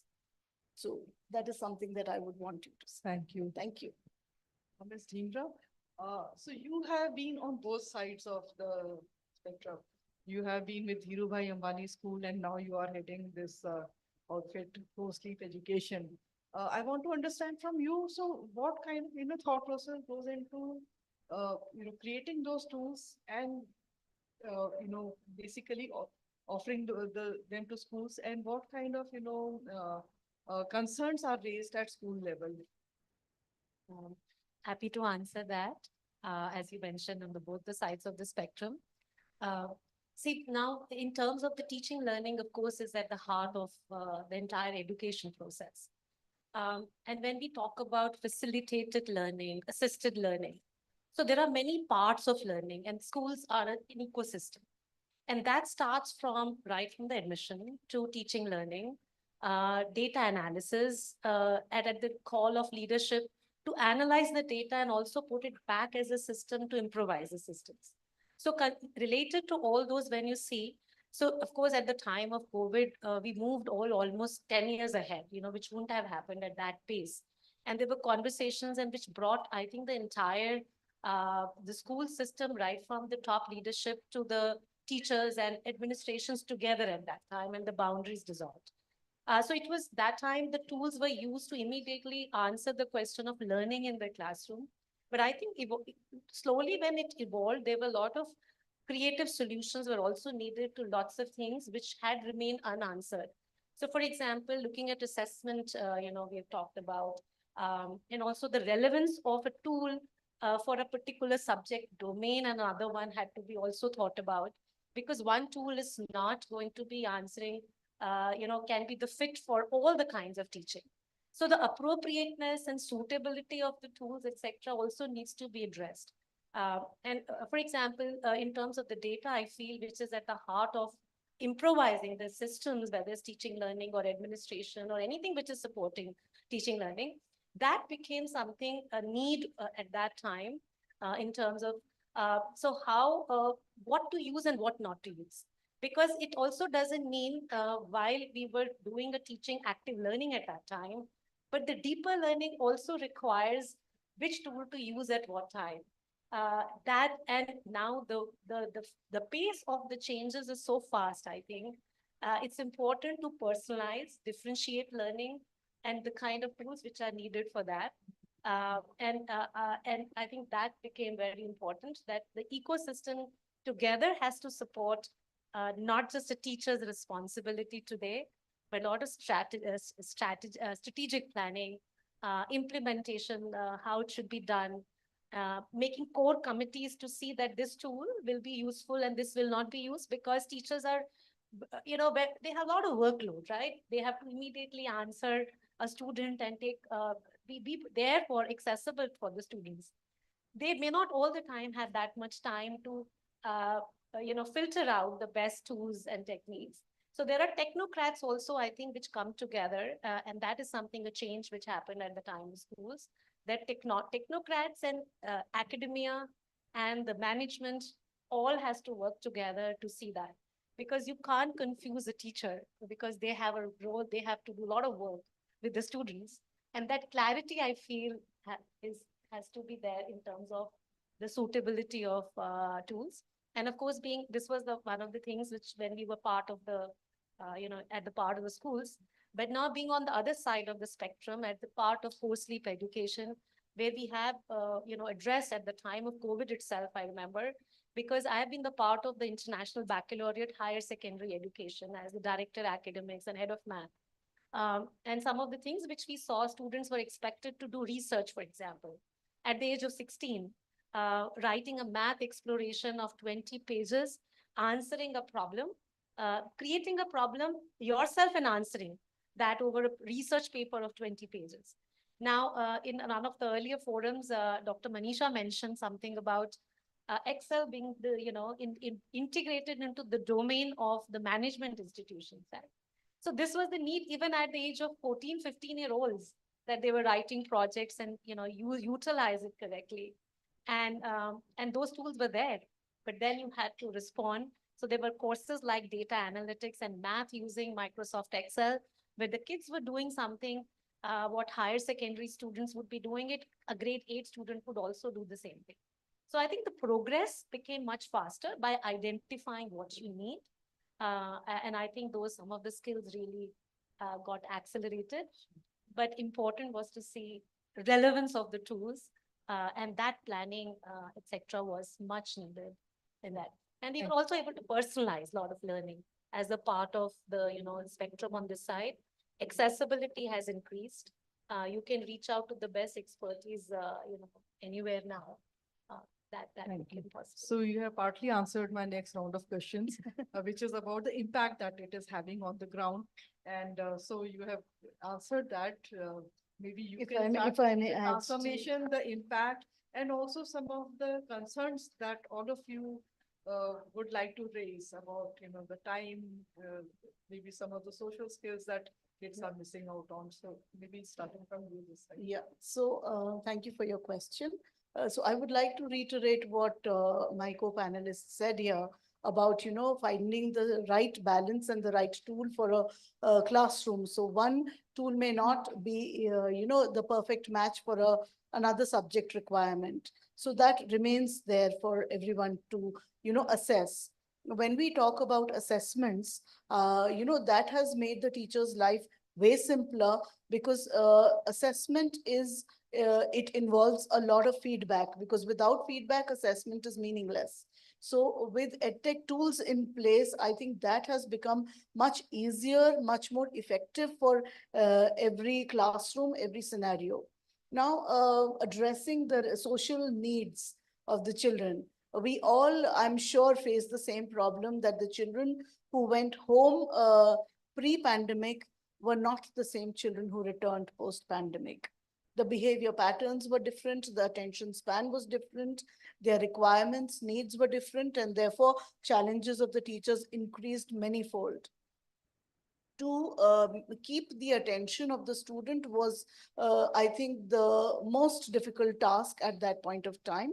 But with EduTech, because they had gotten used to, screen time more than what they were otherwise accustomed to, I think bringing in EduTech at that time, and then gradually, education evolving inside the classroom has really helped children at large, or learners at large.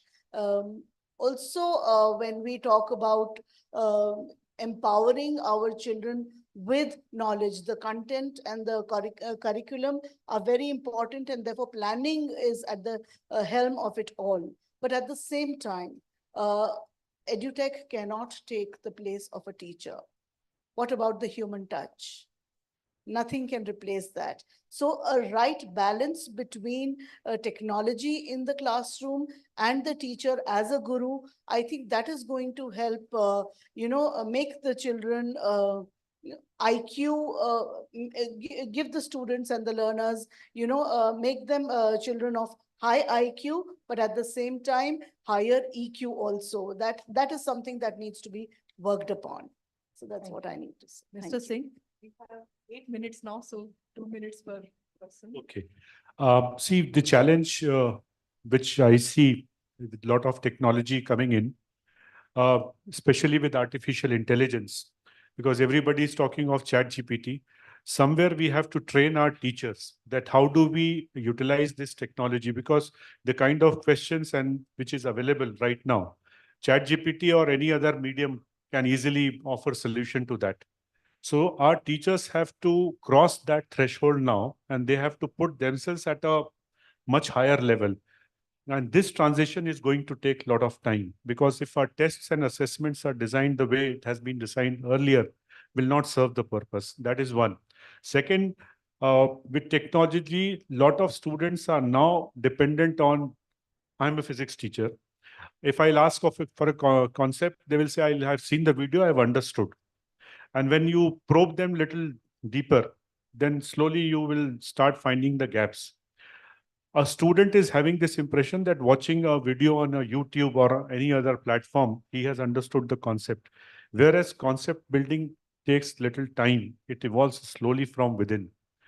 And parents are also under the same influence. Today, a child, the common birthday gift is an Apple phone.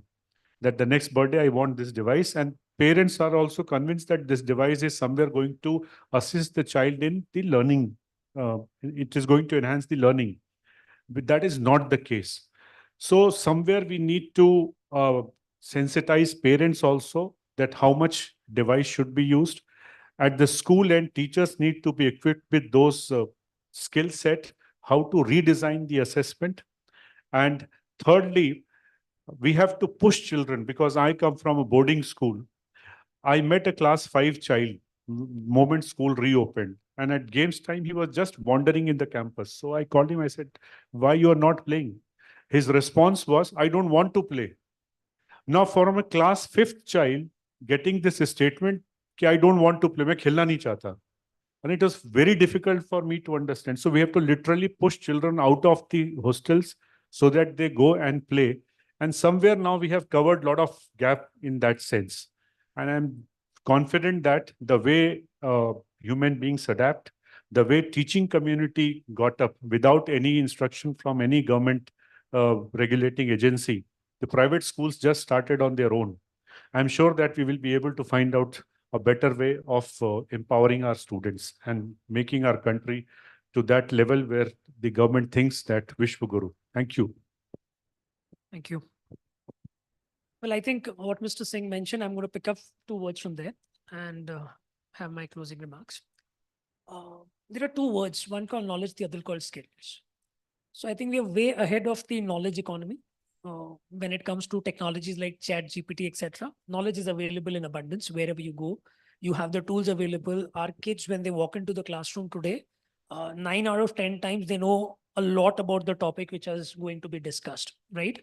But like Mr. Singh said, there is a skill that takes time, and that is where the role of maybe an experiential learning sort of a concept comes into the picture.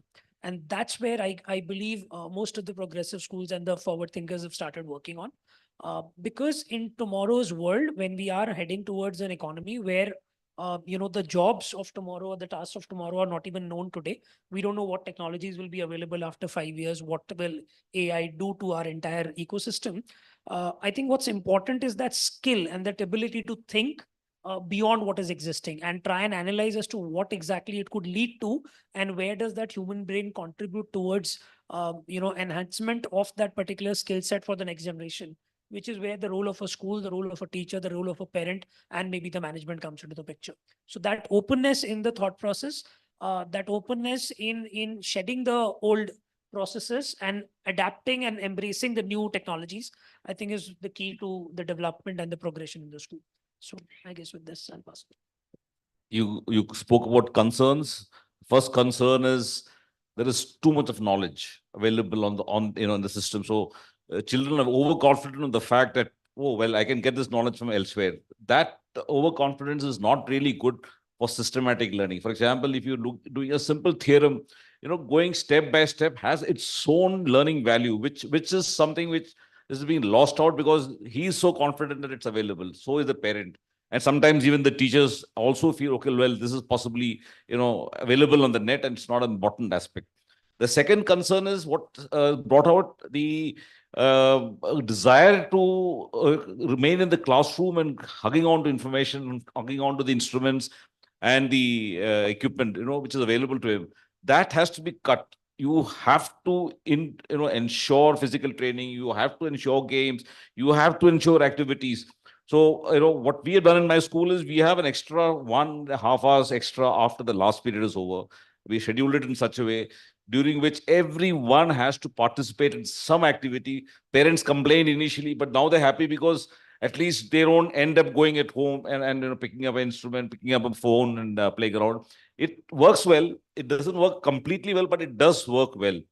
So these are the two areas I thought where we can address the concerns. So going back, even also the question papers, you have to be very creative questions now.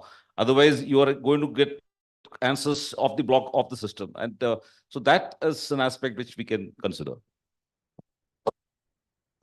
Thank you. I think I would want to supplement and complement Mr. Kukreja's words, because if we talk about learning and if we try to define learning, learning is nothing but acquisition of knowledge and skills. And we should also consciously add the values and attitudes.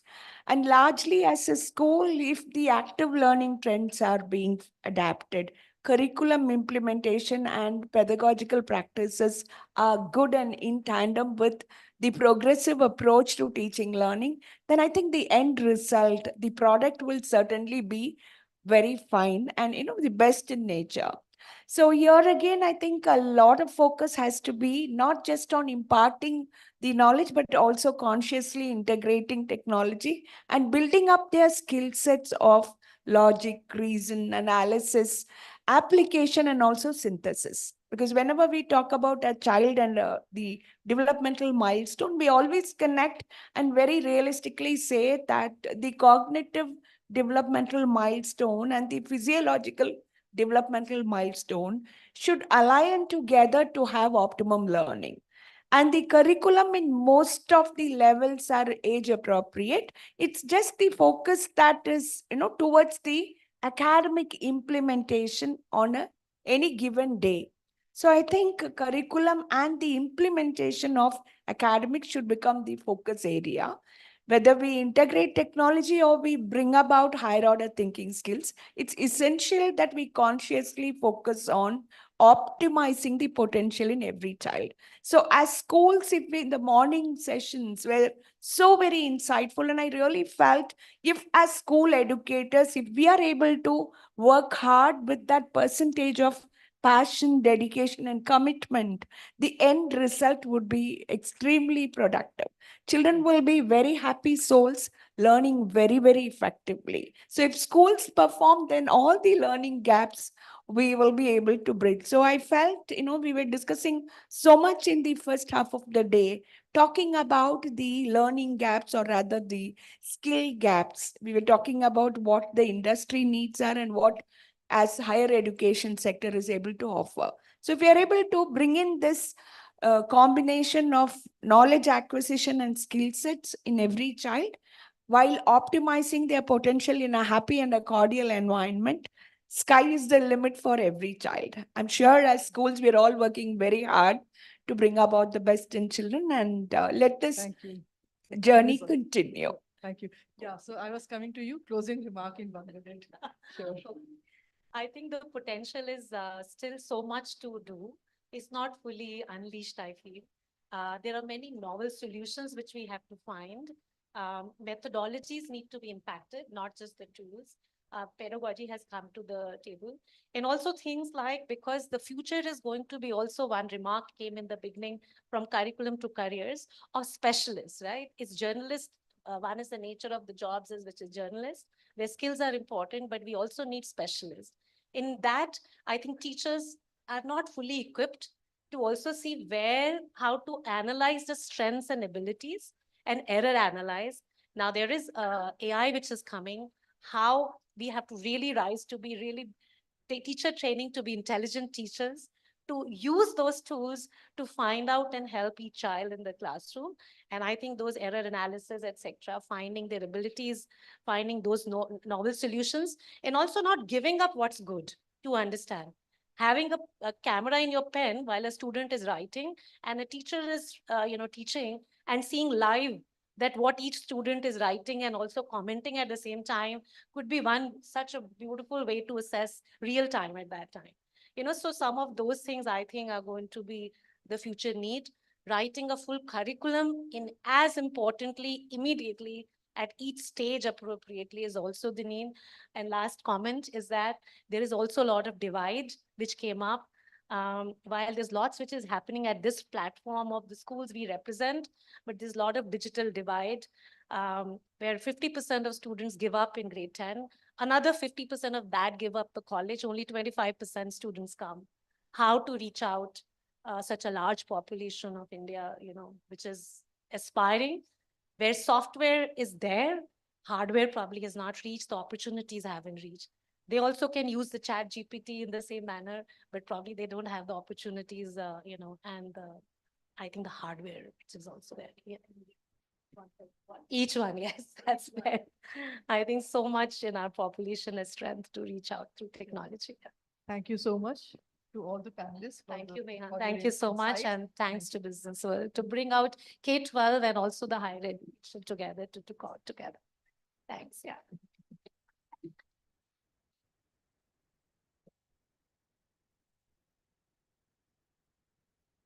Thank you once again to all the speakers, the panelist members, and to the moderator. We can join hands one more time, ladies and gentlemen, please.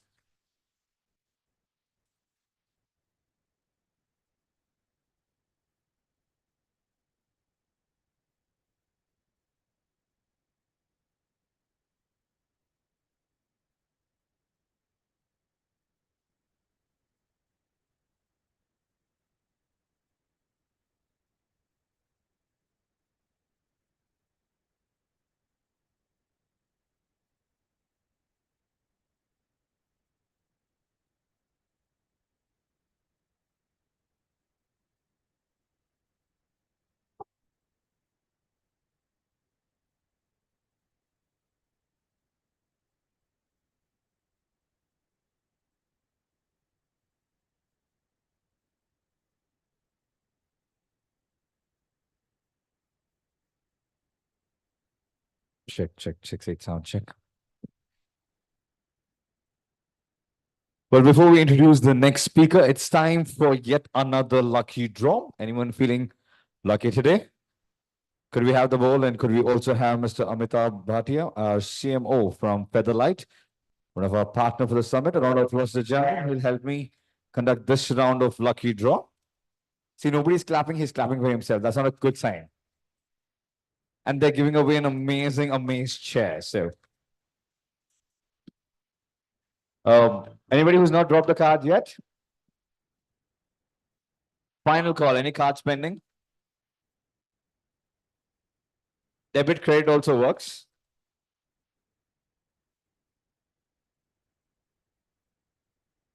We take about 10 seconds. Quickly. 8, 7, 6, 5, 4, 3, 2, 1. We Indians love lucky draws, don't we?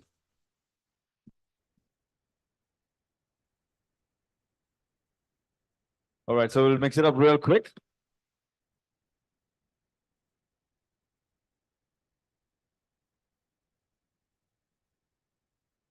Okay, we'll just take this one now.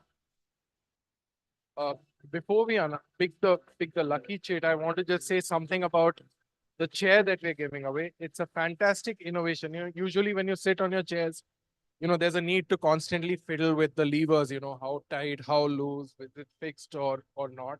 So the Featherlight Amaze chair has what is called as the self-calibrating mechanism, which means that it as per the weight of the individual sitting on it. So it reads the weight and adjusts the tension in the back to the individual. So it's a fantastic, great educational furniture, that we're displaying over there. So I encourage everybody, all the luminaries in the room and the admin.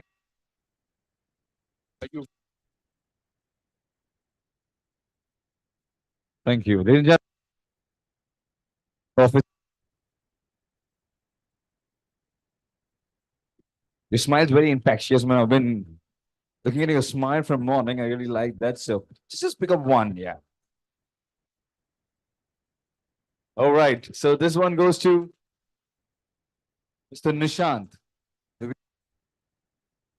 rule, you have to be here. When it's a lucky draw, that's the rule. You have to be here. And okay, doesn't qualify. Yes, that's the golden rule of lucky draw. You've got to be here. Okay, I'm going to walk to this table now. If you could do the honors, just pick up one. Hope it's not your own card.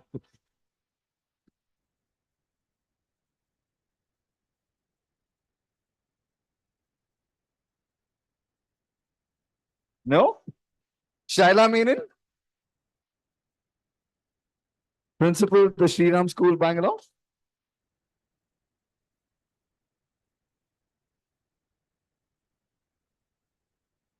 And she picked her own name without knowing it's her own name. A huge round of applause. Please try lottery today. And please let us know which team is going to win the IPL match today. We're going to bet on that for sure. So congratulations, ma'am. I'm sure you won the Amaze chair. Unfortunately, with this kind of gift, we can't do half a chair. Otherwise, maybe we would have done, another round. But congratulations, ma'am. Yeah.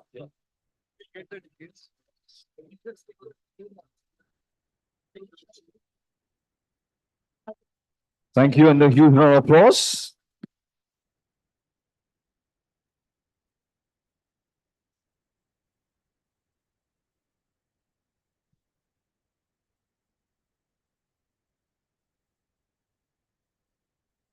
And we're going to have a few more rounds of the lucky draw in just a bit. But for now, ladies and gentlemen, let me take this opportunity introducing our next speaker.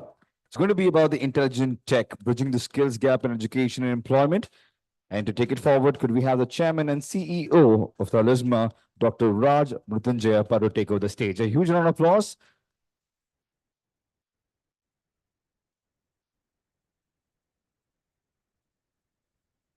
All right, thank you.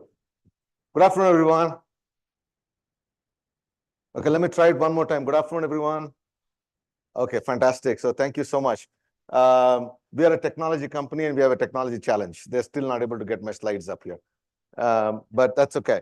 We'll keep going here till the slides come up. But well, what a wonderful sessions. I mean, I've been hearing this from morning. The theme, as you hear it, it is technology, the revolution, how it can actually help the organization. And every time I come to this session, I think, I've heard this enough. I've done this for 28 years in my life, being in education technology. But every time I come up here, I learn something new. And it is, the way you think about education, the way you think about technology, the challenges that you have with adopting this. So I'm chairman and CEO of Talisma, owner of Talisma, and I am your technology partner, right? You think of me as your technology partner in fulfilling some of those gaps that you probably have as a challenge. So we have obviously, just give me a signal when the slides are up, guys. Somebody from there, Rohit or someone. So we are out here looking at ways how we can address these technology challenges. So let's kind of think broadly. What are the technology challenges that we think are going to come up? So let me ask the question from you. I'm asking, right? When I think about AI, what do you think? What is the example of AI that you can give me? Anyone? An AI that you are using, or AI that you think is going to solve your problem?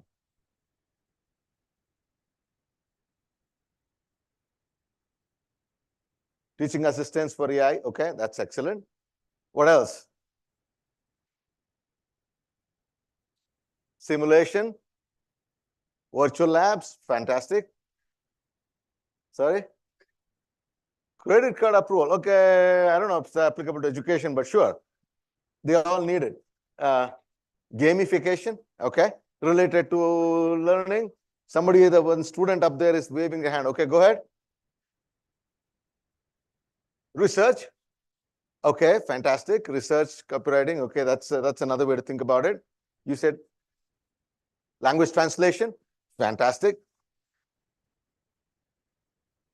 Learning companion. Okay, that's even better. So learning evaluation, list, customized with learning path. All brilliant. And every one of these, what you just said, is true. Either it is happening, happened, or is on the way, right? It is, and this is the reality, and we know that's the reality. So we are obviously in the forefront of technology. We are actually involved very deeply in working with the AI and how AI can actually solve some of these problems. One of the solutions that we have thought about, it actually solving the problem of employability. Okay, so I'm hearing about careers and jobs and how this can do. So we've been struggling to understand, okay, what do we do? I mean, how are we thinking about this? Has been my 2-year passion of saying enough of us complaining about jobs and jobs, students don't get jobs. Because ultimately what is happening is, if you think about a 3-year degree program, so I mean, let's leave the engineering side up for a bit. You think about a BA, BCom, BBM, BSc, you think about all these people coming out of this institution. What percentage of people do you think are ready for employment? Again, this is data that is I am reading, but I can't substantiate that other than the fact that I've read it. Okay, that's great. Slides are up. I love that. So what do you think is the data? It's 12%. Okay, so now what is interesting is, if you look up online on the job portals, and these are job portals that you are well familiar of, Naukris, Monsters, you think there are tens of these job portals. And if you look at how many jobs are available in India today as it exists, how much you would think would be there? Anyone? Anyone? Just take a guess. 2.5 million, which is about, let's say, 25 lakh jobs. Okay, anybody else? Any number is okay. Just give a number. How many jobs you think are existing today, as you see in that, which is listed jobs. I'm not talking about not listed jobs in India. Come on, you should be able to say a number. 5 million, which is 50 lakhs. Okay, I'm going to give you a number that may be staggering to you. There are 5 crore jobs. Okay, I mean, yeah, are there some duplication? Probably. Take another 20% off, but that's a listed jobs, right?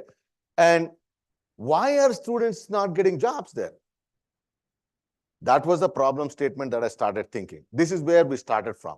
We said, why are students not getting jobs? So let's forget about the idea that then the jobs don't exist. Let's say those jobs exist, and why are these students not ready for the job? So we have started by going through this process, and let me, can we go to the next slide? I don't have a clicker, guys. Somebody move the slide, please. Is there a clicker for me? I can use that. So anyway, so these are the various problem statements. I was talking about this a little bit. These are the various problem statements that we thought where technology can actually play an important role. Anytime, anywhere education, I think you talked about this a little bit. People have referred to that. Effectively, this is, how technology can play a role, AR, VR, all of that thing. I'm not going to cover all this. I'm going to focus on employability. But I'll be happy to talk about any one of these topics. If you ever are interested, please talk to me. I can talk to you about any one of these topics. Each of it can be a day of conversation because there is enough going on in each of these areas. And you will see the impact of this coming year. Okay, and for those of you who don't know who Talisma is, we've been around for 20 plus years. We worked across all of these, 5,000 universities globally and all that. And we have partnerships. I mean, if you heard of Blackboard product as a LMS or any of these products, we work very closely with them. So we are your solution, technology solution partners for education. So let's start from here. So you think about a student journey, and you think every institution, ultimately, the core of every institution is a student, right? The heart of everything we do should be about the student. And if you think from the student journey standpoint, employability typically start as the end of this thing, right? You think employment is an end goal of this. You never think employability can be the starting goal of this. And everybody thinks about a job only after finishing a 3-year, 4-year program. They're not thinking about a job when they came and joined the institution. So we have thought about this differently. And of course, we can have solutions that cater to all that. So for this discussion, I have 5 minutes here. So let me focus on something very, very interesting. And this is data. I'm going to give you data, right? So if you look, we just looked at BCom. And again, this is based on data that we have. We have looked at crores of jobs that's available. We have built our own AI large language model that analyzes all these jobs, and builds up a skill database, right? It says, what are the skills that all these jobs are actually bringing on? And then we actually go work with institutions. And this is by institution, this has to be implemented. This is not a common thing. A BCom in Mumbai University is different from BCom in Bengaluru University, is different from BCom in NMIMS. So they're all different. So you have to look at the electives, you have to look at that. So you put those into this and say what skills you're actually able to get through that. And you map those skills, again, the skill repository based on context. That means based on the jobs in the field of commerce, field of finance, what skills they're looking for and what skills you're actually providing to the student. We do that as a skill gap, right? And we identify the skill gap and then provide the student to actually go in there and make an employment pathway. What does it mean? It means the student who's in a finance student, let's say you're a BCom student, you decide, listen, I want to do a job. I want to do this job as a financial analyst, and I think I should be in Bangalore. I want to earn 5 lakh rupee. And you're choosing this. You're kind of creating a pathway for yourself and saying, this is what I want to get. What do I need to do? It actually tells you, you need to add, other than what you're learning in your college, you need to add these 3 skills. And you actually will get a job. You like that? Okay, give me a round of applause for that, please. Because that is solving a real problem, isn't it? So we have actually, so this is one of the data. And you look at, there are 11 lakh new graduates of BCom that come out every year, pan-India, and there are 11 lakh jobs available. You would think everyone should actually be able to get a job. There's actually jobs available. I'm not making those jobs up. It's all available. You can go search online, you will find all these jobs. Right? There are 11 lakh jobs available, 11 lakh students come out of the institution. Where is this job issue? It's not the job issue. It's not, they're not actually don't have the delta skills required to go do the job. And we should be telling them that when they join, not when they pass. So that is the model. You need to create a pathway for them through the years and drive them towards what we call as an employment, and how do you drive that problem statement. So that's the beauty of what we have created, right? And we have called the product Jivika. Anybody can tell me the meaning of what Jivika means? Absolutely. So we said this is a problem that we're solving for India, and I think I can connect the best with a name called Jivika. So that's our product name. And again, you can look that up. So here are the things that it does, and it's something very interesting, right? This is not something that you come there once, look this up and say, okay, now I know I need these 3 skills. Nothing is stationary in the world. You have joined the year 1, there are these 3-4 skills missing. Guess what? It's moving. Industry keeps moving, jobs keeps moving, skills keeps moving, and so does our system. It continuously keeps churning the data and keeps telling you what are the new skills coming in. So what's the advantage of this for an institution? You also know the pedagogy adjustments that you need to do, what skills are moving, what industries are looking. You can actually start to look at that from an institution standpoint. So that's it. For the student standpoint, they're actually thinking of this saying, wow, well, I like this job. I kind of see where I'm getting there. I see how ready I am. And in fact, we actually give you what is called as an employment index, which the student is looking, I'm 60% ready for a job in Ernst & Young. I'm 70% ready for a job in JP Morgan. I'm 50% ready for a job in some other. So I'm actually knowing what my readiness index. So the closer you get to this, let's say you achieve a 90% plus, you can now say, okay, just apply for the job. And all it takes is click a button. It creates a profile of the student specific to the job and sends it for the job. Right? And so that is personalization for a student for employability. That's solving a problem. Right? So that's the beauty. And we call that as an employability portal. That's a Jivika. And of course, these are slices. I mean, we do all of this. I just talked about one slab of this overall solution stack that we provide to institutions, whether it is a learning management, learning marketplace. We do work with global organizations to bring in their content here. But I think there are tons of players who actually provide content. So we're not even as much worried about where you will get those skills. How do you make sure those skills are actually trained? Government actually provides a lot of skills now. Swayam portal and everything is available. Institutions have signed up, Coursera's of the world. There's so many places where you can get those skills. Most people don't know what skill to take. That is where the problem is. Right? I don't know, anybody from Tamil Nadu here? Have you heard of the program called Nal Madhuvan?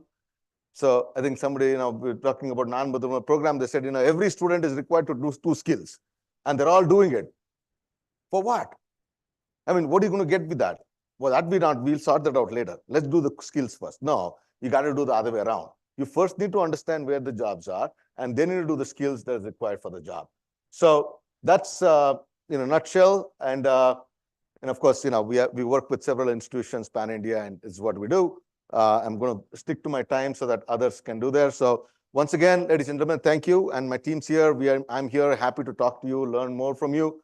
I'm not here to sell anything. I'm here to say AI, technology, and all these platforms can be a great way to solve some of the largest problems that exist for us in India. And we have to build Indianized solutions to solve Indian problems. Thank you. Appreciate your time. Thank you. Thank you so much. That was Dr. Raj Mrutyunjayappa. Once again, a huge round of applause to the gentleman. A little louder, please. And now we segue into the next panel discussion. Could I request the team to set up? And this time it is going to be about integrating skill industry, academia, connects, and employability for a holistic education. And the session will be chaired by Ms. Meha Mathur, once again, our Senior Associate Editor, BW Education. And I would take this opportunity while we set the stage, introducing the panelists.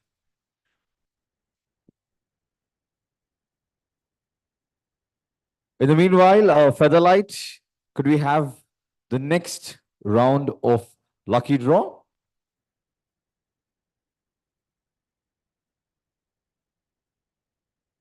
Waiting for the ball.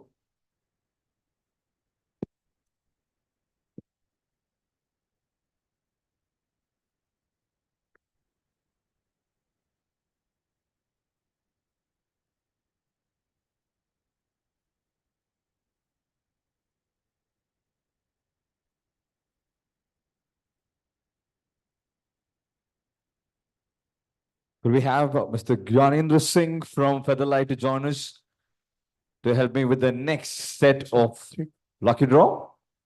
The final few, so keep your fingers crossed if you're feeling lucky. As you know, you're going to win a very cool chair from Featherlight, amazing chair. Any cards pending? They're really sweet. They're giving you like multiple opportunity. Yeah, you can. Check. Anybody left out who did not fill in your card? Do you have your card map? Your card, have you put in your card? Do you have your card?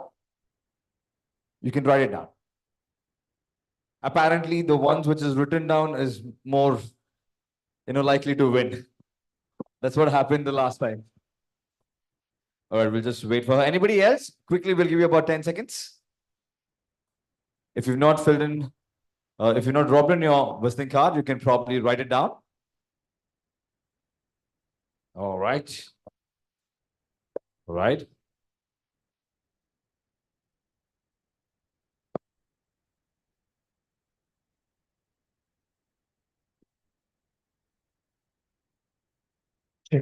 Check.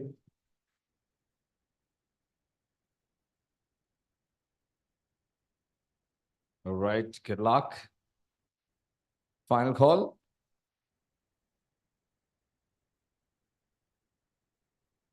Yes.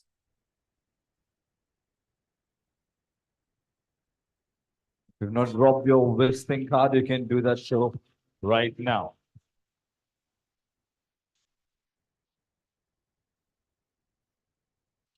Hope you've not dropped a visiting card as well as a written one.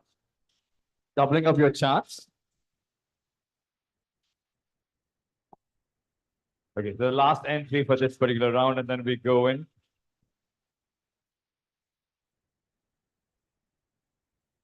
All right, we'll mix it up real good.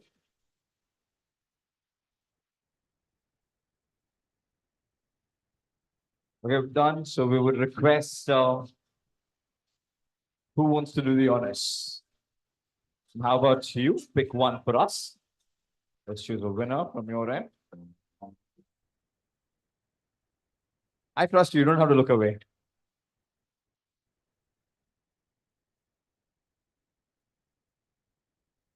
And the winner is Rangarajan. Do we have Mr. Rangarajan here? Yes. Round of applause. Congratulations. And he also gets to walk away with the same amazing chair. Round of applause. One more time. So we have been hearing from last 4-5 hours, everyone has been talking about technology integration in school space, in college space, in higher studies, employability of people. But end of the day, we are having this session in a particular kind of setup. We are all sitting in a Taj Vivanta because we wanted that kind of ambience. We are all sitting in this conference room because we wanted this kind of physical connection with each other. We are having panel discussions so that everyone can interact with each other. So how much ever technology evolves, and yes, it is very essential to implement technology in our day-to-day activities, day-to-day lives. But this human connect is never going to go out of fashion. The human intelligence is never going to go out of fashion. The schools and colleges are here to stay. It's not like professors and teachers are going to get redundant because of the AIs or anything of the world. And whenever you are in a physical space, you need an optimal solution to have optimum results while you're working, or whether you are studying or whether you are learning. And that's why Featherlight has partnered in this event. The whole point is we can provide those solutions which enables the faster learning in an ideal environment. We all spoke about learning by self, learning from your peers, peer-to-peer learning. It's no longer a traditional way of teacher comes, teaches on the blackboard. I still remember my school days, there were certain teachers who used to walk in with a big book. And the moment he entered, the first dialogue used to be, please note. And next 40 minutes, we are just writing. So that traditional way of learning is no longer going to work. So we need, it has to evolve. We have to integrate technology, but the physical space is here to stay. So that's why we have partnered with this event, so that all of you can have a glimpse of what we have to offer. And if you like it, you can incorporate in your institutions accordingly. Thank you, everyone. Thank you so lot. And congratulations to sir. Congratulations. Thank you. Wow. That was a full-fledged sales pitch, by the way. Huh?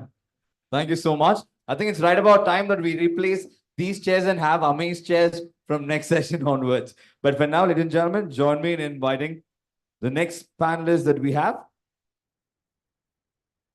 It's about integrating skill industry, academia, connects, and employability for a holistic education.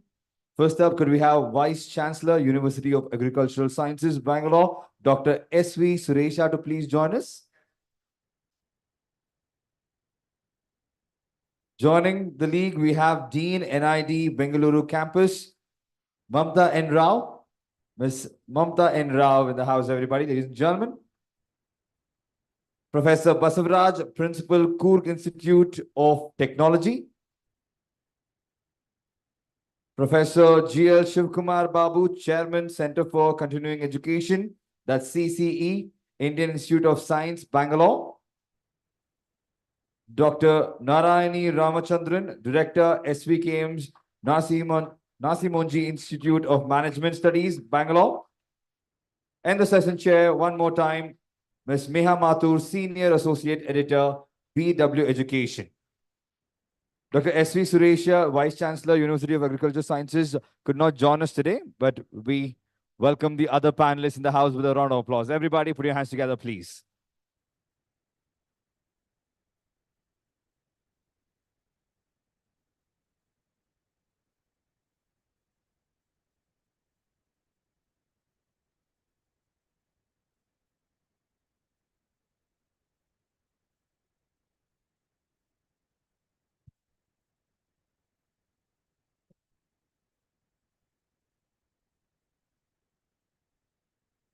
One more.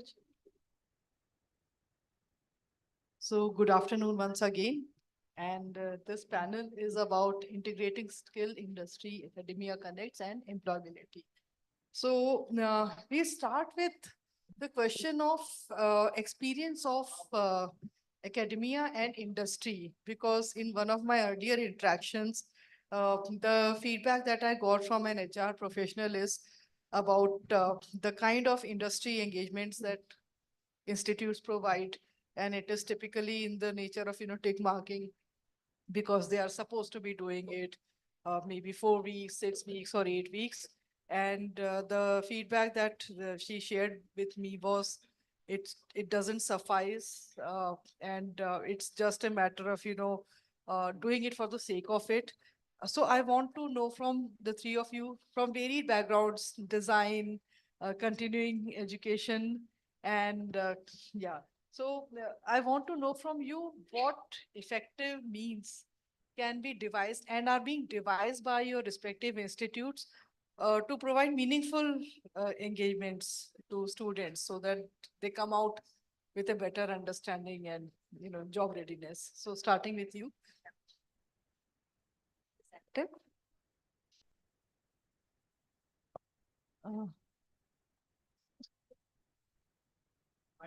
Mic is not working. Can use the other mic.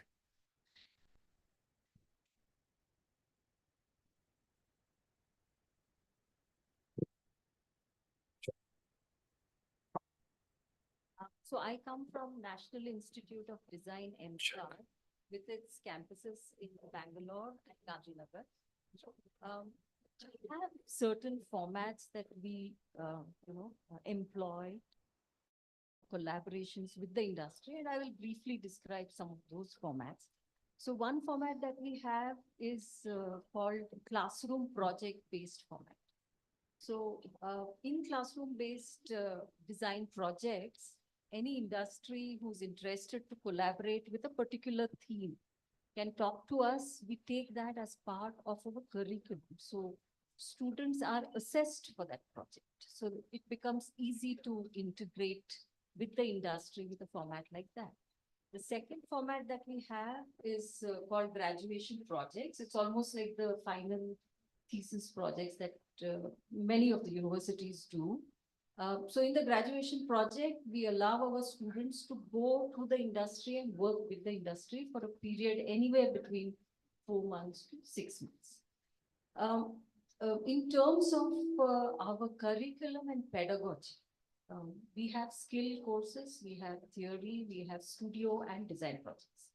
So the skill, theory, and studio end up with a design project. So design project is the culmination of all these three. So we don't really separate skill, theory in a design project so that people can combine. The third reason, the third point that I would like to bring to notice is when we take people, we admit candidates to our program, we take them from across various disciplines. So we can have engineers, we might have fine artists. So that's another way to kind of be able to learn. We have a lot of peer learning that happens. So, so these are the formats that we have been offering. What was the second question? Did I answer your question? The Yes. formats, yes. What Yes. was the other? Also, if I may know, so since you said that, you led students to 6 months of, Yes. projects. So does that mean that that period is inbuilt into the curriculum? Yes. Or do you, Yes. is there a departure? No, it's inbuilt into the curriculum. That's a mandatory project that students have to complete within a particular discipline. So it's not very generic. So if students come from furniture design, they will have to, maybe a featherlight might take them, they will work with featherlight and put together a piece of furniture, and then that is graded or assessed. Okay. And also, industry, professors of industry, the term that is being used, and even it was used today. Professors of practice. So I'm so sorry, professors of practice. So in NID, how is that being done? See, most of us, me and my colleagues, are into practice. So we have something called as a consultancy wing. So we always are working on projects which are part of our work profiles, right? The second way we integrate industry in terms of teaching is to get experts from the industry as visiting faculty. And that might range from 1 week to 1 day to, it depends now how you talk to them and how we are able to get them. So those are the ways that we assimilate, a collaboration between us and the industry. Sure. Coming to you, sir, Professor Babu. So you are in the continuing education field, and continuing education is about, education doesn't end at a certain point of time, but there's a need for reskilling and upskilling constantly. So typically, what is the framework that your institute has adopted in terms of, who can come back to you? And sorry, and any specific fields, any specific age groups? What is the idea? Let me just thank you for giving me an opportunity here. I'm a professor in civil engineering and I'm a chair for the continuing education for about 10 years now. And at Indian Institute of Science, I think we see much ahead of what we need. And it is like, I think, when you want to try to improve the skills, of course, you have different levels of looking at. One is at the highest level where our institute does look at those things. And second thing is, say, for example, a lot of engineering colleges we also need to look at their needs, because I think that is where the lot of talent lies, and we need to strengthen the system by providing appropriate skill development programs. I want to give an example. Say, for example, digital health, I think we never heard in the country. But maybe just before COVID, we started a program. We know that we needed the digital health programs in the country with AI and ML interventions, digital imaging techniques, and all of that. Maybe before COVID, we started a course on that. It's people were wondering, why is it required? But after the COVID came, I think everybody understood that, yeah, you need to scan your images, you have to do everything with non-contact things, right? Doctors, everybody. So it was very amazing that now we look at that opportunity where everybody wants now digital health programs in the whole country. So what I meant was that, see, we need to see, say, for example, you're talking about the skill development. And the first thing is you need to identify the gaps. What are the areas that are needed for skill development? It's not just AI and ML alone. The conventional engineering is, in fact, we are not good at it. It's AI and ML. In fact, I think ASCT is doing that great job soon, that they're trying to strengthen the existing engineering systems with AI and ML. With their interface, they would like to develop a lot of programs. I'm sure that they would like to have many more programs in the country, and just that there is a beginning made. What I just want to say is that if these three things are required, now we need to really look at the gaps. We need to have some plans. We need to have partners, like, interns, like whatever professor of practice. You don't find many professors of practice, I'll tell you. You don't find them. It's not easy. Nicety is a good concept to talk about, but absolutely there is nothing to profess here. Because the technology is so poor in the country, right? Some of the technologies that you see, for example, the climate change that affects that they have in Bangalore. I mean, we are struggling here. So I think we need to really address a lot of things. I think to go to a logical, that's the point. Professor Narayani. So I want to know from you, what is the industry expectation when they, take on board students from the campuses, and what has been the feedback before and after the program? Sure, I'll brief you. A warm and pleasant good afternoon to each and everyone gathered here. Let me thank you profusely, Business World, for organizing this event so we get to meet different stakeholders in the education ecosystem. Thank you very much for having me, and thank you, luminaries on the dais. Thank you, Megha, for your question. See, I represent NMIMS University, Bengaluru campus. We offer different, for those who are not very familiar about the campus, we are in management education, School of Commerce, and School of Law, and School of Economics. So we, as like any other college or university, we work very closely with the industry, mainly because employability of our graduates, either it's undergrad or postgraduate, is a very important criteria, KPI for the university. And with the stellar placement record, especially with respect to SBM, School of Business Management, We got a very good connect. I can very easily answer this question. As ma'am rightly pointed out, we take heterogeneous group of students. That means students from dental. And as you all know, it's a proliferation of MBA schools. So you must be knowing admission is from heterogeneous group. So with experience, without experience, graduate come. How to make them in this 2 years through our curriculum, pedagogy, evaluation, assessment, ensure that they are work fit or industry ready. These two words you might be hearing very often. This is the major mindset of any college teacher or a curriculum builder in the country. What are the challenges we face? What is the feedback we got or we are getting? That is what Ms. Megha's question. We would say because the placement is going on very well, we make it a point. I would like to list out 3-4 pointers what we do it in our campus, NMIMS Bengaluru campus. Number 1, we don't take it up. There is a gap. If there is a gap, it is immediately it's been rectified. What I mean is, it is not a one-way process. It's a circular process. After you have to necessarily get a feedback and reflect on the feedback and implement the correction. It is going to go as a cycle. The same thing I would like to extend it by, with your permission, with 1 second on education technology also. There's a proliferation of education and technology tools and things. Everybody talks about how much they have taken an initiative ahead of time. Everybody started talking about how successfully they've implemented. There is no failure stories being spoken at all. That means in the system, we are not encouraging feedback.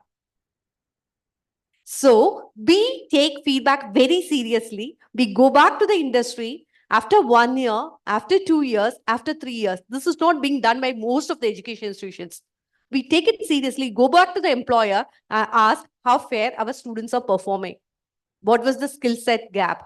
Is it okay? Are they able to cope up? It is not on the day they are joining the job. After 6 months, they are able to adopt. After 1 year, are they able to go up in the ladder? So this feedback, we take it successfully. That's also one of the reasons for the past 15 years, our campus has got a stellar placement record with respect to SBM.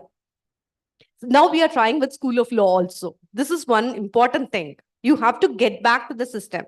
And second one, internship. You rightly pointed out, many of them, it's a mandatory take. 8 weeks, they go for the internship, come back, make one assessment, credit, non-credit system, over. It is not so.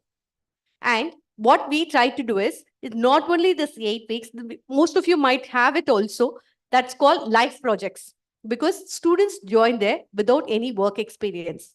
And in the previous speaker, Dr. Raj has said, what job you want, what is your course, where is the gap? Most of our students, even at postgraduate level, they may not know what area to pursue. Should I become an investment banker or equity research analyst, or should I get into a functional consultant in finance? They may not know. So what we do is, we'll give them a life projects, that we have a guidelines for life projects. So they go for life projects, which is not an internship. Along with their calendar, they do life projects.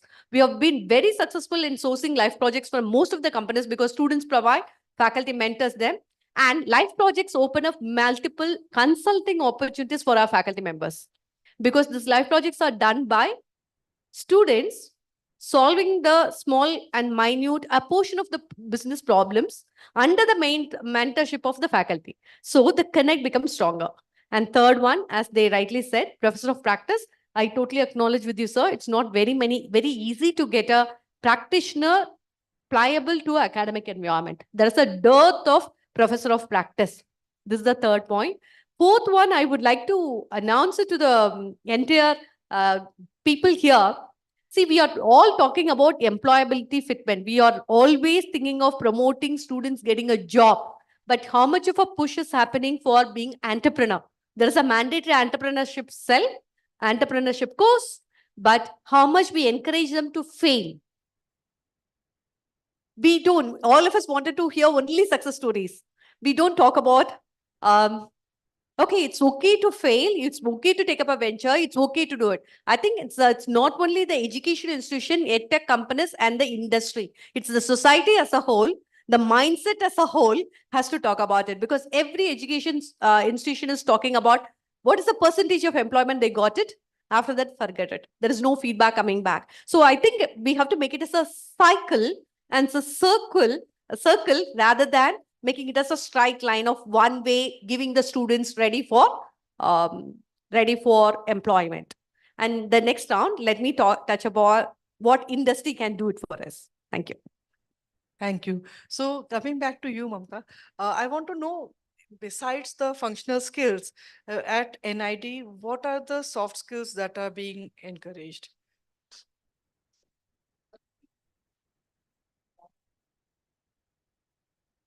No. So we don't have any formal courses saying soft skills. The way we bring this into our curriculum and the way we practice is we have something called as jury at the end of every semester. So for the jury, there's an external member, there are internal members, and they are asked to present everything within a certain time. And that's how we build their soft skills. Every project has a lot of critiques. So the teacher and the externals will critique their project. And through that, that becomes a means to develop the soft skills. So we don't really have formal courses, but we have built in as part of our pedagogical practices. And I suppose vernacular languages would be encouraged. Yes, So yes, English yes, yes. limitation would not be hindrance. No, so for this, I would like to give one example. So let's say a student comes with a strong Hindi language that he or she is used to. We encourage them to speak that language. There isn't a pressure to speak always in English. The second point, which is very unique at NID, is that student is graded based on his capacity in the first SEM, not really compared with his peers.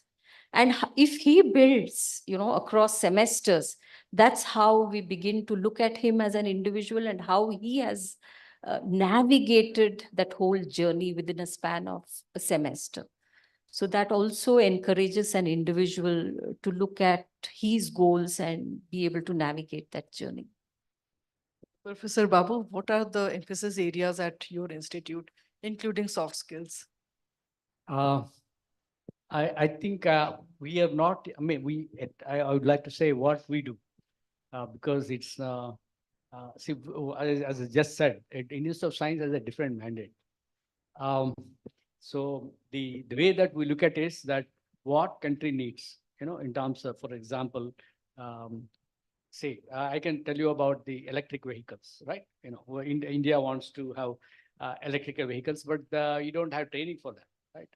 Or you want to have, say, for example, there are some experts here on sustainability engineering. Okay, nothing is done in the whole country, though, but then it's essential requirement. So we try to develop, foresee those requirements and develop manpower in certificate courses, which is not a regular course. So we try to give them, it's again supported by industry and industrial people from industry participate there, and the way that we train them. So, for example, we have a course on mobility engineering. I want to say it's more. It combines a lot of electrical vehicle knowledge and many other things, which will solve some of the requirements maybe in 10 years. And even other thing like design. Design is a matter. People do that. So there are many things that people see. Ours is not a regular skill improvement center. So that's one issue that I want to clarify. But we don't mind looking at what exactly can be done, what needs to be what are the areas to be filled up in a technological way. That's the point. You had left off at a point where you said you would like to Continue. address, Yeah. if you can take it up again. Sure. Thank you, Meha. So I'll just say 1 minute, grab 1 minute to talk about the soft skill development in the management institutions. See, we give tons of importance for soft skill of the students. Not only the usual communication, analytical and critical thinking, but also we also focus on design thinking skills. And nowadays we work a lot on people advocacy, how they get along with the people, not only this team building, but also leadership, but people advocacy, how they can be a team player as well as a leader. They should be able to do it. Tenacity, tolerance, intercultural work ability. They should be able to tolerate with the other culture, and willingness to wait and patiently endure. This kind of attitudes and skills, we are trying to find out what is the way to embark on the, what is the way to impart this kind of skills for the students and attitude development for the students. We are trying very seriously on this in our campus. Now, coming to the question of what industry is, most of the senior educationists here, they would agree with me, especially those who have placed the students with the corporates. They'll say one student gets selected for a particular career, but the same student would not have been selected for below than that or equal to that. You'd be confused what exactly industry is looking for that in that candidate. This happens in any selection process.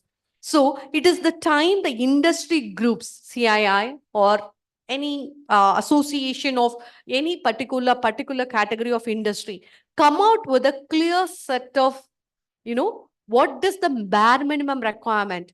Because the degree holder is the entry pathway for them. They will do their own screenings, aptitude test, group discussion, interview process, first level till 10 levels. All companies have got different sets of recruitment processes. It is better to spell it out very clearly. What do they, rather than saying that students are not industry ready, they need hours of training before they've been embarked on the job.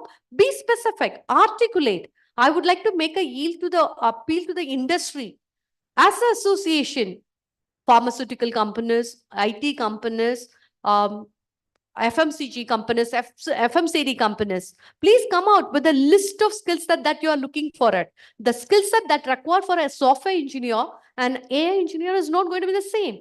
Articulate it, make it as public. So that is not coming forward.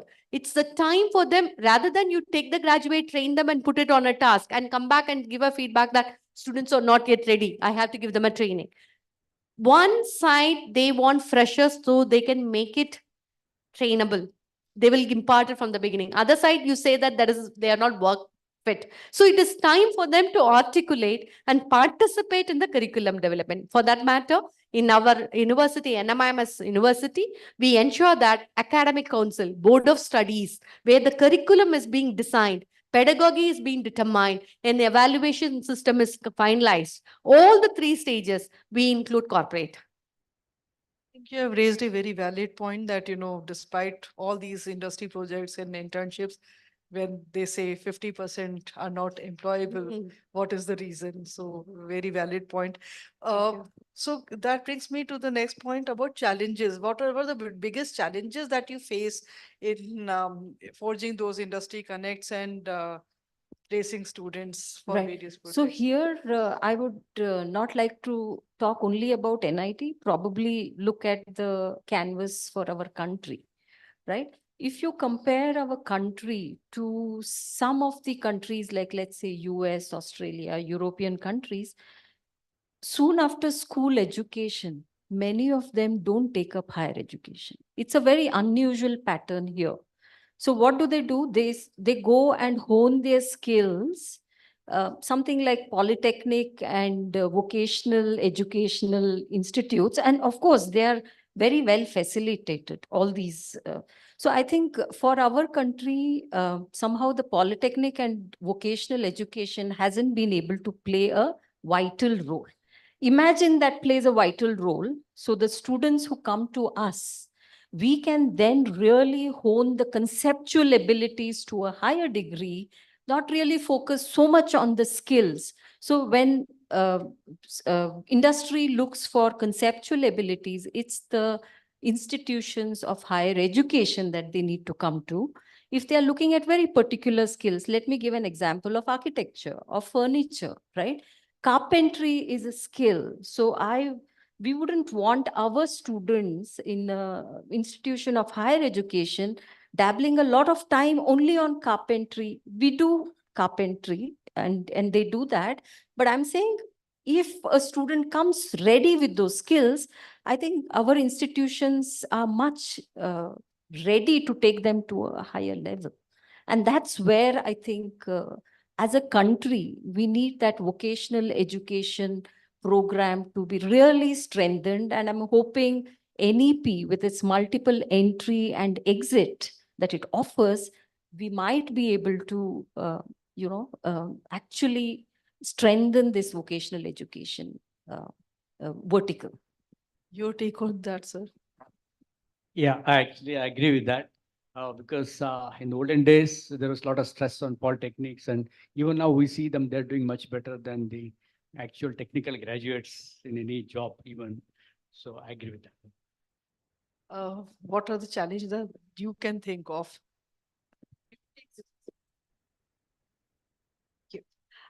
Challenges. Let me put the challenges from three perspectives. One, from the student's perspective. Second, from the education institutions, including the faculty perspective. And third one, from the industry perspective. Students' perspective, I really sympathize them because there's a huge amount of pressure. Family, peers, society, and willingness, ability to raise up the bar, and only peer pressure also. So it's huge pressure on the students, mainly because we talk too much about employability. I remember the days when I studied finance for the pleasure of studying it without knowing whether I'm going to be an equity researcher or an investment banker or a finance faculty member. Most of my elderly colleagues will agree with me. We study the subject for the pleasure of studying. But students now, if I do this certification course, if I pick up this course, will I get this placement recruitment done? It's a huge pressure on them.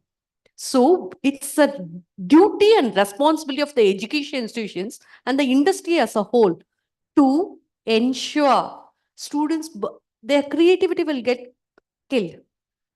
They will burn out very fast. That we see, right? So it's important.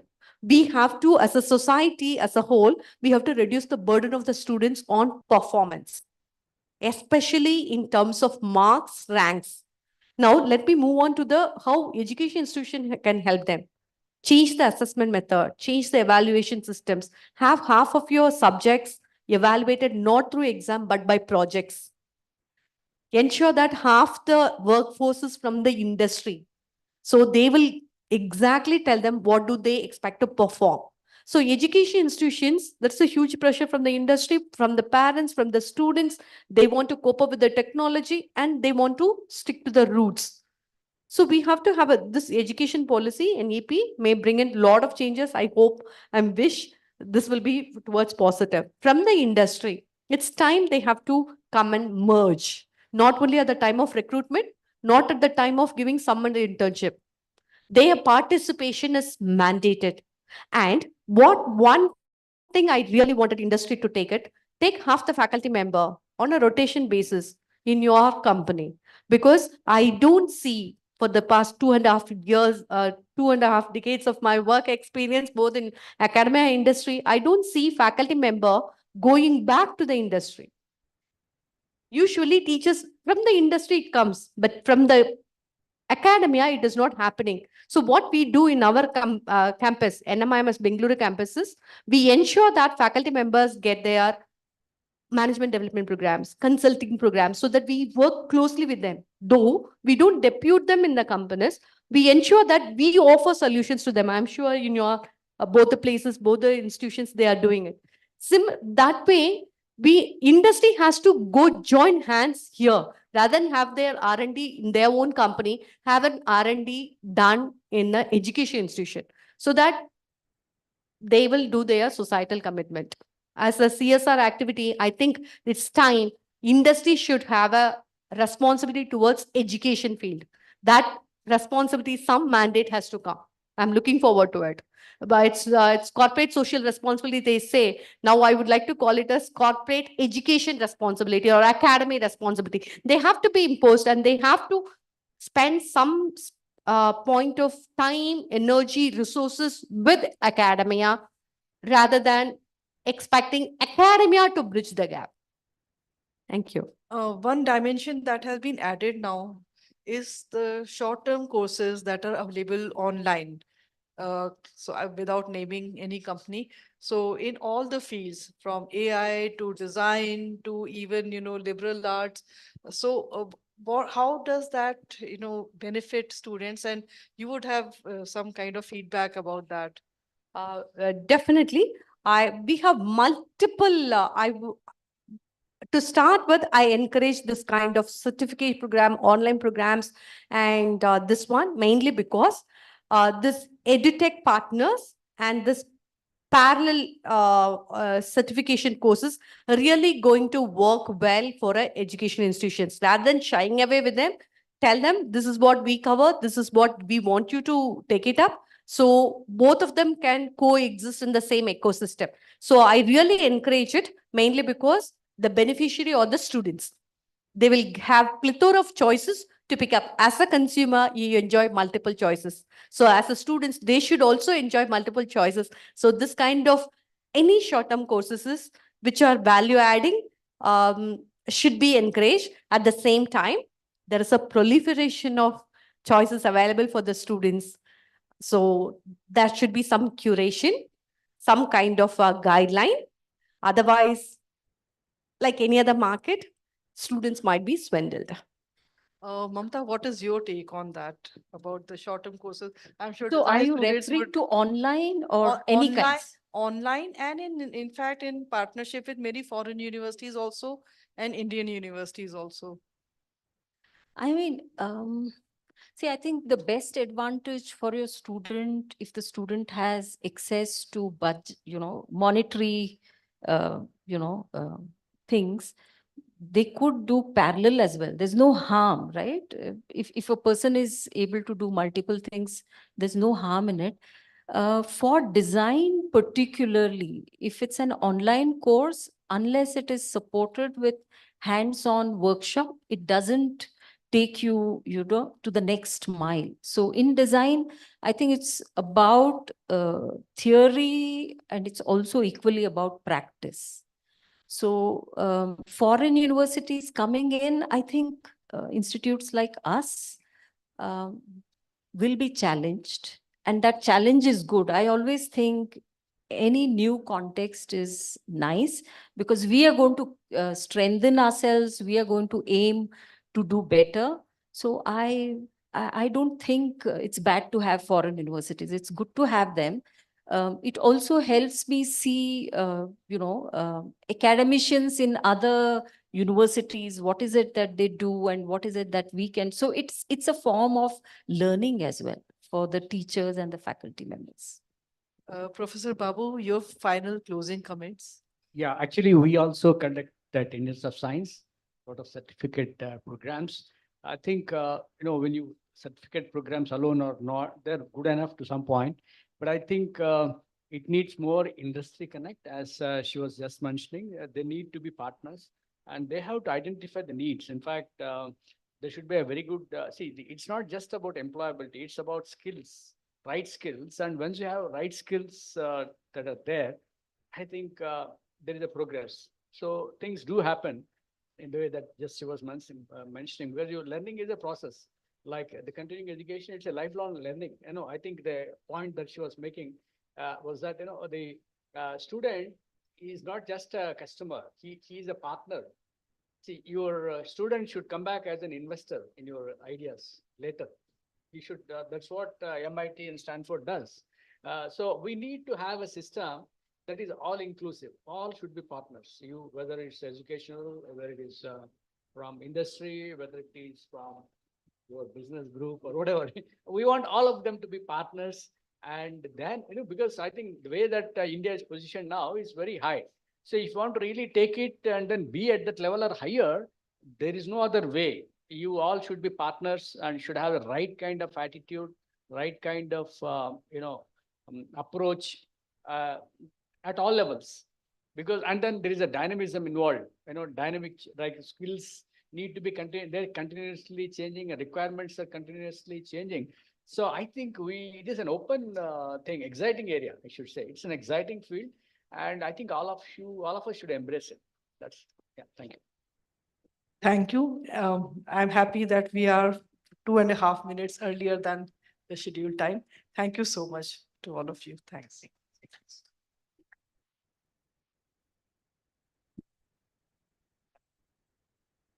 Yes.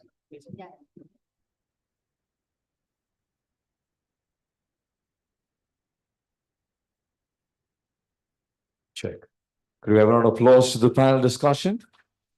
The panelists and the session chair. Thank you, ma'am. And now we move into the final bit and yet another panel discussion. And this one's the last one for the day. It's all about AI and education skills that educators and students will have to learn.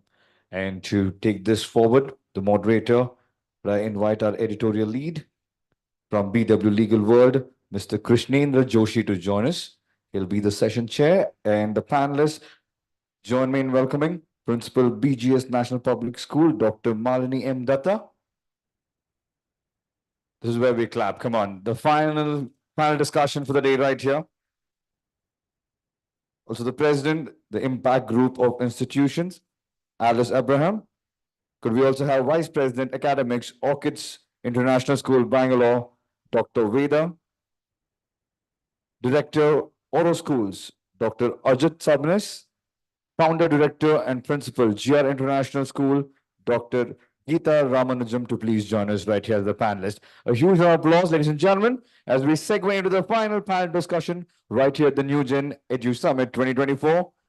And it's going to be about AI in education, skills that educators and students will have to learn. All yours.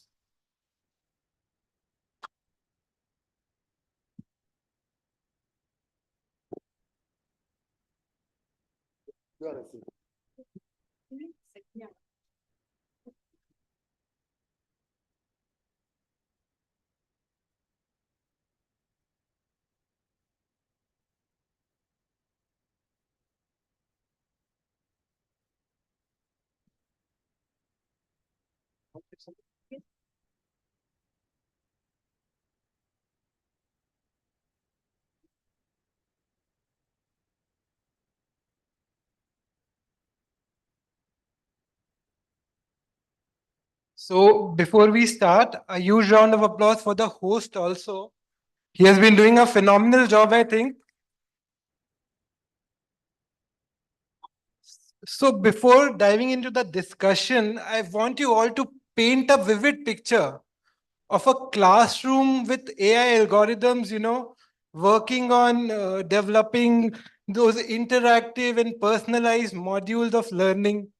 I am sure we are not yet that, but we'll find out today about the status and where we are headed. Okay. So starting with you, Dr. Sibnis, what do you think is the current landscape of AI in education in India?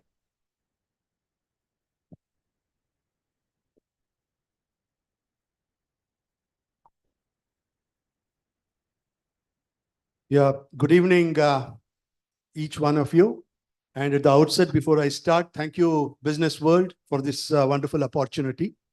And it's a wonderful subject to think and to talk about. When we talk about AI in education, I would rather put it this way, that it is before GPT, Chat GPT, and post GPT. I think we have all been talking about AI, its involvement in the various fields, only past GPT. I mean, once we have come to know about GPT, I think, which was just about 2 years old. GPT, I think, was launched sometimes in 2022, and we are in 24. In 2 years, it has made tremendous impact on every field. He is now asking me, that I've been asked, what is the impact of, what is the kind of scenario in the about AI in education field? I would say that it's very extremely difficult and probably too an early stage to say upon anything. I'm reminded of a wonderful thing. We keep hearing that AI is going to replace the manpower, the other resources that are useful. But what I feel is AI is not going to replace men, or the men who know AI as in future are going to replace another men who are not aware of AI. Probably AI has to be used as a tool. And I would rather say this, that AI can probably teach us swimming without getting into water. But what is important is whether do I need to learn swimming without getting into water or after getting into water. So as far as coming to the crux of the issue, AI as a tool probably we have from two viewpoints. One is from the educator viewpoint, and one is from the student's viewpoint, which is absolutely important. From the educator's point of view, both the disciplines, there is the educator or the children, have to get exposed to AI. There is no doubt about it, because AI has to be used as a tool. But what is each one has to learn, and the basic academic, basic aspects of AI has to be learned. But I think there's a long way to go. And the way we use each educator and the students, the way they use AI in their learning process becomes absolutely important. I don't know whether to touch upon that at this point in time. We'll get back to Yes, this. yes. So, but as of now, I would rate, barring few schools which can be numbered, I think AI is still far away from being implemented in the schools, because I've been associated with education departments at national level and at state level. So I can say this very confidently that we are very far to implement AI in the entire education system across the nation. Thank you. Vida, your thoughts?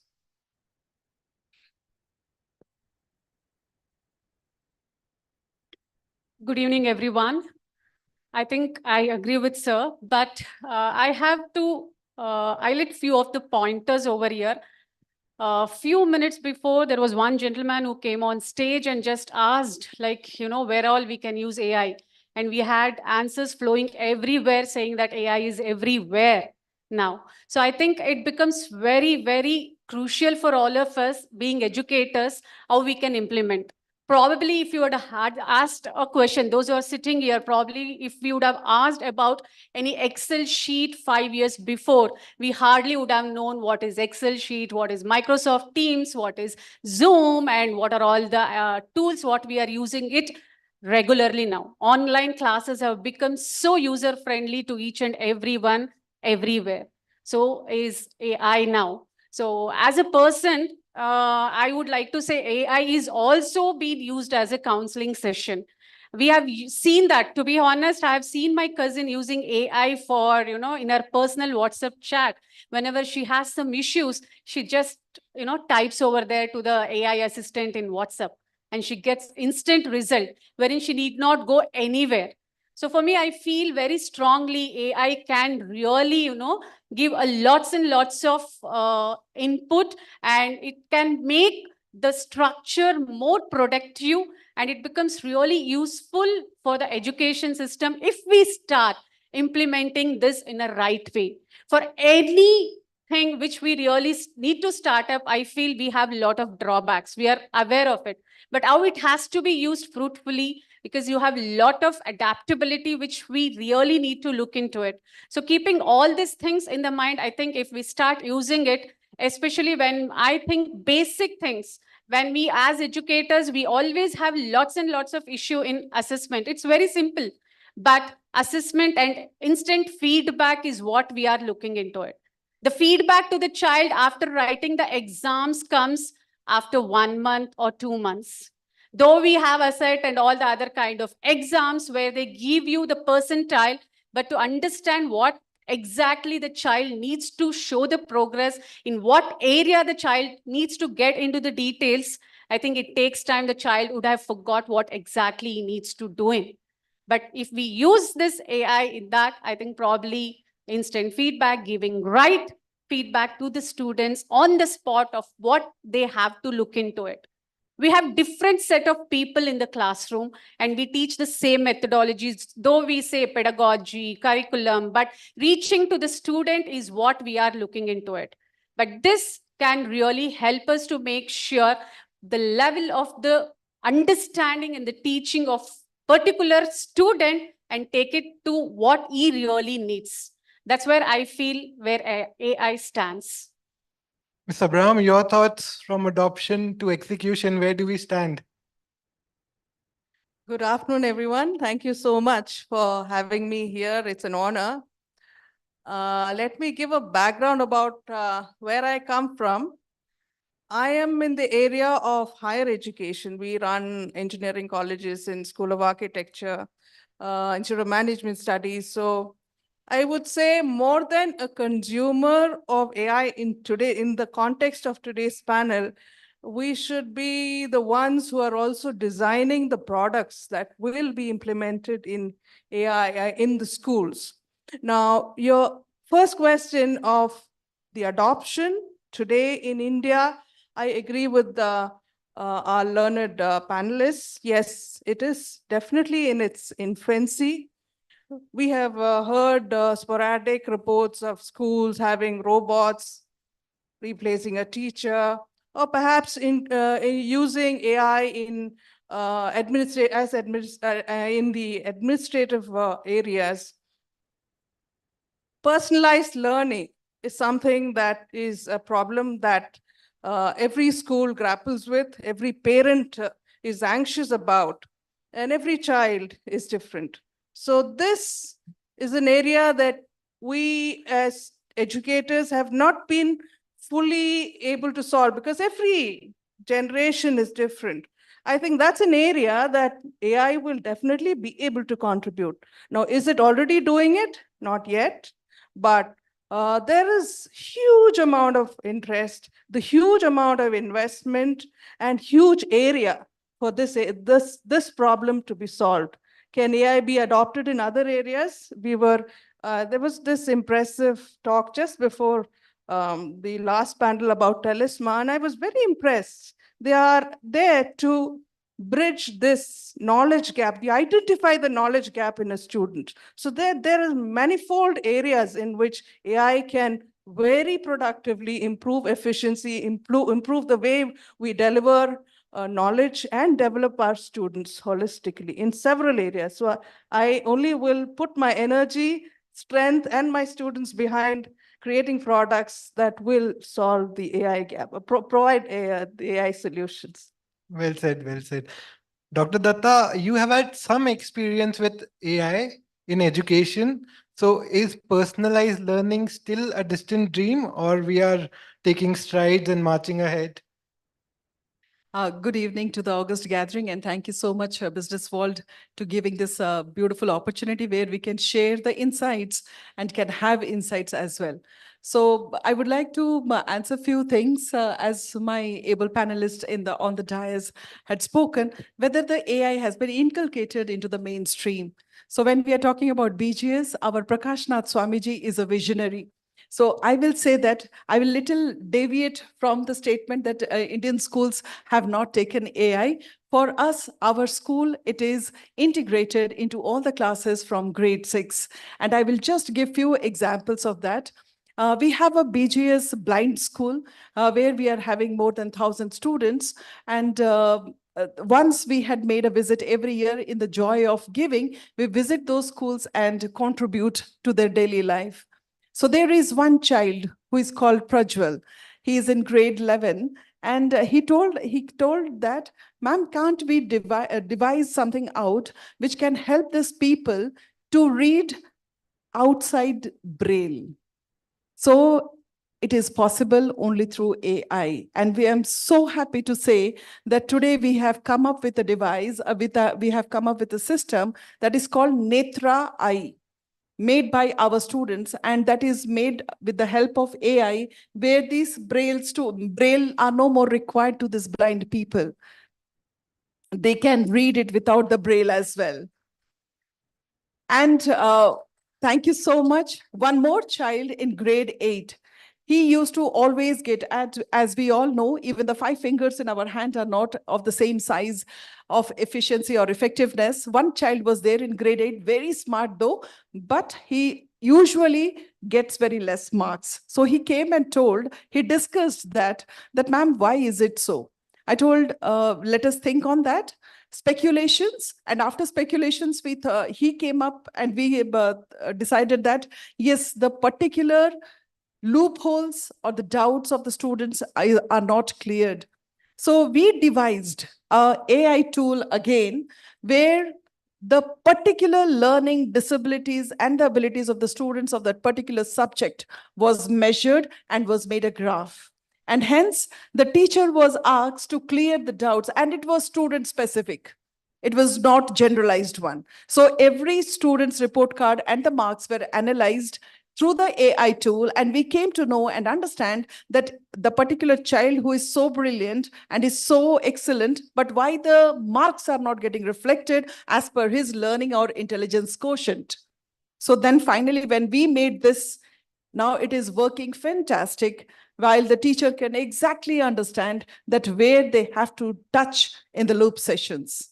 And the third innovation that our school has done, our school students have done through the Atal Tinkering Lab is the communication skill app. That is one. But what was much more interesting was the parking slot. If you all go to the malls and everywhere, now also the manual numbering system is there, or they will feed it. AI has not touched it. But the students of BGS, NPS, they have prepared our beautiful skill app, which is called parking slot allocation, where automatically, if it we have every wheelers, two-wheelers, four-wheelers. So we need to say, and in four-wheelers, we have so many categories, sedan, SUVs. So it is now will give you the slots and numbers as per your vehicle. So these are certain AI inculcations into the school that has already been initiated. And the more we initiate these things, we make it more compatible. And we can make the educational system, this ecosystem. We all are the stakeholders. We need to reciprocate to our responsibilities. So while we are doing this, definitely we are trying to take the students, make them ready. They are now, it's only 2024. We saw the pandemic in 2019. So we never know that the students, how they have to face this world when the world will be in 2060, 2070, 2080. I think AI is the only category or the only criteria through which we can visualize the future for these students and make them the rightful global citizens. I think that's I think we can be a little more generous with our applause. So coming back to Dr. Sibnis now, in your experience, how can AI enhance the quality of education, retention, and learning? What are your thoughts on that? Yeah. This is the age of, this is the age of distraction where the amount of retention is decreasing by the day. And we are also facing an age compression. So how do we put it into context? Yeah, thank you for the wonderful question. Now, the AI in education actually should not be confused. I personally feel AI, the role of AI in education in the present context, what we are talking is how an AI as a tool enhances individuals' capability or how it adversely affects it. This actually is the problem. Let me cite you with an example. Now we have, after the GPT has come, the open AI or the artificial intelligence tools, what we have is approximately equal to about 1,400 artificial intelligence tools we have now available for the school kids, or for that matter, anybody. Now we have an app called Gamma app, which is helping us to prepare the PPT in a matter of about 10 seconds. If a child, for example, if this particular app is made available to a child of, let us say, about 6th standard or 7th grade or 8th grade, it's not a big deal for the child of that standard to prepare a PPT about a subject which actually is rightly not aware of it. So so what happens is that particular preparation of PPT for that particular child on that particular subject, whether is it being done with the complete knowledge or without the knowledge. This is where the discretionary ability, how to use the AI as a tool for the enhancement of the child's capability comes into picture. Now, what I'm trying to say is ultimately whether we use AI as a tool in the classroom or not, what important is ultimately what is the ultimate goal of education? What exactly are we trying to teach? I'm reminded of a wonderful definition what exactly is education? The education is a process which actually begins after the completion of the formal education. And if this is true, and I'm sure everybody agrees that education is a process which actually begins after the completion of the formal education. How useful are we to the society? And how do we make ourselves capable of this using various tools? This is what actually comes into picture. Now, this can be used, AI as a tool can be used in tremendous ways. What important is, somebody was referring in the last one about NEP. For example, National Education Policy 2020 speaks about Pancha Vikasa, Kosha Vikasa. That is the five-folded development of a child. Now, how do we develop, how do we make the child, how do we bring this integral development in a five-fold development? Artificial intelligence, when we talk about it, essentially deals with the mental domain of an individual development. If the mental development has to take place, there is a primary physical development and the emotional quotient has to be improved in a child. Only the natural growth itself takes place in the age-wise development of a child. For example, in the earlier age, in the entire development process, up to the age of 5 or 6 or even up to the 7, it is the physical development which actually comes into the priority, it comes into the forefront. It is after that, it is the brain development, it is the adding of the files and then the information and the entire learning process. The entire learning process also, what you suggested, has got 3. It is first the absorption and then the assimilation and then the recalling possibility. Until the absorption and the assimilation takes place in whatever manner we have to use, it is not possible to recall this. So please use AI as a tool without compromising for all the five-fold development of a child, and that too as a age-wise development. A child cannot be taught or put a lot of pressure overlapping at the age of 5, for example, instead of allowing the child to physically develop. If you start developing the fine motor skills, which is not the age to develop at all, or even if you put a pressure on the mental development at the age of 7, there is a possibility that we are adversely affecting the child and resulting in the dyslexia. So these are the issues which, whether absence of AI or the presence of AI, we absolutely be very careful and use our discretionary to use this AI as a tool. AI will absolutely helpful for us to enhance the individual capability. For example, the personal learning path can be learned. AI as a tool. Now, I think dermatographics is one of the field which actually is coming forward, analyzing the children based on the intelligence, based on the learners' learning capabilities. All these aspects have to be understood. AI can be taken to classify the students based on ultimately AI is on the probabilities, and the more the samples we have, higher the predictability, closer is the prediction. So we need to have a lot of samples. We need to go for AI to become more closer to more predictability. We need to give lot of weightage, lot of discretionary. The problem solving capability has to be enhanced. The AI doesn't give us critical thinking. AI doesn't give us problem solving ability. What AI doesn't also give us is prompt engineering. What we call it as prompt engineering is how do you exactly prompt the ChatGPT, for example, to get what exactly you want.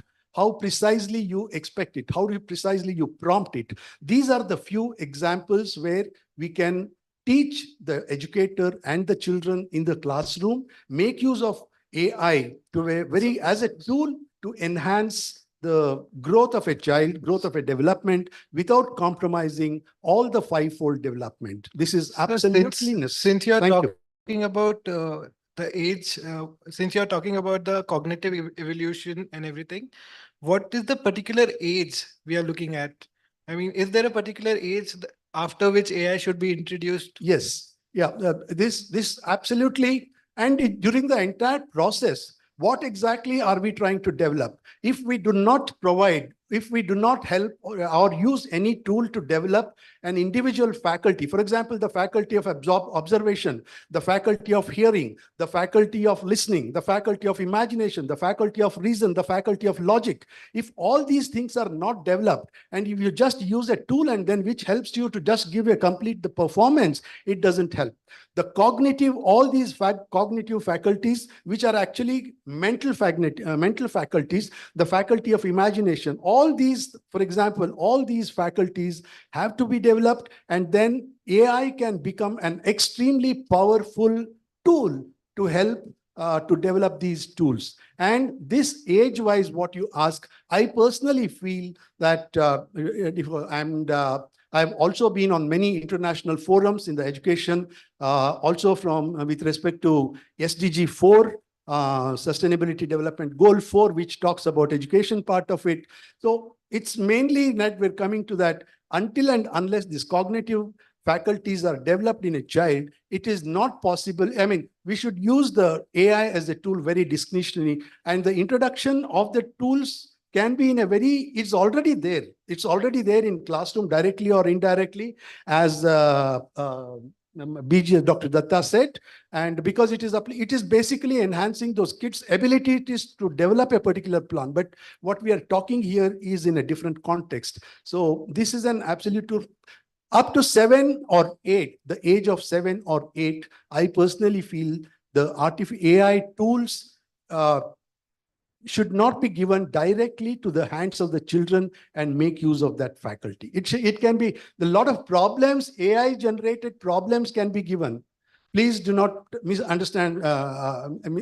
me. I don't say that AI should not be given or AI generated. For example, PPT should not be, prepare a PPT or prepare a project using ChatGPT should not be given. At no point in time, the creative ability, the innovative ability, because one of the greatest tool that is given to a child is insatiable curiosity that has to be taken forward. Thank you very much. Absolutely true. Well said, well said. So I see you taking notes, ma'am. Would you like to add something here? Yeah, thank you so much. I might have a slight contrarian view with Sir. Not in what should be done or how the child should learn. I definitely agree. You can see a lot of wisdom in what he said. But the way AI is envisaged in being implemented in schools, I think there was a little difference in my understanding, because when we talk about personalized learning, when you have, for example, if you have a classroom with a teacher who has about 30, 40 students, and 30, 40 students might not progress equally. That's what we have seen all our lives. And might not be equally bad either. Each one is differently gifted. Now, can that one teacher identify correctly? If he or she can identify and move this child to her desire of success, then I would say the teacher is extremely successful. But that doesn't happen. Now, where does AI come in? AI comes in when each child's difference can be identified through machine learning by studying millions and millions of children. And in a way, a machine records data and information much better, takes decisions much better than even if we, human beings, are creative thinking and, decision making, all that is there. But we lack in, filing this data, using the data that we've already learned. 80% of our brain is hardly used, but machines are not like that. So I think we should harness AI to personalize learning. For example, when you see a child, we've heard of homeschooling versus, classroom learning. Homeschooling works for many children because that mother or the enabler or the tutor pays attention to that child and the child's abilities and the child's talents and the child's struggles. This is what AI should harness and should be able to bridge in personalized learning. So if you can come up with a Dr. Datta solution. wants to add something. Yeah, She has been- if I can just finish for a moment. So that is one thing. And then curriculum development, which Sir talked about, definitely there is a certain progression learning, and that should not be short-changed. But that curriculum can be honed by using AI tools, because technology, knowledge, everything is changing. I've been in higher education. When I was an engineering student, I used T-squares, I used other tools to do drawing, physical drawings. Now nobody does physical drawings anymore. They use CAD, they use Solid Edge, they use all kinds of digital tools. Computer programming used to be coding line by line. Now you can just pick up code off the shelf and create much better problems. But should the child learn line by line coding? To what extent? So curriculum development can definitely and should definitely change. And I think artificial intelligence or machine or the changing emerging environment should participate, should be harnessed while we are creating these curriculum. And about compatibility with the institutions, how institutions can utilize AI, I would say what is required is, institution to institution, definitely some infrastructure changes will be required. There's an digital literacy which has to be enhanced. The correct kind of data has to be given, fed in for AI. It's not God. It's not going to be God anytime soon. It's not going to be equal to human also anytime soon. We definitely can control what we are going to use, but we'll have to use it, feed the right kind of data. So definitely, and ChatGPT is not the example of AI. It's not the AI that we want to implement in schools. ChatGPT is an AI solution, but that is not the solution that schools should use to enhance their education. There are several other tools, several other solutions, which we can go into further into the panel perhaps. So here I just want to add something. When we talk about AI, we know the potential of it. Please remember that it will have its pitfalls as well. So everything that comes in has both the drawbacks as well as the don'ts and the do's of everything. So when we are talking AI inculcation into the school periphery and the classrooms, then we should know the apt. This word is very important. The apt amount of AI to be introduced into the classes. We are having AI starting from the grades 5 to 12. So the grade 5, what they will be learning in AI is completely different what the grade 12 will be learning into that. And this AI has given a big impetus in the learning system. They have not only categorically identified what are the things that the students need to carry it further, they have categorically identified the significance of the components of our learning schedule today. When we are talking about curriculum is something that the AI is not creating for us. We are creating the curriculum, inculcating the AI modules, which is aptly required for the students' cognitive development. And once this are put into the right portion, into the right classes, into the right students, definitely the right amount of result will definitely be procured from these classes. I think. Any worries on the count of ethical vulnerabilities? Yes, ethically, yes. Ethical vulnerability will be definitely there. So there are certain things that we can make it. Transparency. We can look into the vulnerability criterias. So we can make them very visible. The transparency should be there, that what we are utilizing, for what purpose it is being utilized, and accountability. Accountability is one thing that should be taken forward ahead very strongly, because if accountability is there, definitely we are not going to take anything that will be wrong into the classroom. So there are ethics in volumes and files. Then again, I would like to stress on the point that ethics in the volumes, it also comes in apt portions to each class. So our transparency, accountability, and the feasibility of making it into move towards a positive direction is good enough to balance it inside the class.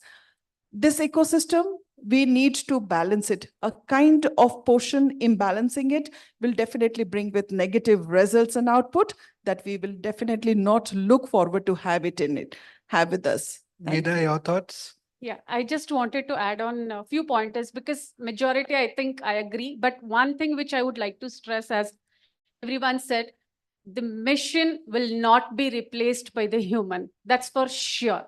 Because never a machine learning can be replaced by the human, because EQ can never be touched upon of whatever we give it to them. But at the same time, the technology, what we are in, we need to get adapted. So a collaboration of both of this needs to be balanced.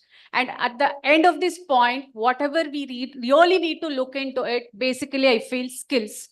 Whatever the skills we really need to give it to the educator or the student is very, very important, because the ground level implementation is where we fail a lot in most of the time.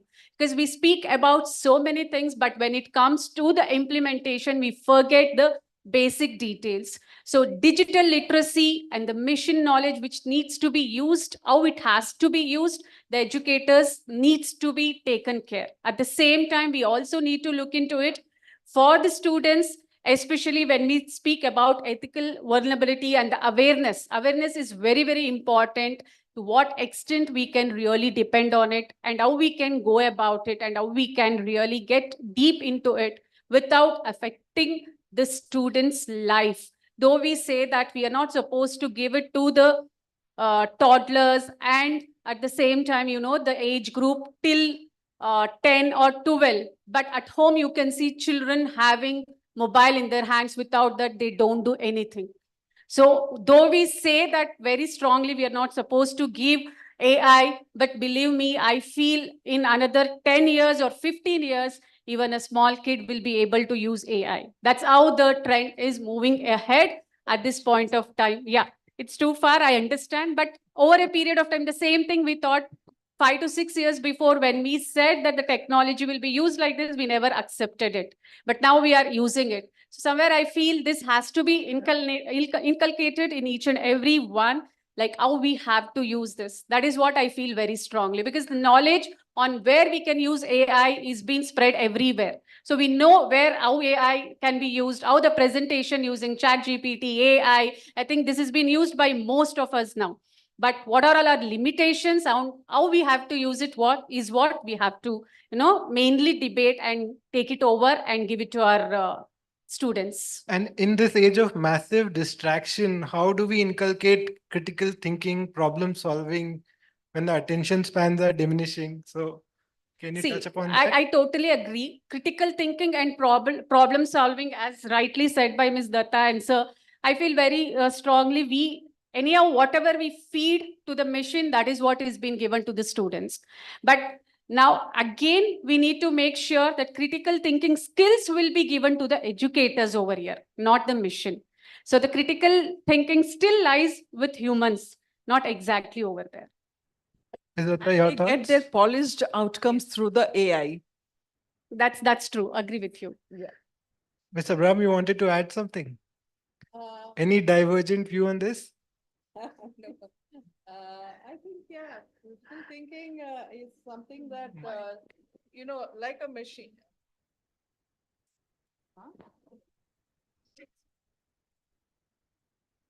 Just like a machine learns, or like a child learns, it's a progressive activity. So the more exposure a child has, more experiences somebody has, you learn more. So I don't know if AI can distract you from critical thinking, because AI is not competing with the teacher. AI is an enabler for the teacher to do a better job in his teaching. It's not changing the knowledge that's being given, but just making sure that the child can consume that knowledge and therefore become more knowledgeable, instead of being the same he was in spite of a teacher teaching, if I'm conveying what I want to. So critical thinking is not something So that. are we looking at more T-shaped learning now where we are multitaskers? What are the skills that students need to inculcate now in the age of AI and everything is changing so fast? I think So- instead of being a broad-based learning, it will be actually go deep dive into what he wants to do. You're actually able to enable a child to learn, if it's possible, to tap AI to that extent. Each person likes what he wants to do, therefore he's not going to get distracted, and therefore he's going to be successful, and therefore he's going to contribute to the world. Dr. Subnis, your thoughts? Yeah, you asked two things, like one is about the critical thinking, and then the second one is the skill that is required in the 21st century. In my personal opinion, the only skill that is required in the 21st century, which is the most important thing, is everyone's ability for multitasking. What is expected is you're expected, for example, the availability of the AI intelligence. So you're able to do things much faster than what it is required. So your multitasking ability has to be so fast. And what is ultimately, if you come to the root cause of the multitasking, it is your ability to concentrate or focus. So how do you focus or how do you concentrate? That is switch off, switch on, switch off, switch on multi-phase. I mean, there are various activities where you should be able to concentrate, focus, deconcentrate, get on to the next one. So this ability to focus and defocus, concentrate, and this is the most important faculty that is required in the 21st century. But at school level, what do we develop to develop this skill, to give this skill? That is why precisely I'm saying that it is the faculty development which is absolutely important at the school level. The faculty of concentration. Now we have taken it for granted that 40 minutes is the attention span of a child. How does it come? It has actually been ingrained into me. I was also studied, I had 40 minutes, now also 40 minutes. We think there is a completely opposite theory. Suppose if we are clubbing two classes together, for example, maths can be taught with art and craft. A geometry can be taught with art and craft. The fine motor skills, the cutting skills, the two-dimensional, the three-dimensional, the origami can all be clubbed with the maths class. It can be a wonderful teaching class. It's a simple concentration which enhances the faculty of concentration, improves the ability, improves the focus ability, which is the most required skill in the 21st century. So these are some of the faculties which many of the schools in their own way keep doing it, but they should probably take use of the AI tools, probably which will help the educators to devise more innovative methodologies or things. There is a student in my class, in my school. It's about a 4th standard kid.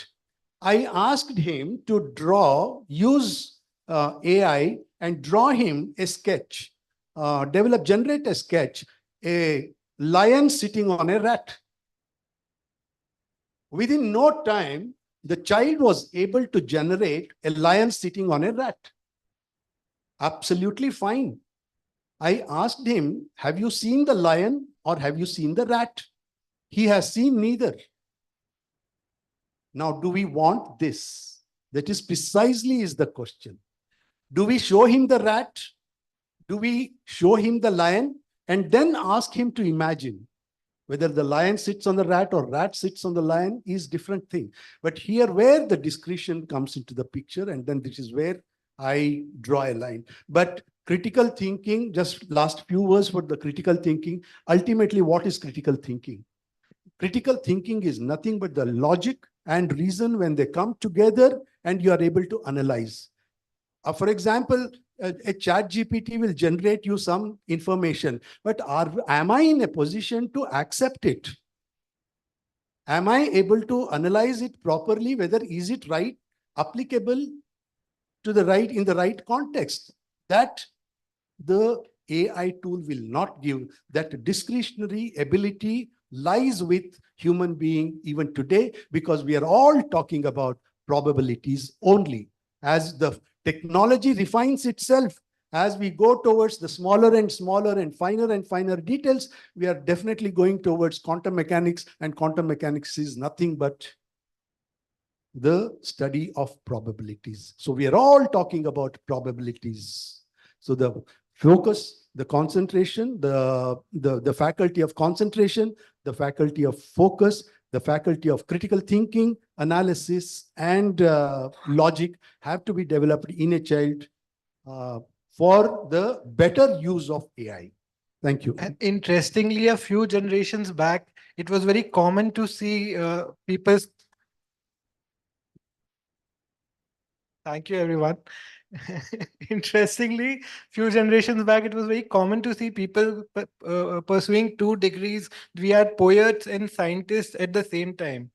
So I think that age, when it can be without AI, AI can bring a lot of possibilities. Now, I want every one of you to design the curriculum for the future. Since we have this opportunity, what are your thoughts on how does future curriculum look like? Dr. Sidnesh, you can start.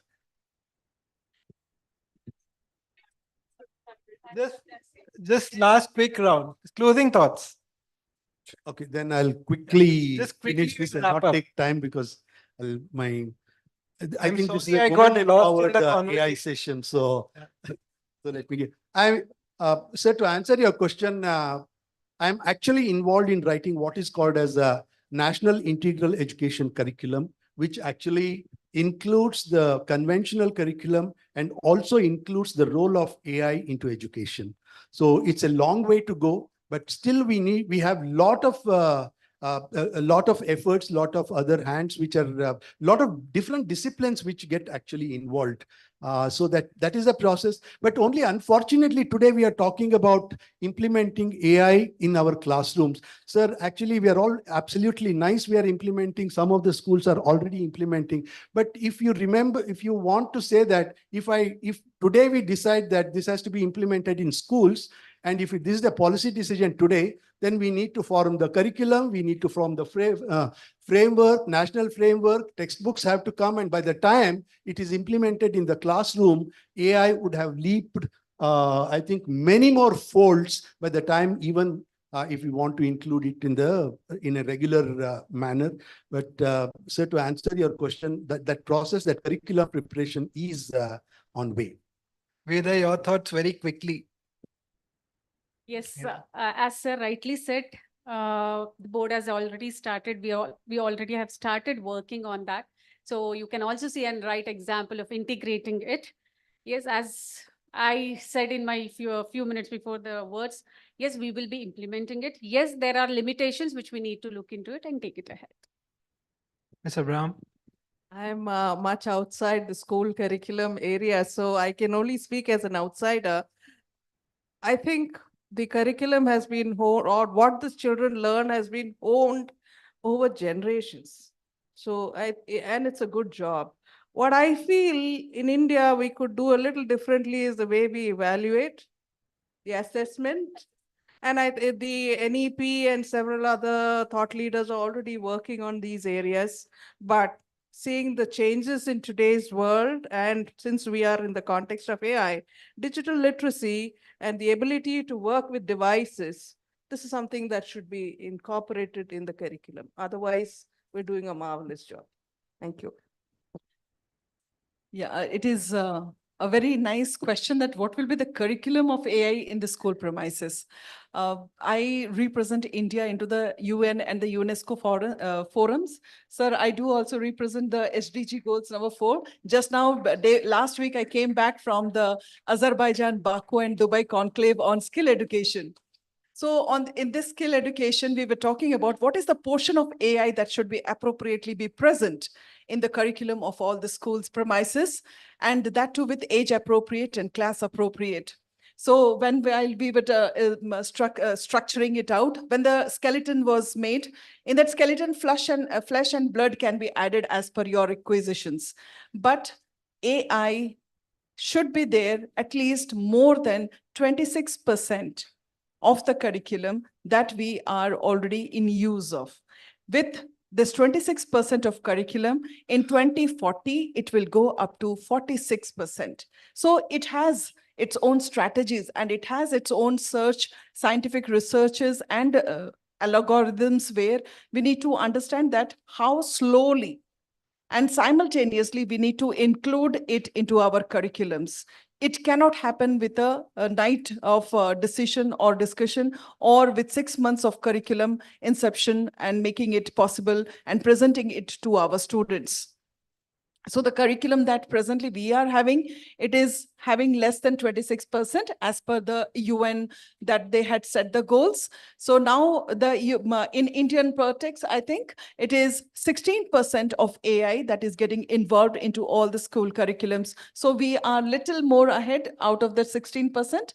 So this school's curriculum should be, the SDG goals have not yet, I would like to stress on these words, have not yet given any kind of specifications that how much amount of AI should be included into the students or the children, the students of high school and middle school, that they should incorporate in their learning.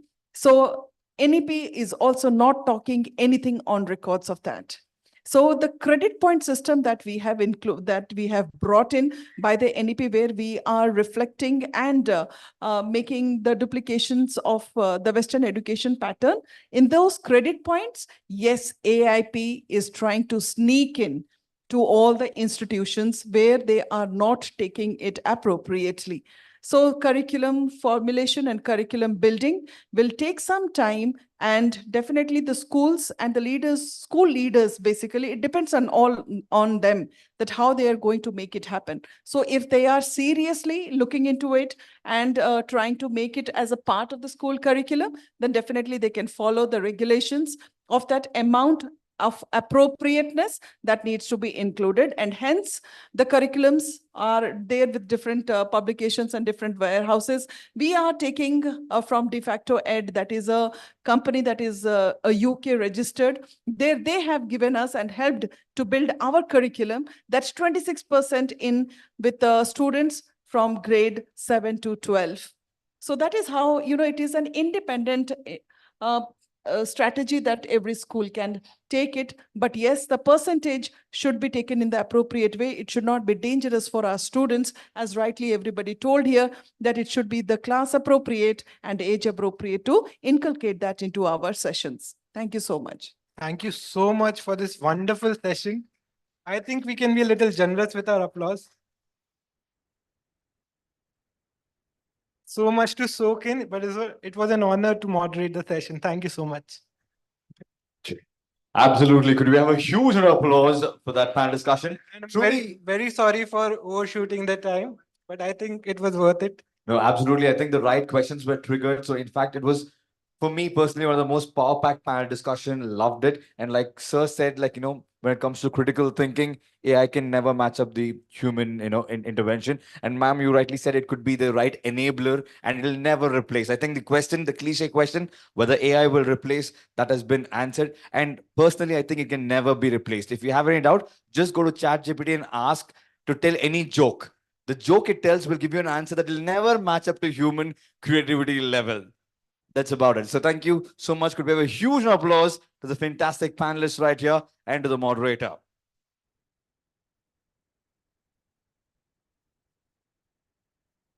And with this, ladies and gentlemen, the next session, I just wanted to see that expression when I said the next session in your faces. With this, we conclude this fantastic day that's here. Thank you so much for everybody right here. Thank you so much for your time. Right here at the NexGen Edu Summit 2024. For all the panelists, all the speakers, and all the moderators that we had right here today, could we have a huge round of applause one more time? And for all those who stayed back till the end, thank you once again. See you on the other side. This is RJ Amar Prabhu signing off right here from the inaugural NexGen Edu Summit 2024 in the beautiful city of Bengaluru. Good day and see you all.